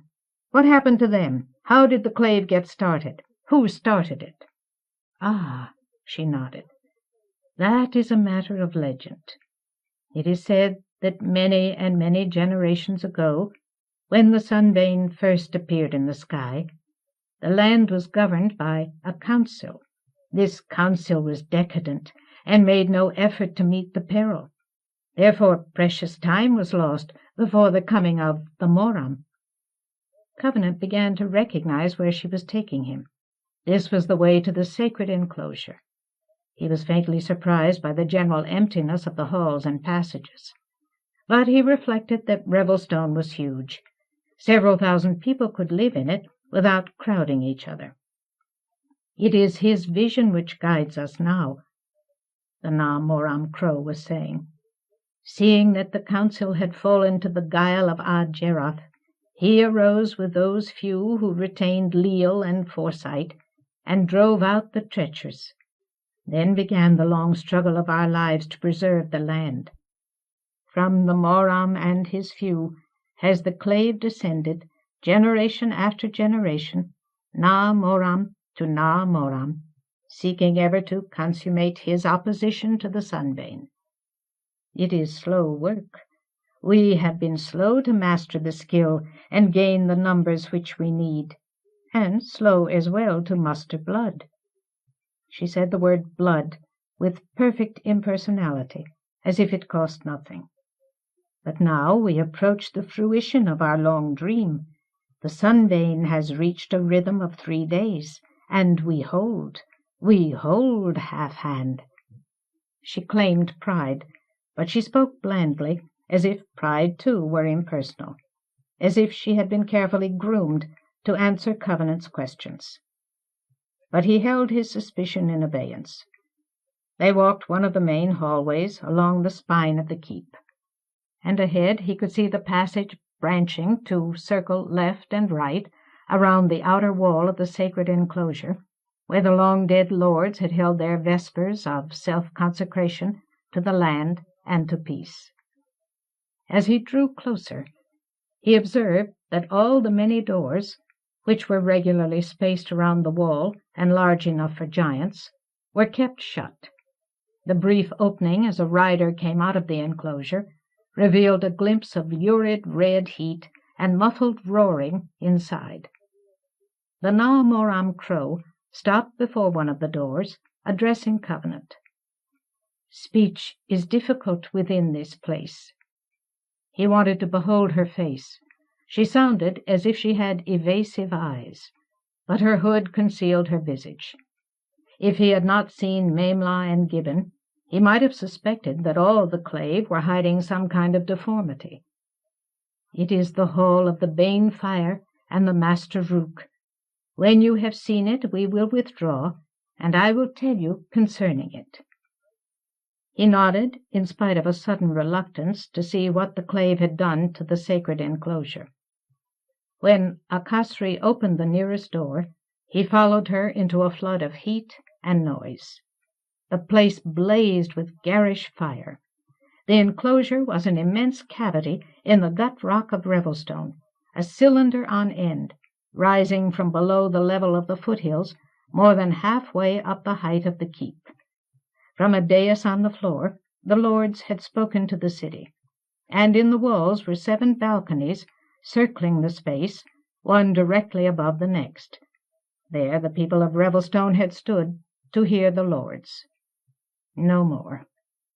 Akasri had brought Covenant to the 4th balcony, but even here, at least 200 feet above the floor, he was painfully close to the fire. It roared upward from a hollow where the dais had been, sprang yowling and raging, almost as high as the place where he stood. Red flame clawed the air, as if the very roots of the keep were afire. The blast of heat half blinded him. The fire seemed to scorch his cheeks, crisp his hair. He had to blink away a blur of tears before he could make out any details. The first thing he saw was the Master Rook. It rested at 3 points on the rail of this balcony, a prodigious iron triangle. The center of each arm glowed dull vermil. 2 members of the clave stood at each corner of the Master Rook. They seemed impervious to the heat. Their hands gripped the iron, concentrated on it, as if the Bane Fire were a script which they could read by touch. Their faces shone ruddy and fanatical above the flames. Clearly, this was the place from which the red shaft of sunbane power leaped to the sun. The doors at the base of the cavity and around the highest balcony were open, providing ventilation. In the lurid brilliance, Covenant saw the domed ceiling for the first time. Somehow the giants had contrived to carve it ornately. Bold figures strode the stone, depicting scenes from the early history of the giants in the land. Welcome, gratitude, trust. But the fire made the images appear strangely distorted and malefic. Grinding his teeth, he cast his gaze downward. A movement at the base of the fire caught his attention. He saw now that several troughs had been cut into the floor, feeding the hollow. A figure apparelled like the Na Moram Crow approached one of the troughs, carrying 2 heavy pails which were emptied into the trough. Dark fluid ran like the ichor of Revelstone into the hollow. Almost at once the Bane Fire took on a richer texture, deepened toward the ruby hue of blood. Covenant was suffocating on heat and inchoate passion. His heart struggled in his chest. Brushing past Akasri and Vane, he hastened toward the nearest corner of the Master Rook. The people there did not notice him. The deep roar of the flame covered the sound of his boots, and their concentration was intent. He jerked one of them by the shoulder, pulled the individual away from the iron. The person was taller than he, a figure of power and indignation. Covenant yelled up at the hooded face, "Where's Santanin?" A man's voice answered, barely audible through the howl of the bane fire. "I am a reader, not a sooth reader." Covenant gripped the man's robe. "What happened to him?" "He has lost his rook," the reader shouted back. "At the command of the Na Moram, we have searched for him diligently. If his rook were destroyed, if he were slain with his rook still in his hands, we would know of it. Every rook answers to the Master Rook, unless it falls into ignorant hands. He would not choose to release his rook. Therefore he has been overcome and bereft. Perhaps then he was slain. We cannot know." "Half-hand!" Akasri clutched at Covenant's arm, urging him toward the door. He let her draw him out of the sacred enclosure. He was dizzy with heat and blind wild hope. Maybe the reader spoke the truth. Maybe his friends had overpowered their captor. Maybe they were safe. While the Na Moram Crow closed the door, he leaned against the outer wall and panted at the blessedly cool air. Vane stood near him, as blank and attentive as ever. Studying Covenant, Akasri asked, "Shall we return to your chamber? Do you wish to rest?" He shook his head. He did not want to expose that much of his hope. With an effort, he righted his reeling thoughts. "I'm fine." His pulse contradicted him, but he trusted she could not perceive such things. "Just explain it. I've seen the Master Rook. Now tell me how it works, how you fight the Sunbane." "By drawing its power from it," she answered simply. "If more water is taken from a lake than its springs provide, the lake will be emptied. Thus we resist the Sunbane. When the Moram first created the bane fire, it was a small thing and accomplished little, but the clave has increased it generation after generation, striving for the day when sufficient power would be consumed to halt the advance of the Sunbane." Covenant fumbled mentally, then asked, "What do you do with all this power? It's got to go somewhere." "Indeed, we have much use for power, to strengthen the clave and continue our work.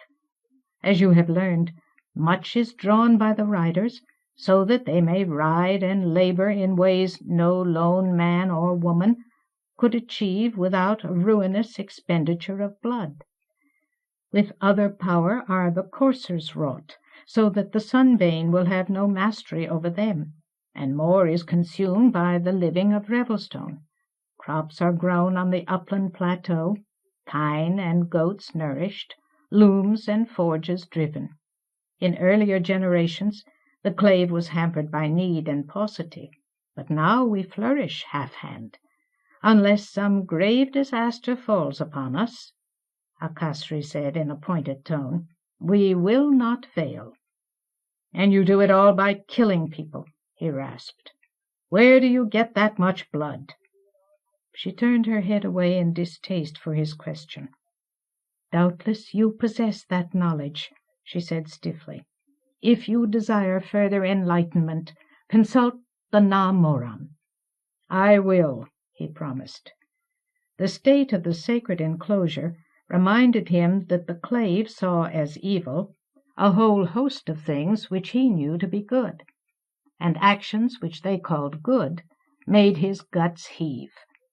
"In the meantime, tell me what the Na Moram," to irritate her, he used the title sardonically, "has in mind for me. He wants my help. What does he want me to do?" This was obviously a question for which she had come prepared. Without hesitation, she said, He desires to make of you a reader. A reader, he muttered to himself. Terrific. For several reasons, she went on evenly. The distinction between reading and sooth-reading is narrow but severe. Perhaps with your white ring the gap may be bridged, giving the clave knowledge to guide its future. Also, with your power, perhaps still more of the sunbane may be consumed. Perhaps you may exert a mastery over the region around Revelstone, freeing it from the sunbane. This is our hope. As you wielded more power, the sunbane would grow weaker, permitting the expansion of your mastery, spreading safety farther out into the land. Thus the work of generations might be compressed into one lifetime. It is a brave vision, Half-Hand, worthy of any man or woman, a great saving of life and land. For that reason, Gibbon na Moram rescinded the command of your death. But he was not persuaded. He only listened to her with half his mind. While she spoke, he became aware of an alteration in Vane. The Demondim-Spawn no longer stood completely still. His head shifted from side to side, as if he heard a distant sound and sought to locate its source. His black orbs were focused. When Akasri said, "Will you answer, Half-Hand?" Covenant ignored her. He felt suddenly sure that Vane was about to do something. An obscure excitement pulled him away from the wall, poised him for whatever might happen. Abruptly, Vane started away along the curving hall. "Your companion!" The Na Moram crow barked in surprise and agitation. "Where does he go?" "Let's find out." At once Covenant strode after Vane. The Demondim-Spawn moved like a man with an impeccable knowledge of Revelstone. Paying no heed to Covenant and Akasri, or to the people he passed, he traversed corridors and stairways, disused meeting halls and refectories, and at every opportunity he descended, working his way toward the roots of the keep. Akasri's agitation increased at every descent, but, like Vane, Covenant had no attention to spare for her. Searching his memory, he tried to guess Vane's goal. He could not. Before long, Vane led him into passages he had never seen before. Torches became infrequent. At times he could barely distinguish the black Demondim-Spawn from the dimness. Then, without warning, Vane arrived in a cul-de-sac, lit only by light reflecting from some distance behind him. As Covenant and Akasri caught up with him, he was staring at the end of the corridor, as if the thing he desired were hidden beyond it. "What is it?" Covenant did not expect Vane to reply. He spoke only to relieve his own tension. "What are you after?" "Half-Hand," snapped the Na Moram crow. "He is your companion." She seemed afraid, unprepared for Vane's action. "You must control him. He must stop here." "Why?" Covenant drawled, trying to vex her into a lapse of caution, a revelation. "What's so special about this place?" Her voice jumped. "It is forbidden." Vane faced the blind stone as if he were thinking. Then he stepped forward and touched the wall. For a long moment his hands probed the surface. His movement struck a chord in Covenant's memory. There was something familiar about what Vane was doing. Familiar? The next instant Vane reached up to a spot on the wall above his head.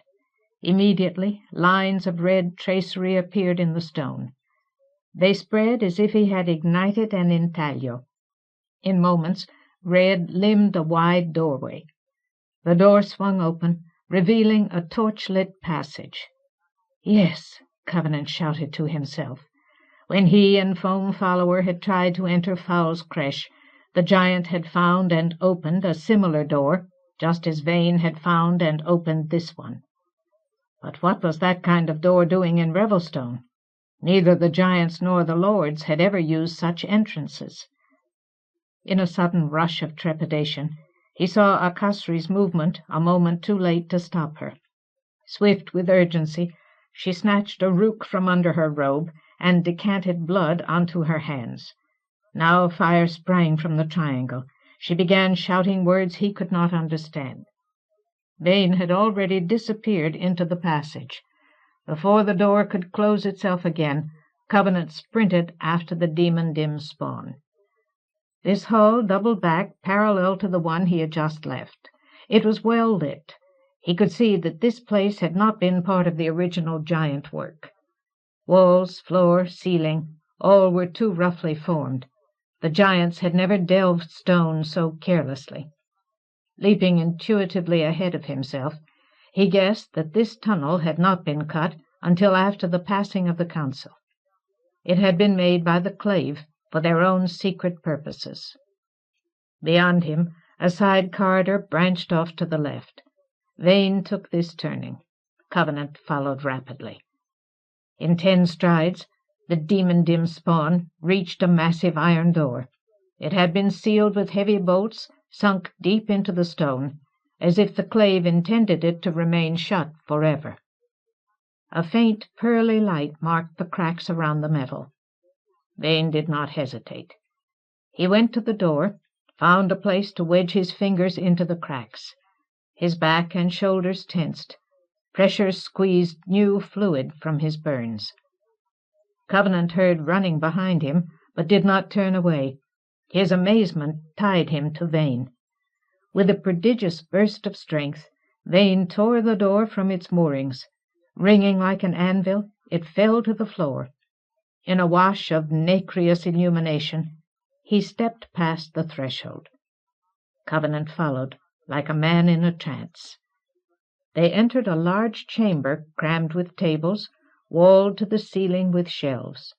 Hundreds of scrolls, caskets, pouches, periapts filled the shelves. The tables were piled high with staffs, swords, scores of talismans.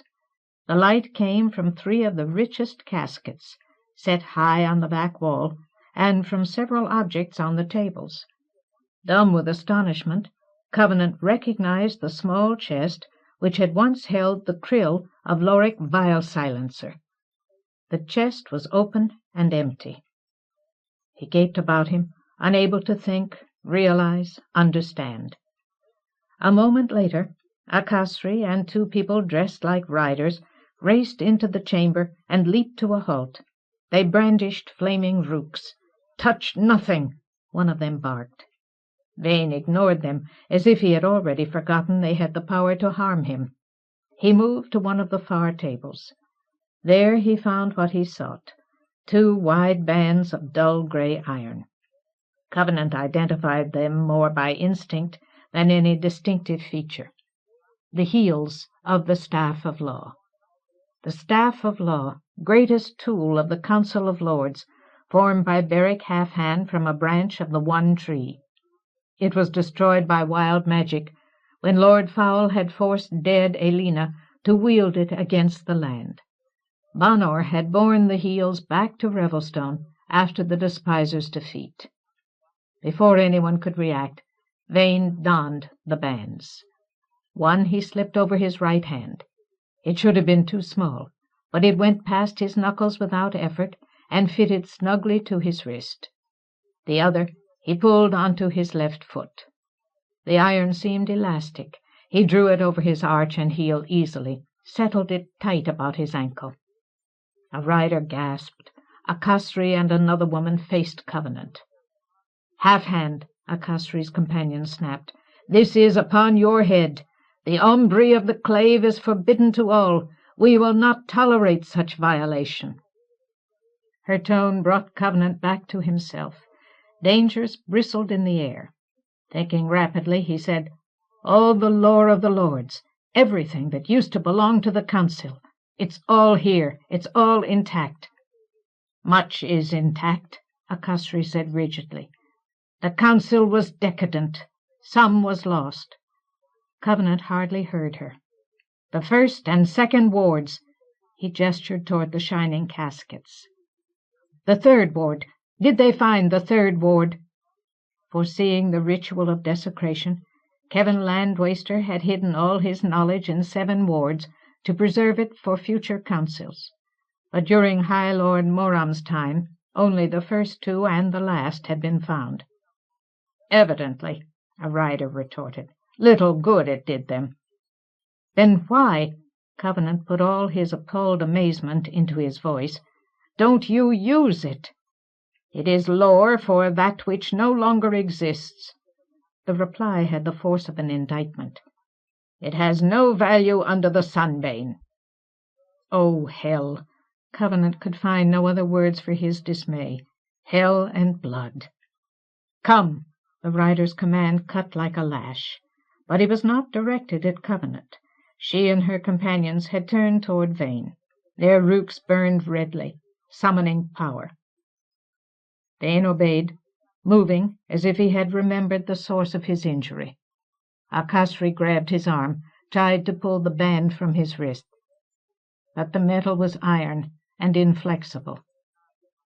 Gesturing with their rooks, she and the riders escorted Vane from the Ombre, as if Covenant were not present. He followed them. To his surprise, they herded Vane away from the hidden doorway. They went some distance down the rough corridor. Then the passage turned sharply and debouched into a huge hall lit by many torches. The air was grey with smoke.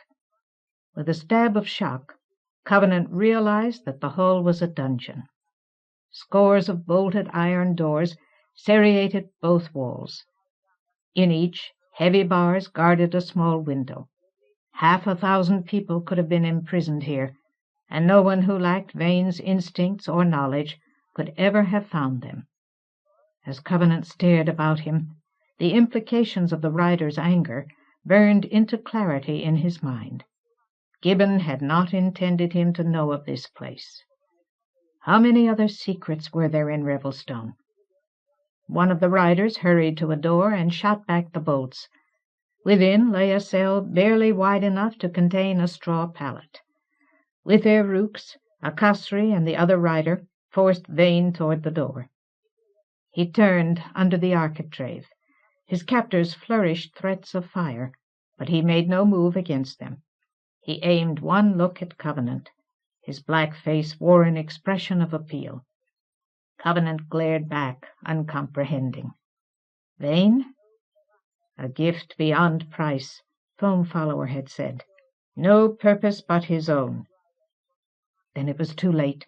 The door clanged shut on Vane. The rider thrust home the bolts. Uselessly, Covenant protested. What do you want from me? The next instant, a brown arm reached between the window bars of a nearby cell. Fingers clawed the air, desperate for freedom. The gesture galvanized Covenant. It was something he understood. He dashed toward that door. A rider shouted at him, forbidding him. He paid no heed. As he gained the door, the arm withdrew. A flat face pressed against the bars. Impassive eyes gazed out at him. He almost lost his balance in horror. The prisoner was one of the Haru-Chai, one of Banor's people, who made their home high in the fastnesses of the western mountains. He could not mistake the stern, characteristic mien of the race that had formed the Blood Guard, could not mistake the resemblance to Banor, who had so often saved his life. In Andelain, Banor's shade had said, "Redeem my people. Their plight is an abomination." Suppressing the tonal lilt of his native tongue, the Haru-Chai said, Lord Thomas Covenant, unbeliever and white gold wielder, I salute you. You are remembered among the Haru-Chai. The implacable rigor of his personality seemed incapable of supplication. I am Bryn. Will you set us free? Then hot iron struck the back of Covenant's neck, and he stumbled like a cripple into darkness. His unconsciousness was agony, and he could do nothing to assuage it. For a time as painful as frenzy, he lay deaf and blind. But gradually the darkness turned to rain. Torrents muffled by granite poured down walls, cascaded off eaves and parapets, rattled against oriels. The sound carried him back to himself. He became aware of the texture of blankets against his skin, aware of the deadness in his fingers and feet, the numbness of loss. Remembering leprosy, he remembered everything, with an acuteness that made him press his face to the bed, not his hands in the blanket under him. Vain. The Haruchai, the attack of the riders. That hidden door which led to the Ombri and the dungeon. It was the same kind of door which the despiser had formerly used in Fowl's Creche. What was such a door doing in Revelstone? A shudder ran through him. He rolled over, wincing at the movement. The back of his neck was stiff and sore, but the bones were intact, and the damage to his muscles did not seem permanent. When he opened his eyes, he found Gibbons sitting beside his bed. The Na Moram's beatific face was tightened to express concern, but his red eyes held only peril. A quick glance showed Covenant that he lay in the bedroom of his suite. He struggled to sit up. Sharp pains lanced through his back and shoulders, but the change of position enabled him to cast a glance at his right hand. His ring was still there. Whatever else the Clave intended, they apparently did not intend to steal the white gold. That steadied him. He looked at the Na Moram again, and made an intuitive decision not to raise the issue of the door. He had too many other dangers to consider. "Doubtless," Gibbon said with perfect blandness, "your neck gives you pain. It will pass. Swarte employed excessive force. I have reprimanded her." "How—" The hurt seemed to cramp his voice. He could barely squeeze out a hoarse whisper. "How long have I been out?" "It is now midday of the second day of rain." "Damnation!" Covenant groaned. "At least one whole day." He tried to estimate how many people the Clave had killed in that period of time, but could not. Perhaps they had killed Bryn. He thrust the idea away. "A Kasri," he breathed, filling the name with accusation. Gibbon nodded calmly. "A Kasri na Moram in." "You lied to me." The Na Moram's habitude seemed impervious to offence. "Perhaps. My intent was not false. You came to Revelstone rife with hostility and suspicion. I sought means to allay your mistrust, and at the same time to ward against you if your purpose was evil. Therefore I informed you that Akasri was of the Na Moram Crow. I desired to win your faith. In that I was not false. Guised as a Na Moram Crow, Akasri could answer many questions without presenting to you the apparent threat of power. This I believed because of your treatment of Memla Na Moram Inn. I regret that the outcome went amiss." This sounded plausible, but Covenant rejected it with a shake of his head. Immediately a stab of soreness made him grimace. Muttering darkly to himself, he massaged his neck. Then he changed the subject, hoping to unsettle Gibbon. "What the hell are you doing with one of the Haruchai in your goddamn prison?" But the Na Moram appeared immune to discomfiture. Folding his arms, he said, "I sought to withhold that knowledge from you. Already you believe that you have sufficient cause for mistrust. I desired that you should have no more such reasons until you learn to see the sovereign importance of our work." Abruptly, Gibbon went in another direction. "Half-hand, did the Haruchai name you truly? Are you indeed Lord Thomas Covenant, unbeliever and white gold wielder?" "What difference does that make?" growled Covenant. "That name is mentioned often in the ancient legends. After the first betrayer, Thomas Covenant was the greatest of all Jeroth's servants." "That's ridiculous." This new distortion of the land's history dismayed him, but he was determined to evade Gibbon's snare. "How could I possibly be that Thomas Covenant? Where I come from, the name's common. So are white gold rings." Gibbon gazed redly at him, but Covenant did not blink. "A lie for a lie," he rasped. Finally, the Na Moram admitted, "You have not the look of such age." Then he went on, "But I was speaking of the Haruchai. Half-hand, we have not one Haruchai in our hold. We have 77. 3. Covenant could not keep the horror off his face. "There," Gibbon gestured at him. "I had cause to fear your response." "By God!" Covenant spat fiercely. "You ought to fear the Haruchai. Don't you know what you're dealing with?" "I respect them entirely." The Na Moram's dull calm was complete. "Their blood is potent and precious." "They were my friends." Covenant could hardly refrain from shouting aloud. "What in the name of all bloody hellfire and damnation do you think you're doing?" "Half-hand, you know that our work requires blood," Gibbon continued reasonably.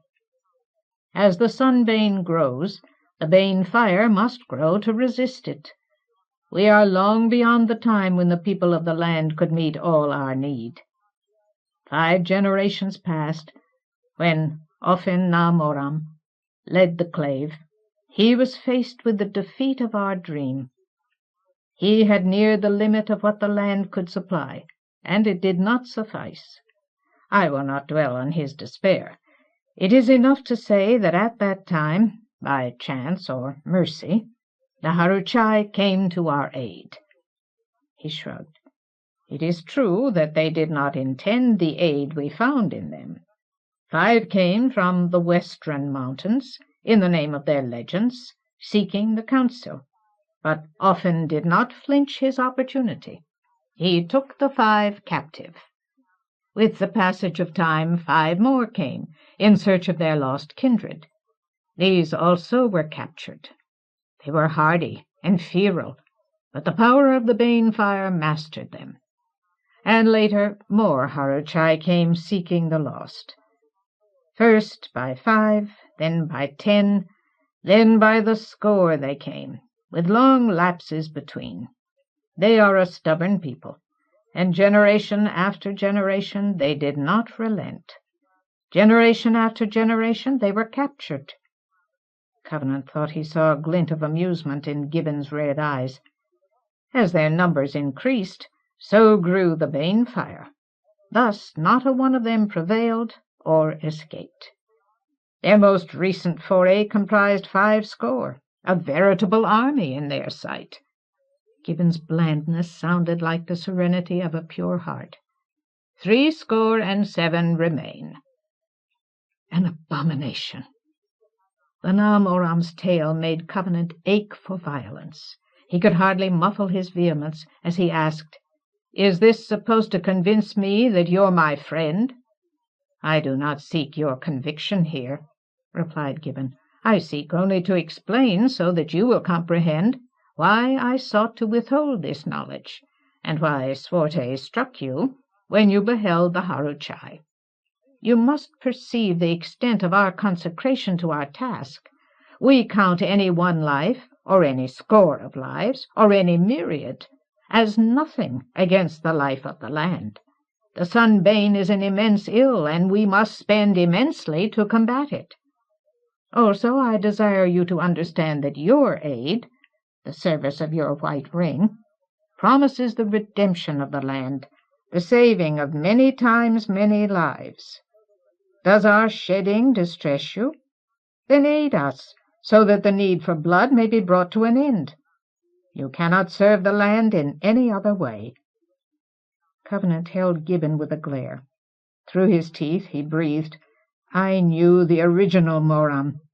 The last time I was here, I made him choose between the hope of the land and the life of one little girl. He chose the girl."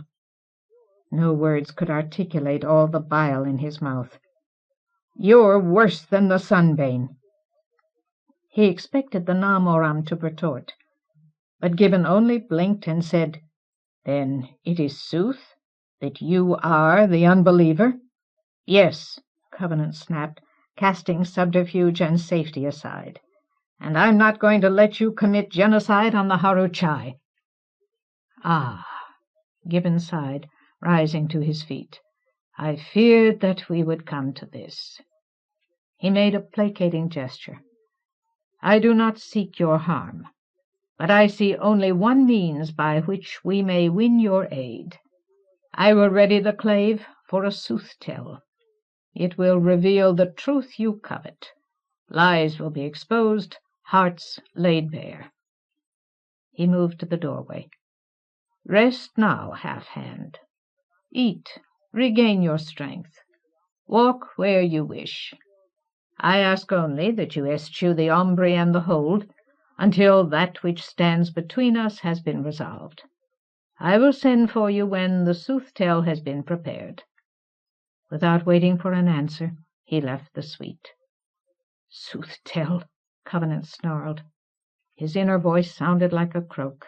"By God, yes!" Ignoring the pain in his neck, he threw off the blankets and went to the next room in search of food. There was a fresh tray on the table. The room had been closed against the rain, and the air reeked of smoke.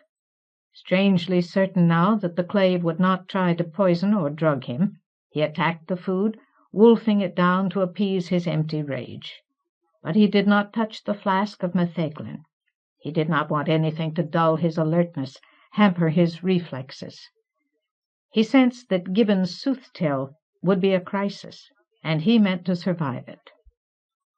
He felt a compelling need to leave his suite and roam Revelstone, measuring his tension and resolve against the huge keep. But he did not.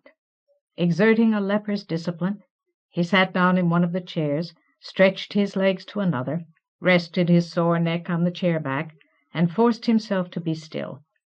Muscle by muscle, he loosened his body, relaxed his forehead, softened his pulse, in an effort to achieve the concentration and poise he required in order to be ready. Faces intruded on him. Linden, Sunder, Bryn. Bryn's visage was as absolute as Banor's. Linden's features were strained, not by severity or choice, but by fear. He closed his mind to them so that his own passion would not blind him. Instead, he thought about the hidden door Vane had discovered. He could sense the answer in him, mumbling toward clarity, but it was still blocked by his preconceptions. Yet its very nearness drew beads of trepidation sweat from his face. He was not prepared for the mendacity it represented. Mendacity. He reached out for that idea, tried to take hold of its implications, but the hands of his mind were half-hands, inadequate. The knock at his door jerked him erect. A pang stung his neck. Droplets of sweat spattered the floor. Before he could leave his chair, the door sprang open. Memla burst into the room. A tangle of gray-streaked hair framed her pale visage. She clutched her rook as if she meant to strike him with it, but it held no flame. Her eyes were full of broken honesty. "False," she gasped. "They have been false to me." He lurched to confront her across the table. She gaped momentarily for words, unable to compress the enormity of her indignation into mere speech. Then she broke out, "They are here. Santanin, your companions, all here." Covenant gripped the table to keep himself from falling. "2 stone-downers and a stranger, in the hold." Passion obstructed her breathing. "Santanin I saw where he did not expect to be seen. The Namoram uttered direct falsehood to me. I challenge Santanin. He revealed the truth, why I and others were sent to meet you, smirking, not to escort you, no, to ensure that you did not catch him. He gained Revelstone on the 2nd day of the fertile sun, 1 day before us." 1 day. Something in Covenant began to howl. 1 day. "Had I not halted you, had you walked through the night, you might have come upon him before dawn. He passed near me."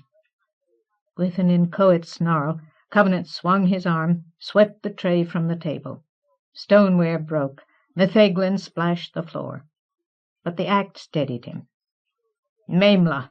He had been unjust to her. He regained control of his limbs, his purpose, but he could not control his voice. Take me to Gibbon. She stared at him. His demand took her aback. You must flee. You are in peril. Now. He needed to move, begin, so that the trembling in his chest would not spread to his legs. Take me to him now. She hesitated, then gave a fierce nod. Yes, it is right. Turning on her heel, she strode out of the room. He surged after her in anguish and fury. Down toward the roots of Revelstone she guided him, along ways which he remembered. It was a long descent, but it seemed to pass swiftly. When she entered a familiar hall, lit from its end by torches, he recognized the place where the lords of the council had had their private quarters. The wide round court beyond the hall both was and was not as he remembered it. The floor was burnished granite, as smooth as if it had been polished by ages of use and care. The ceiling rose far above the floor, and the walls were marked at intervals with coins by which other levels of the keep communicated with the dwellings spaced around the base of the cavity. These things accorded with his memory, but the light was altogether different. The lords had not needed torches. The floor itself had shone with earth power. According to the old tales, the stone had been set aglow by Kevin Landwaster and the staff of law, but that illumination, so expressive of the warmth and fidelity of the council, was gone now. The torches which replaced it seemed garish and unreliable by comparison. But Covenant had neither time nor attention to spare for lost wonder. A score of the claves stood around the center of the floor. All held their rooks ready, and the Na Moram's crozier dominated them. They had turned to the sound of Covenant's entrance. Their hoods concealed their faces. Within their circle lay a stone slab like a catafalque. Heavy iron fetters chained a man to it. One of the Haruchai. When Covenant stalked ahead of Maimla to approach the circle, he recognized Bryn. Half-hand, the Na Moram said. For the first time, Covenant heard excitement in Gibbon's tone. The Soothtell is prepared. All your questions will be answered now. Chapter 19. Soothtell. The vibration of augury in the Na Moram's voice stopped Covenant. The high dome of the space was dark, untouched by the light of the torches. The riders stood on the dead floor, as if it were the bottom of an abyss. Behind the concealment of their hoods, they might have been Erviles. Only the pale flesh of their hands revealed that they were human, as they poised their rooks for fire. Sontanin was probably among them. Stonemite Woodhelvan's fragment of the ill-earth stone was probably hidden somewhere in this circle. Gibbon's tone told Covenant that the clave had not gathered here to do him any benefit. He came to a halt. Echoes of his rage repeated within him like another voice iterating ridicule. Instinctively he clenched his half-fist around his wedding band. But he did not retreat. In a raw snarl he demanded, "What the bloody hell have you done with my friends?" "The Soothtell will answer." Gibbon was eager, hungry. "Do you choose to risk the truth?" Bryn gazed at Covenant. His mien was impassive, but sweat sheened his forehead. Abruptly he tensed against his fetters, straining with stubborn futility to break the chains. Maimla had not left the mouth of the hall. "Where, Half-hand?" she warned in a whisper. "There is malice here." He felt the force of her warning. Bryn also was striving to warn him. For an instant he hesitated, but the Haruchai had recognized him. Somehow Bryn's people had preserved among them the tale of the council and of the old wars against corruption, a true tale, not a distorted version. And Covenant had met Banor among his dead in Andelain. Gripping his self-control, he stepped into the circle, went to the catafalque. He rested a hand momentarily on Bryn's arm. Then he faced the Namoram. "Let him go." The Namoram did not reply directly. Instead, he turned toward Memla. "Memla Namoramin," he said, "you have no part in this Soothtell. I desire you to depart." "No!" Her tone brandished outrage. "You have been false to him. He knows not what he chooses." "Nevertheless," Gibbon began quietly, then lost his hebetude in a strident yell, "you will depart." For a moment she refused. The air of the court was humid with conflicting intentions. Gibbon raised his crozier as if to strike at her. Finally, the combined repudiation of the circle was too strong for her. In deep bitterness she said, "I gave promise to the half-hand for the safety of his companions. It is greatly wrong that the Na-Moram holds the word of a Na-Moram in such slight trust." Turning on her heel, she strode away down the hall. Gibbon dismissed her as if she had ceased to exist. Facing Covenant once again, he said, "There is no power without blood." He seemed unable to suppress the acuity of his excitement. "And the Soothtell requires power. Therefore this Haruchai, we will shed him to answer your questions." "No," Covenant snapped. "You've killed enough of them already." "We must have blood," the Namoram said. "Then kill one of your bloody riders." Covenant was white with fury. "I don't give a good goddamn what you do. Just leave the Haruchai alone." "As you wish." Gibbon sounded triumphant. "Lord!" Bryn shouted. Covenant misread Bryn's warning. He sprang backward, away from the catafalque, into the hands of the riders behind him. They grappled with him, caught his arms. Faster than he could defend himself, 2 knives flashed. Blades slit both his wrists. 2 red lines slashed across his sight, across his soul. Blood spattered to the floor. The cuts were deep, deep enough to kill him slowly. Staring in horror, he sank to his knees. Pulsing rivulets marked his arms to the elbows. Blood dripped from his elbows, spreading his passion on the stone. Around him the riders began to chant. Scarlet rose from their rooks. The air became vermeil power. He knelt helpless within the circle. The pain in his neck paralyzed him. A spike of utter trepidation had been driven through his spine, nailing him where he crouched. The outcry of his blood fell silently. Gibbon advanced, black and exalted. With the tip of his crozier, he touched the growing pool, began to draw meticulous red lines around Covenant. Covenant watched, like an icon of desolation, as the Na-Moram enclosed him in a triangle of his blood. The chanting became words he could not prevent himself from understanding. "Power and blood and flame, Soothtell visions without name, truth as deep as Revelstone, making time and passion known. Time begone and space avaunt, nothing may the seeing daunt. Blood uncovers every lie, we will know the truth or die." When Gibbon had completed the triangle, he stepped back and raised his iron. Flame blossomed thetic and incarnadine from its end, and Covenant exploded into vision. He lost none of his self-awareness. The fires around him became more lurid and compelling. His arms felt as heavy as millstones. The chant labored like the thudding of his heart.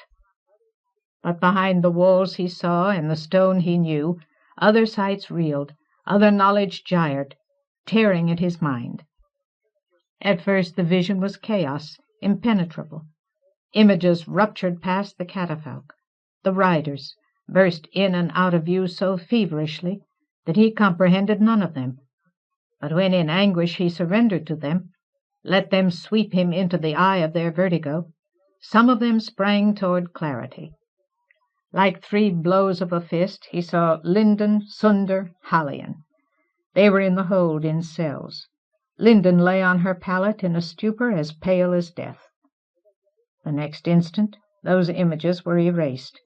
With a wrench that shook him to the marrow of his bones, the chaos gathered toward focus. The staff of law appeared before him.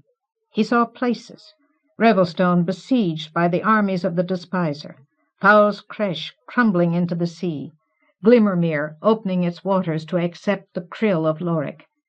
He saw faces: dead Elena in ecstasy and horror, High Lord Moram wielding the krill to slay a raver's body, Foam Follower laughing happily in the face of his own death.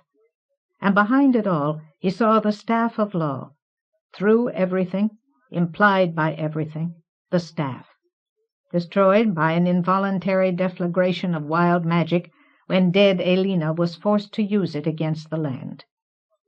Kneeling there like a suicide in a triangle of blood, pinned to the stone by an iron pane, with his life oozing from his wrists, Covenant saw the staff of law destroyed, the root of everything he needed to know. For the staff of law had been formed by Beric Halfhand as a tool to serve and uphold the law. He had fashioned the staff from a limb of the one tree as a way to wield earth power in defense of the health of the land, in support of the natural order of life. And because earth power was the strength of mystery and spirit, the staff became the thing it served. It was the law. The law was incarnate in the staff. The tool and its purpose were one. And the staff had been destroyed. That loss had weakened the very fiber of the law. A crucial support was withdrawn, and the law faltered. From that seed grew both the sunbane and the clave. They came into being together, gained mastery over the land together, flourished together.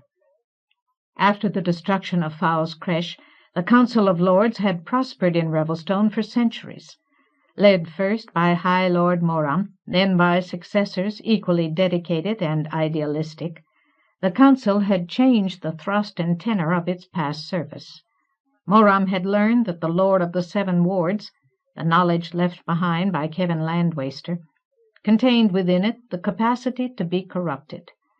Fearing a renewal of desecration, he had turned his back on that lore, thrown the krill into Glimmermere, and commenced a search for new ways to use and serve the earth power. Guided by his decision, councils for generations after him had used and served, performing wonders. Trothgard had been brought back to health. All the old forests, Grimator, Moss, Garrotting Deep, Giant Woods, had thrived to such an extent that Carroil Wildwood, the forestall of Garrotting Deep, had believed his labor ended at last and had passed away. And even the darkest trees had lost much of their enmity for the people of the land. All the war-torn wastes along Landsdrop, between Mount Thunder and the Colossus of the Fall, had been restored to life. The perversity of Sarengrave Flat had been reduced, and much had been done to ease the ruin of the spoiled plains.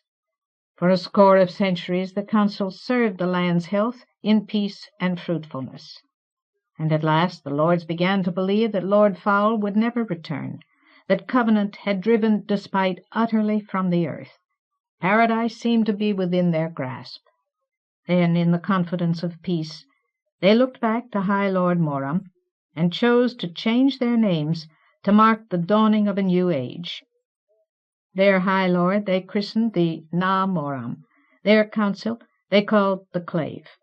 They saw no limit to the beauty they could achieve. They had no one to say to them that their accomplishments came far too easily. For the staff of law had been destroyed. The clave flourished in part because the old severity of the law, the stringency which matched the price paid to the beauty of the thing purchased, had been weakened, and they did not know their peril. Finding the third ward, they had looked no further for knowledge. Through the centuries they had grown blind, and had lost the means to know that the man who had been named the Na Moram, who had transformed the council in the clave, was a raver. For when Covenant had defeated the despiser, reduced him by wild magic and laughter to a poverty of spirit so complete that he could no longer remain corporeal, the despiser had not died. Despite did not die. Fleeing the destruction of his creche, he had hidden at the fringes of the one power potent enough to heal even him, the earth power itself. And this was possible because the staff had been destroyed. The law, which had limited him and resisted him since the creation of the earth, had been weakened, and he was able to endure it while he conceived new strength, new being, and while he endured, he also corrupted. As he gained stature, the law sickened. The first result of this decay was to make the work of the council more easy, but every increment strengthened Lord Fowl, and all his might went to increase the infection. Slowly he warped the law to his will. His ravers shared his recovery, and he did not act overtly against the land until Samadhi Sheol had contrived his way into the council, had begun its perversion, until several generations of Na-Morams, each cunningly mastered by Samadhi, had brought the clave under Lord Fowl's sway. Slowly the oath of peace was abandoned. Slowly the ideals of the clave were altered. Therefore, when the clave made a secret door to its new hold and ombri, it made one such as the ravers had known in Fowl's creche. Slowly the legends of Lord Fowl were transmogrified into the tales of Jeroth, both to explain the Sunbane and to conceal Lord Fowl's hand in it. Laboring always in secret, so that the clave at all times had many uncorrupted members, people like Memla, who believed their ravers' lies, and were therefore sincere in their service, Samadhi Sheol fashioned a tool for the despiser, ill enough to preach the shedding of blood, pure enough to be persuasive. Only then did Lord Fowl let his work be seen. For the staff of law had been destroyed, and his hands were on the reins of nature. By degrees, mounting gradually over centuries, he inflicted his abhorrence upon the land, corrupting the earth power with Sunbane. This he was able to do because the clave had been made incapable of conceiving any true defense. The Bane fire was not a defense, had never been a defense. Rather, it was Samadhi's means to commit further afflictions. The shedding of blood to invoke the Sunbane only made the Sunbane stronger. Thus Lord Fowl caused the increase of the Sunbane without cost to himself. And all this, Covenant saw as his blood deepened around his knees, had been done in preparation for one thing, the capstone and masterstroke of Lord Fowl's mendacity, the summoning of white gold to the land. Lord Fowl desired possession of the wild magic, and he did to the land what he had done to Joan, so that Covenant would have no final choice except surrender. The loss of the staff explained why Covenant's summoning had been so elaborate.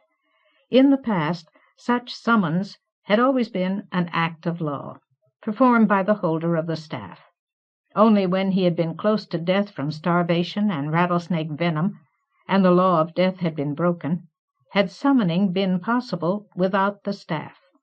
Therefore, this time the despiser had been forced to go to great lengths to take hold of Covenant.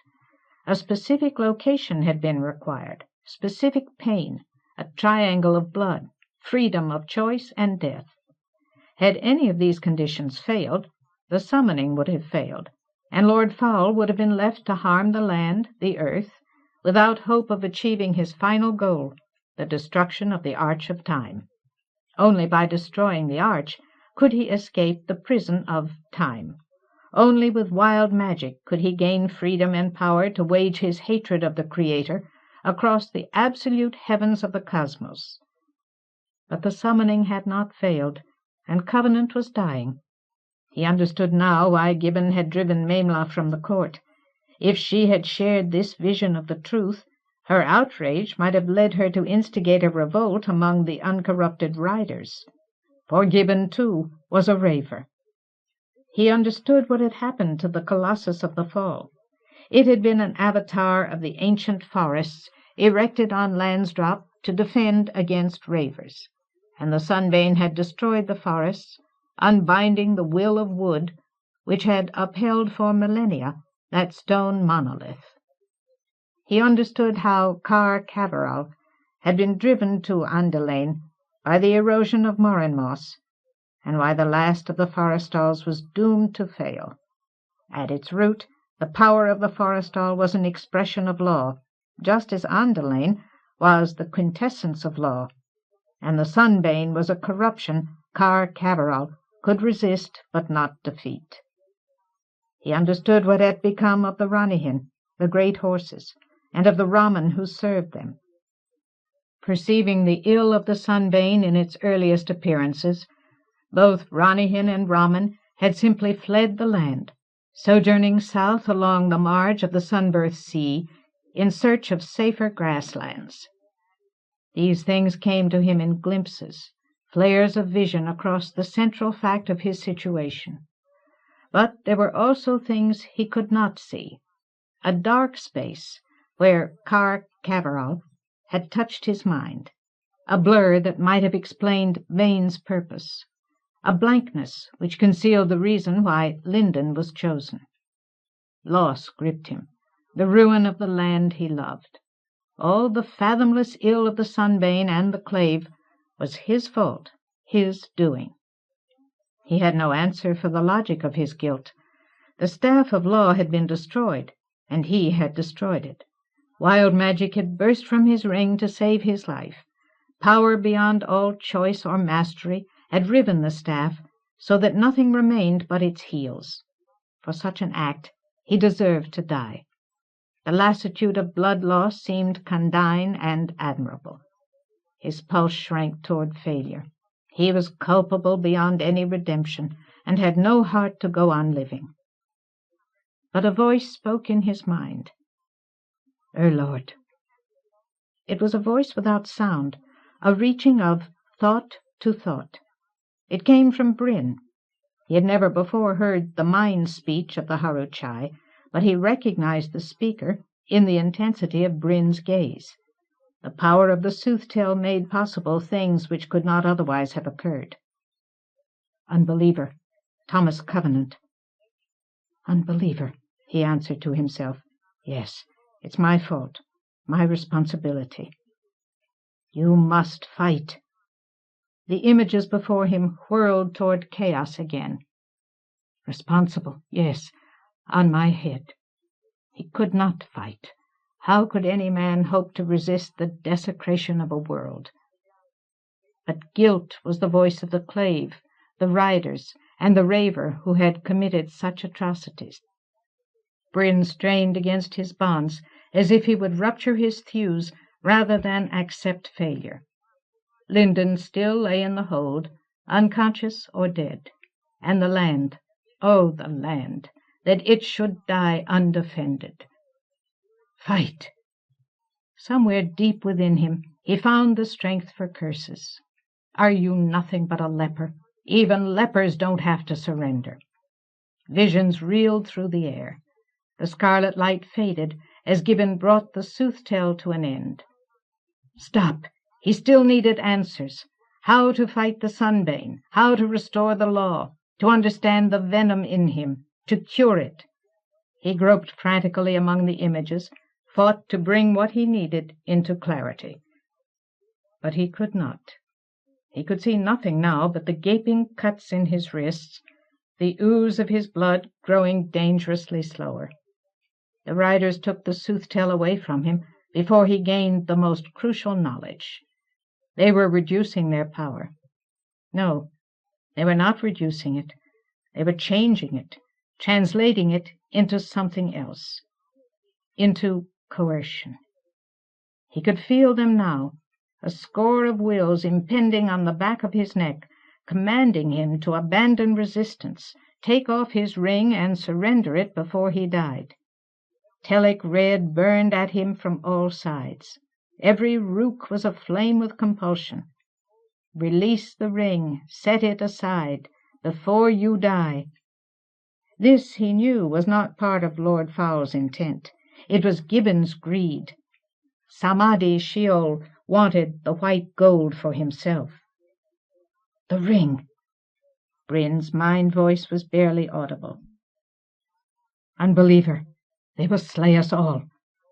Ah, he thought desperately, 77 of the Haruchai, vain if they could. Sunder, Halion, Linden.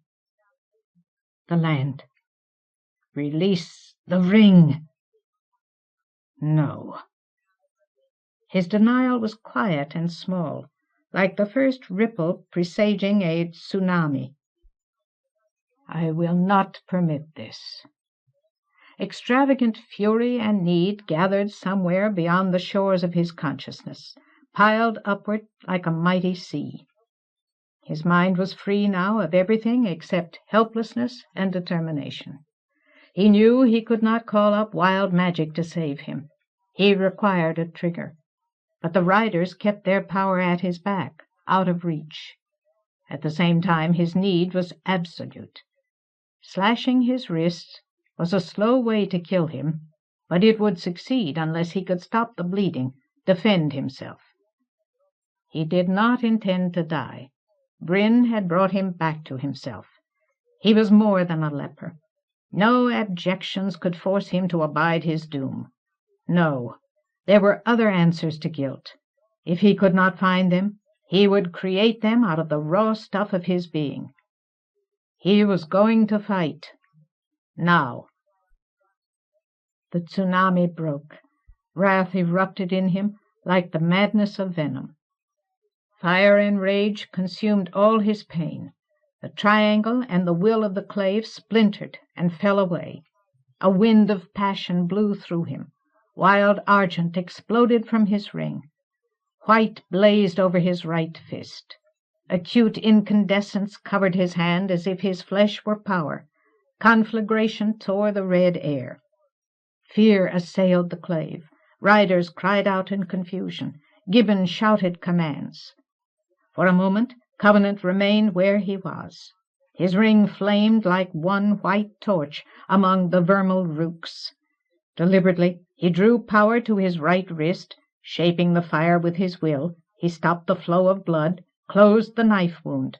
A flash of ire seared and sealed the cut. Then he turned the magic to his left wrist. His concentration allowed Gibbon time to marshal a defense. Covenant could feel the riders surging around him, mustering the bane fire to their rooks. But he did not care. The venom in him counted no opposition, no cost. When his wrists were healed, he rose direly to his feet and stood erect, like a man who had lost no blood and could not be touched. His force staggered the atmosphere of the court. It blasted from his entire body, as if his very bones were avid for fire. Gibbon stood before him. The raver wielded a crozier so fraught with heat and might that the iron screamed. A shaft of red malice howled at Covenant's heart. Covenant quenched it with a shrug. One of the riders hurled a coruscating rook at his back. Wild magic evaporated the metal in mid-flight. Then Covenant's wrath became ecstasy, savage beyond all restraint. In an instant of fury which shocked the very gut-rock of Revelstone, his wild magic detonated. Riders screamed, fell. Doors in the coigns above the floor burst from their hinges. The air sizzled like frying flesh. Gibbon shouted orders Covenant could not hear, threw an arc of emerald across the court, then disappeared. Under a moil of force, the floor began to shine like silver magma. Somewhere amid the wreckage of the Soothtell, he heard Lord Fowl laughing. The sound only strung his passion tighter. When he looked about him, bodies lay everywhere. Only one rider was left standing. The man's hood had been blown back, revealing contorted features and frantic eyes. Intuitively, Covenant guessed that this was Santonin. In his hands he grasped a flake of stone, which steamed like green ice, held it so that it pressed against his rook. Pure emerald virulence raged outward. The ill earth stone. Covenant had no limits, no control.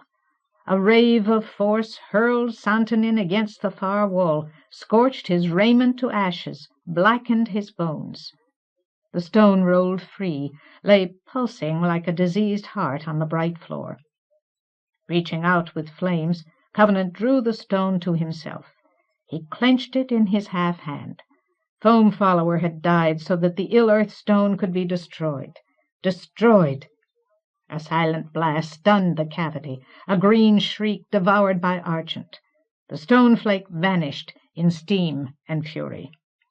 With a tremendous splitting noise, the floor cracked from wall to wall. Unbeliever! He could barely hear Bryn. Lord! He turned and peered through fire at the Haruchai. The prisoners! Bryn barked. The clave holds your friends. Lives will be shed to strengthen the bane fire. The shout penetrated Covenant's mad rapture. He nodded. With a flick of his mind, he shattered Bryn's chains. At once, Bryn sprang from the catafalque and dashed out of the cavity. Covenant followed in flame. At the end of the hall, the Haruchai launched himself against 3 riders. Their rooks burned. Covenant lashed Argent at them, sent them sprawling, reduced their rooks to scoria. He and Bryn hastened away through the passages of Revelstone. Bryn led. He knew how to find the hidden door to the hold. Shortly, he and Covenant reached the raver-made entrance. Covenant summoned fire to break down the door, but before he could strike, Bryn slapped the proper spot in the invisible architrave. Limned in red tracery, the portal opened. 5 riders waited within the tunnel. They were prepared to fight, but Bryn charged them with such abandon that their first blasts missed. In an instant he had felled 2 of them. Covenant swept the other 3 aside and followed Bryn, running toward the hold. The dungeon had no other defenders. The clave had not had time to organize more riders. And if Gibbon were still alive, he might conceivably withdraw his forces rather than risk losses which would cripple the clave. When Bryn and Covenant rushed into the hold and found it empty, Bryn immediately leaped to the nearest door and began to throw back the bolts. But Covenant was rife with might, wild magic which demanded utterance. Thrusting Bryn aside, he unleashed an explosion that made the very granite of Revelstone stagger. With a shrill scream of metal, all the cell doors sprang from their moorings and clanged to the floor, ringing insanely. At once, scores of Haruchai emerged, ready to fight. 10 of them raced to defend the entrance to the tunnel. The rest scattered toward other cells, searching for more prisoners. 8 or 9 people of the land, Stone Donners and Wood Helvenen, appeared as if they were dazzled by the miracle of their reprieve. Vane left his cell slowly. When he saw Covenant's passionate fire, his face stretched into a black grin, the grin of a man who recognized what Covenant was doing, the grin of a fiend. 2 Haruchai supported Sunder. The graveler had a raw wheal around his neck, as if he had been rescued from a gibbet, and he looked weak. He gaped at Covenant. Hallian came, wan and frightened, from her cell. Her eyes flinched from Covenant, as if she feared to know him. When she saw Sunder, she hastened to him and wrapped herself in his arms.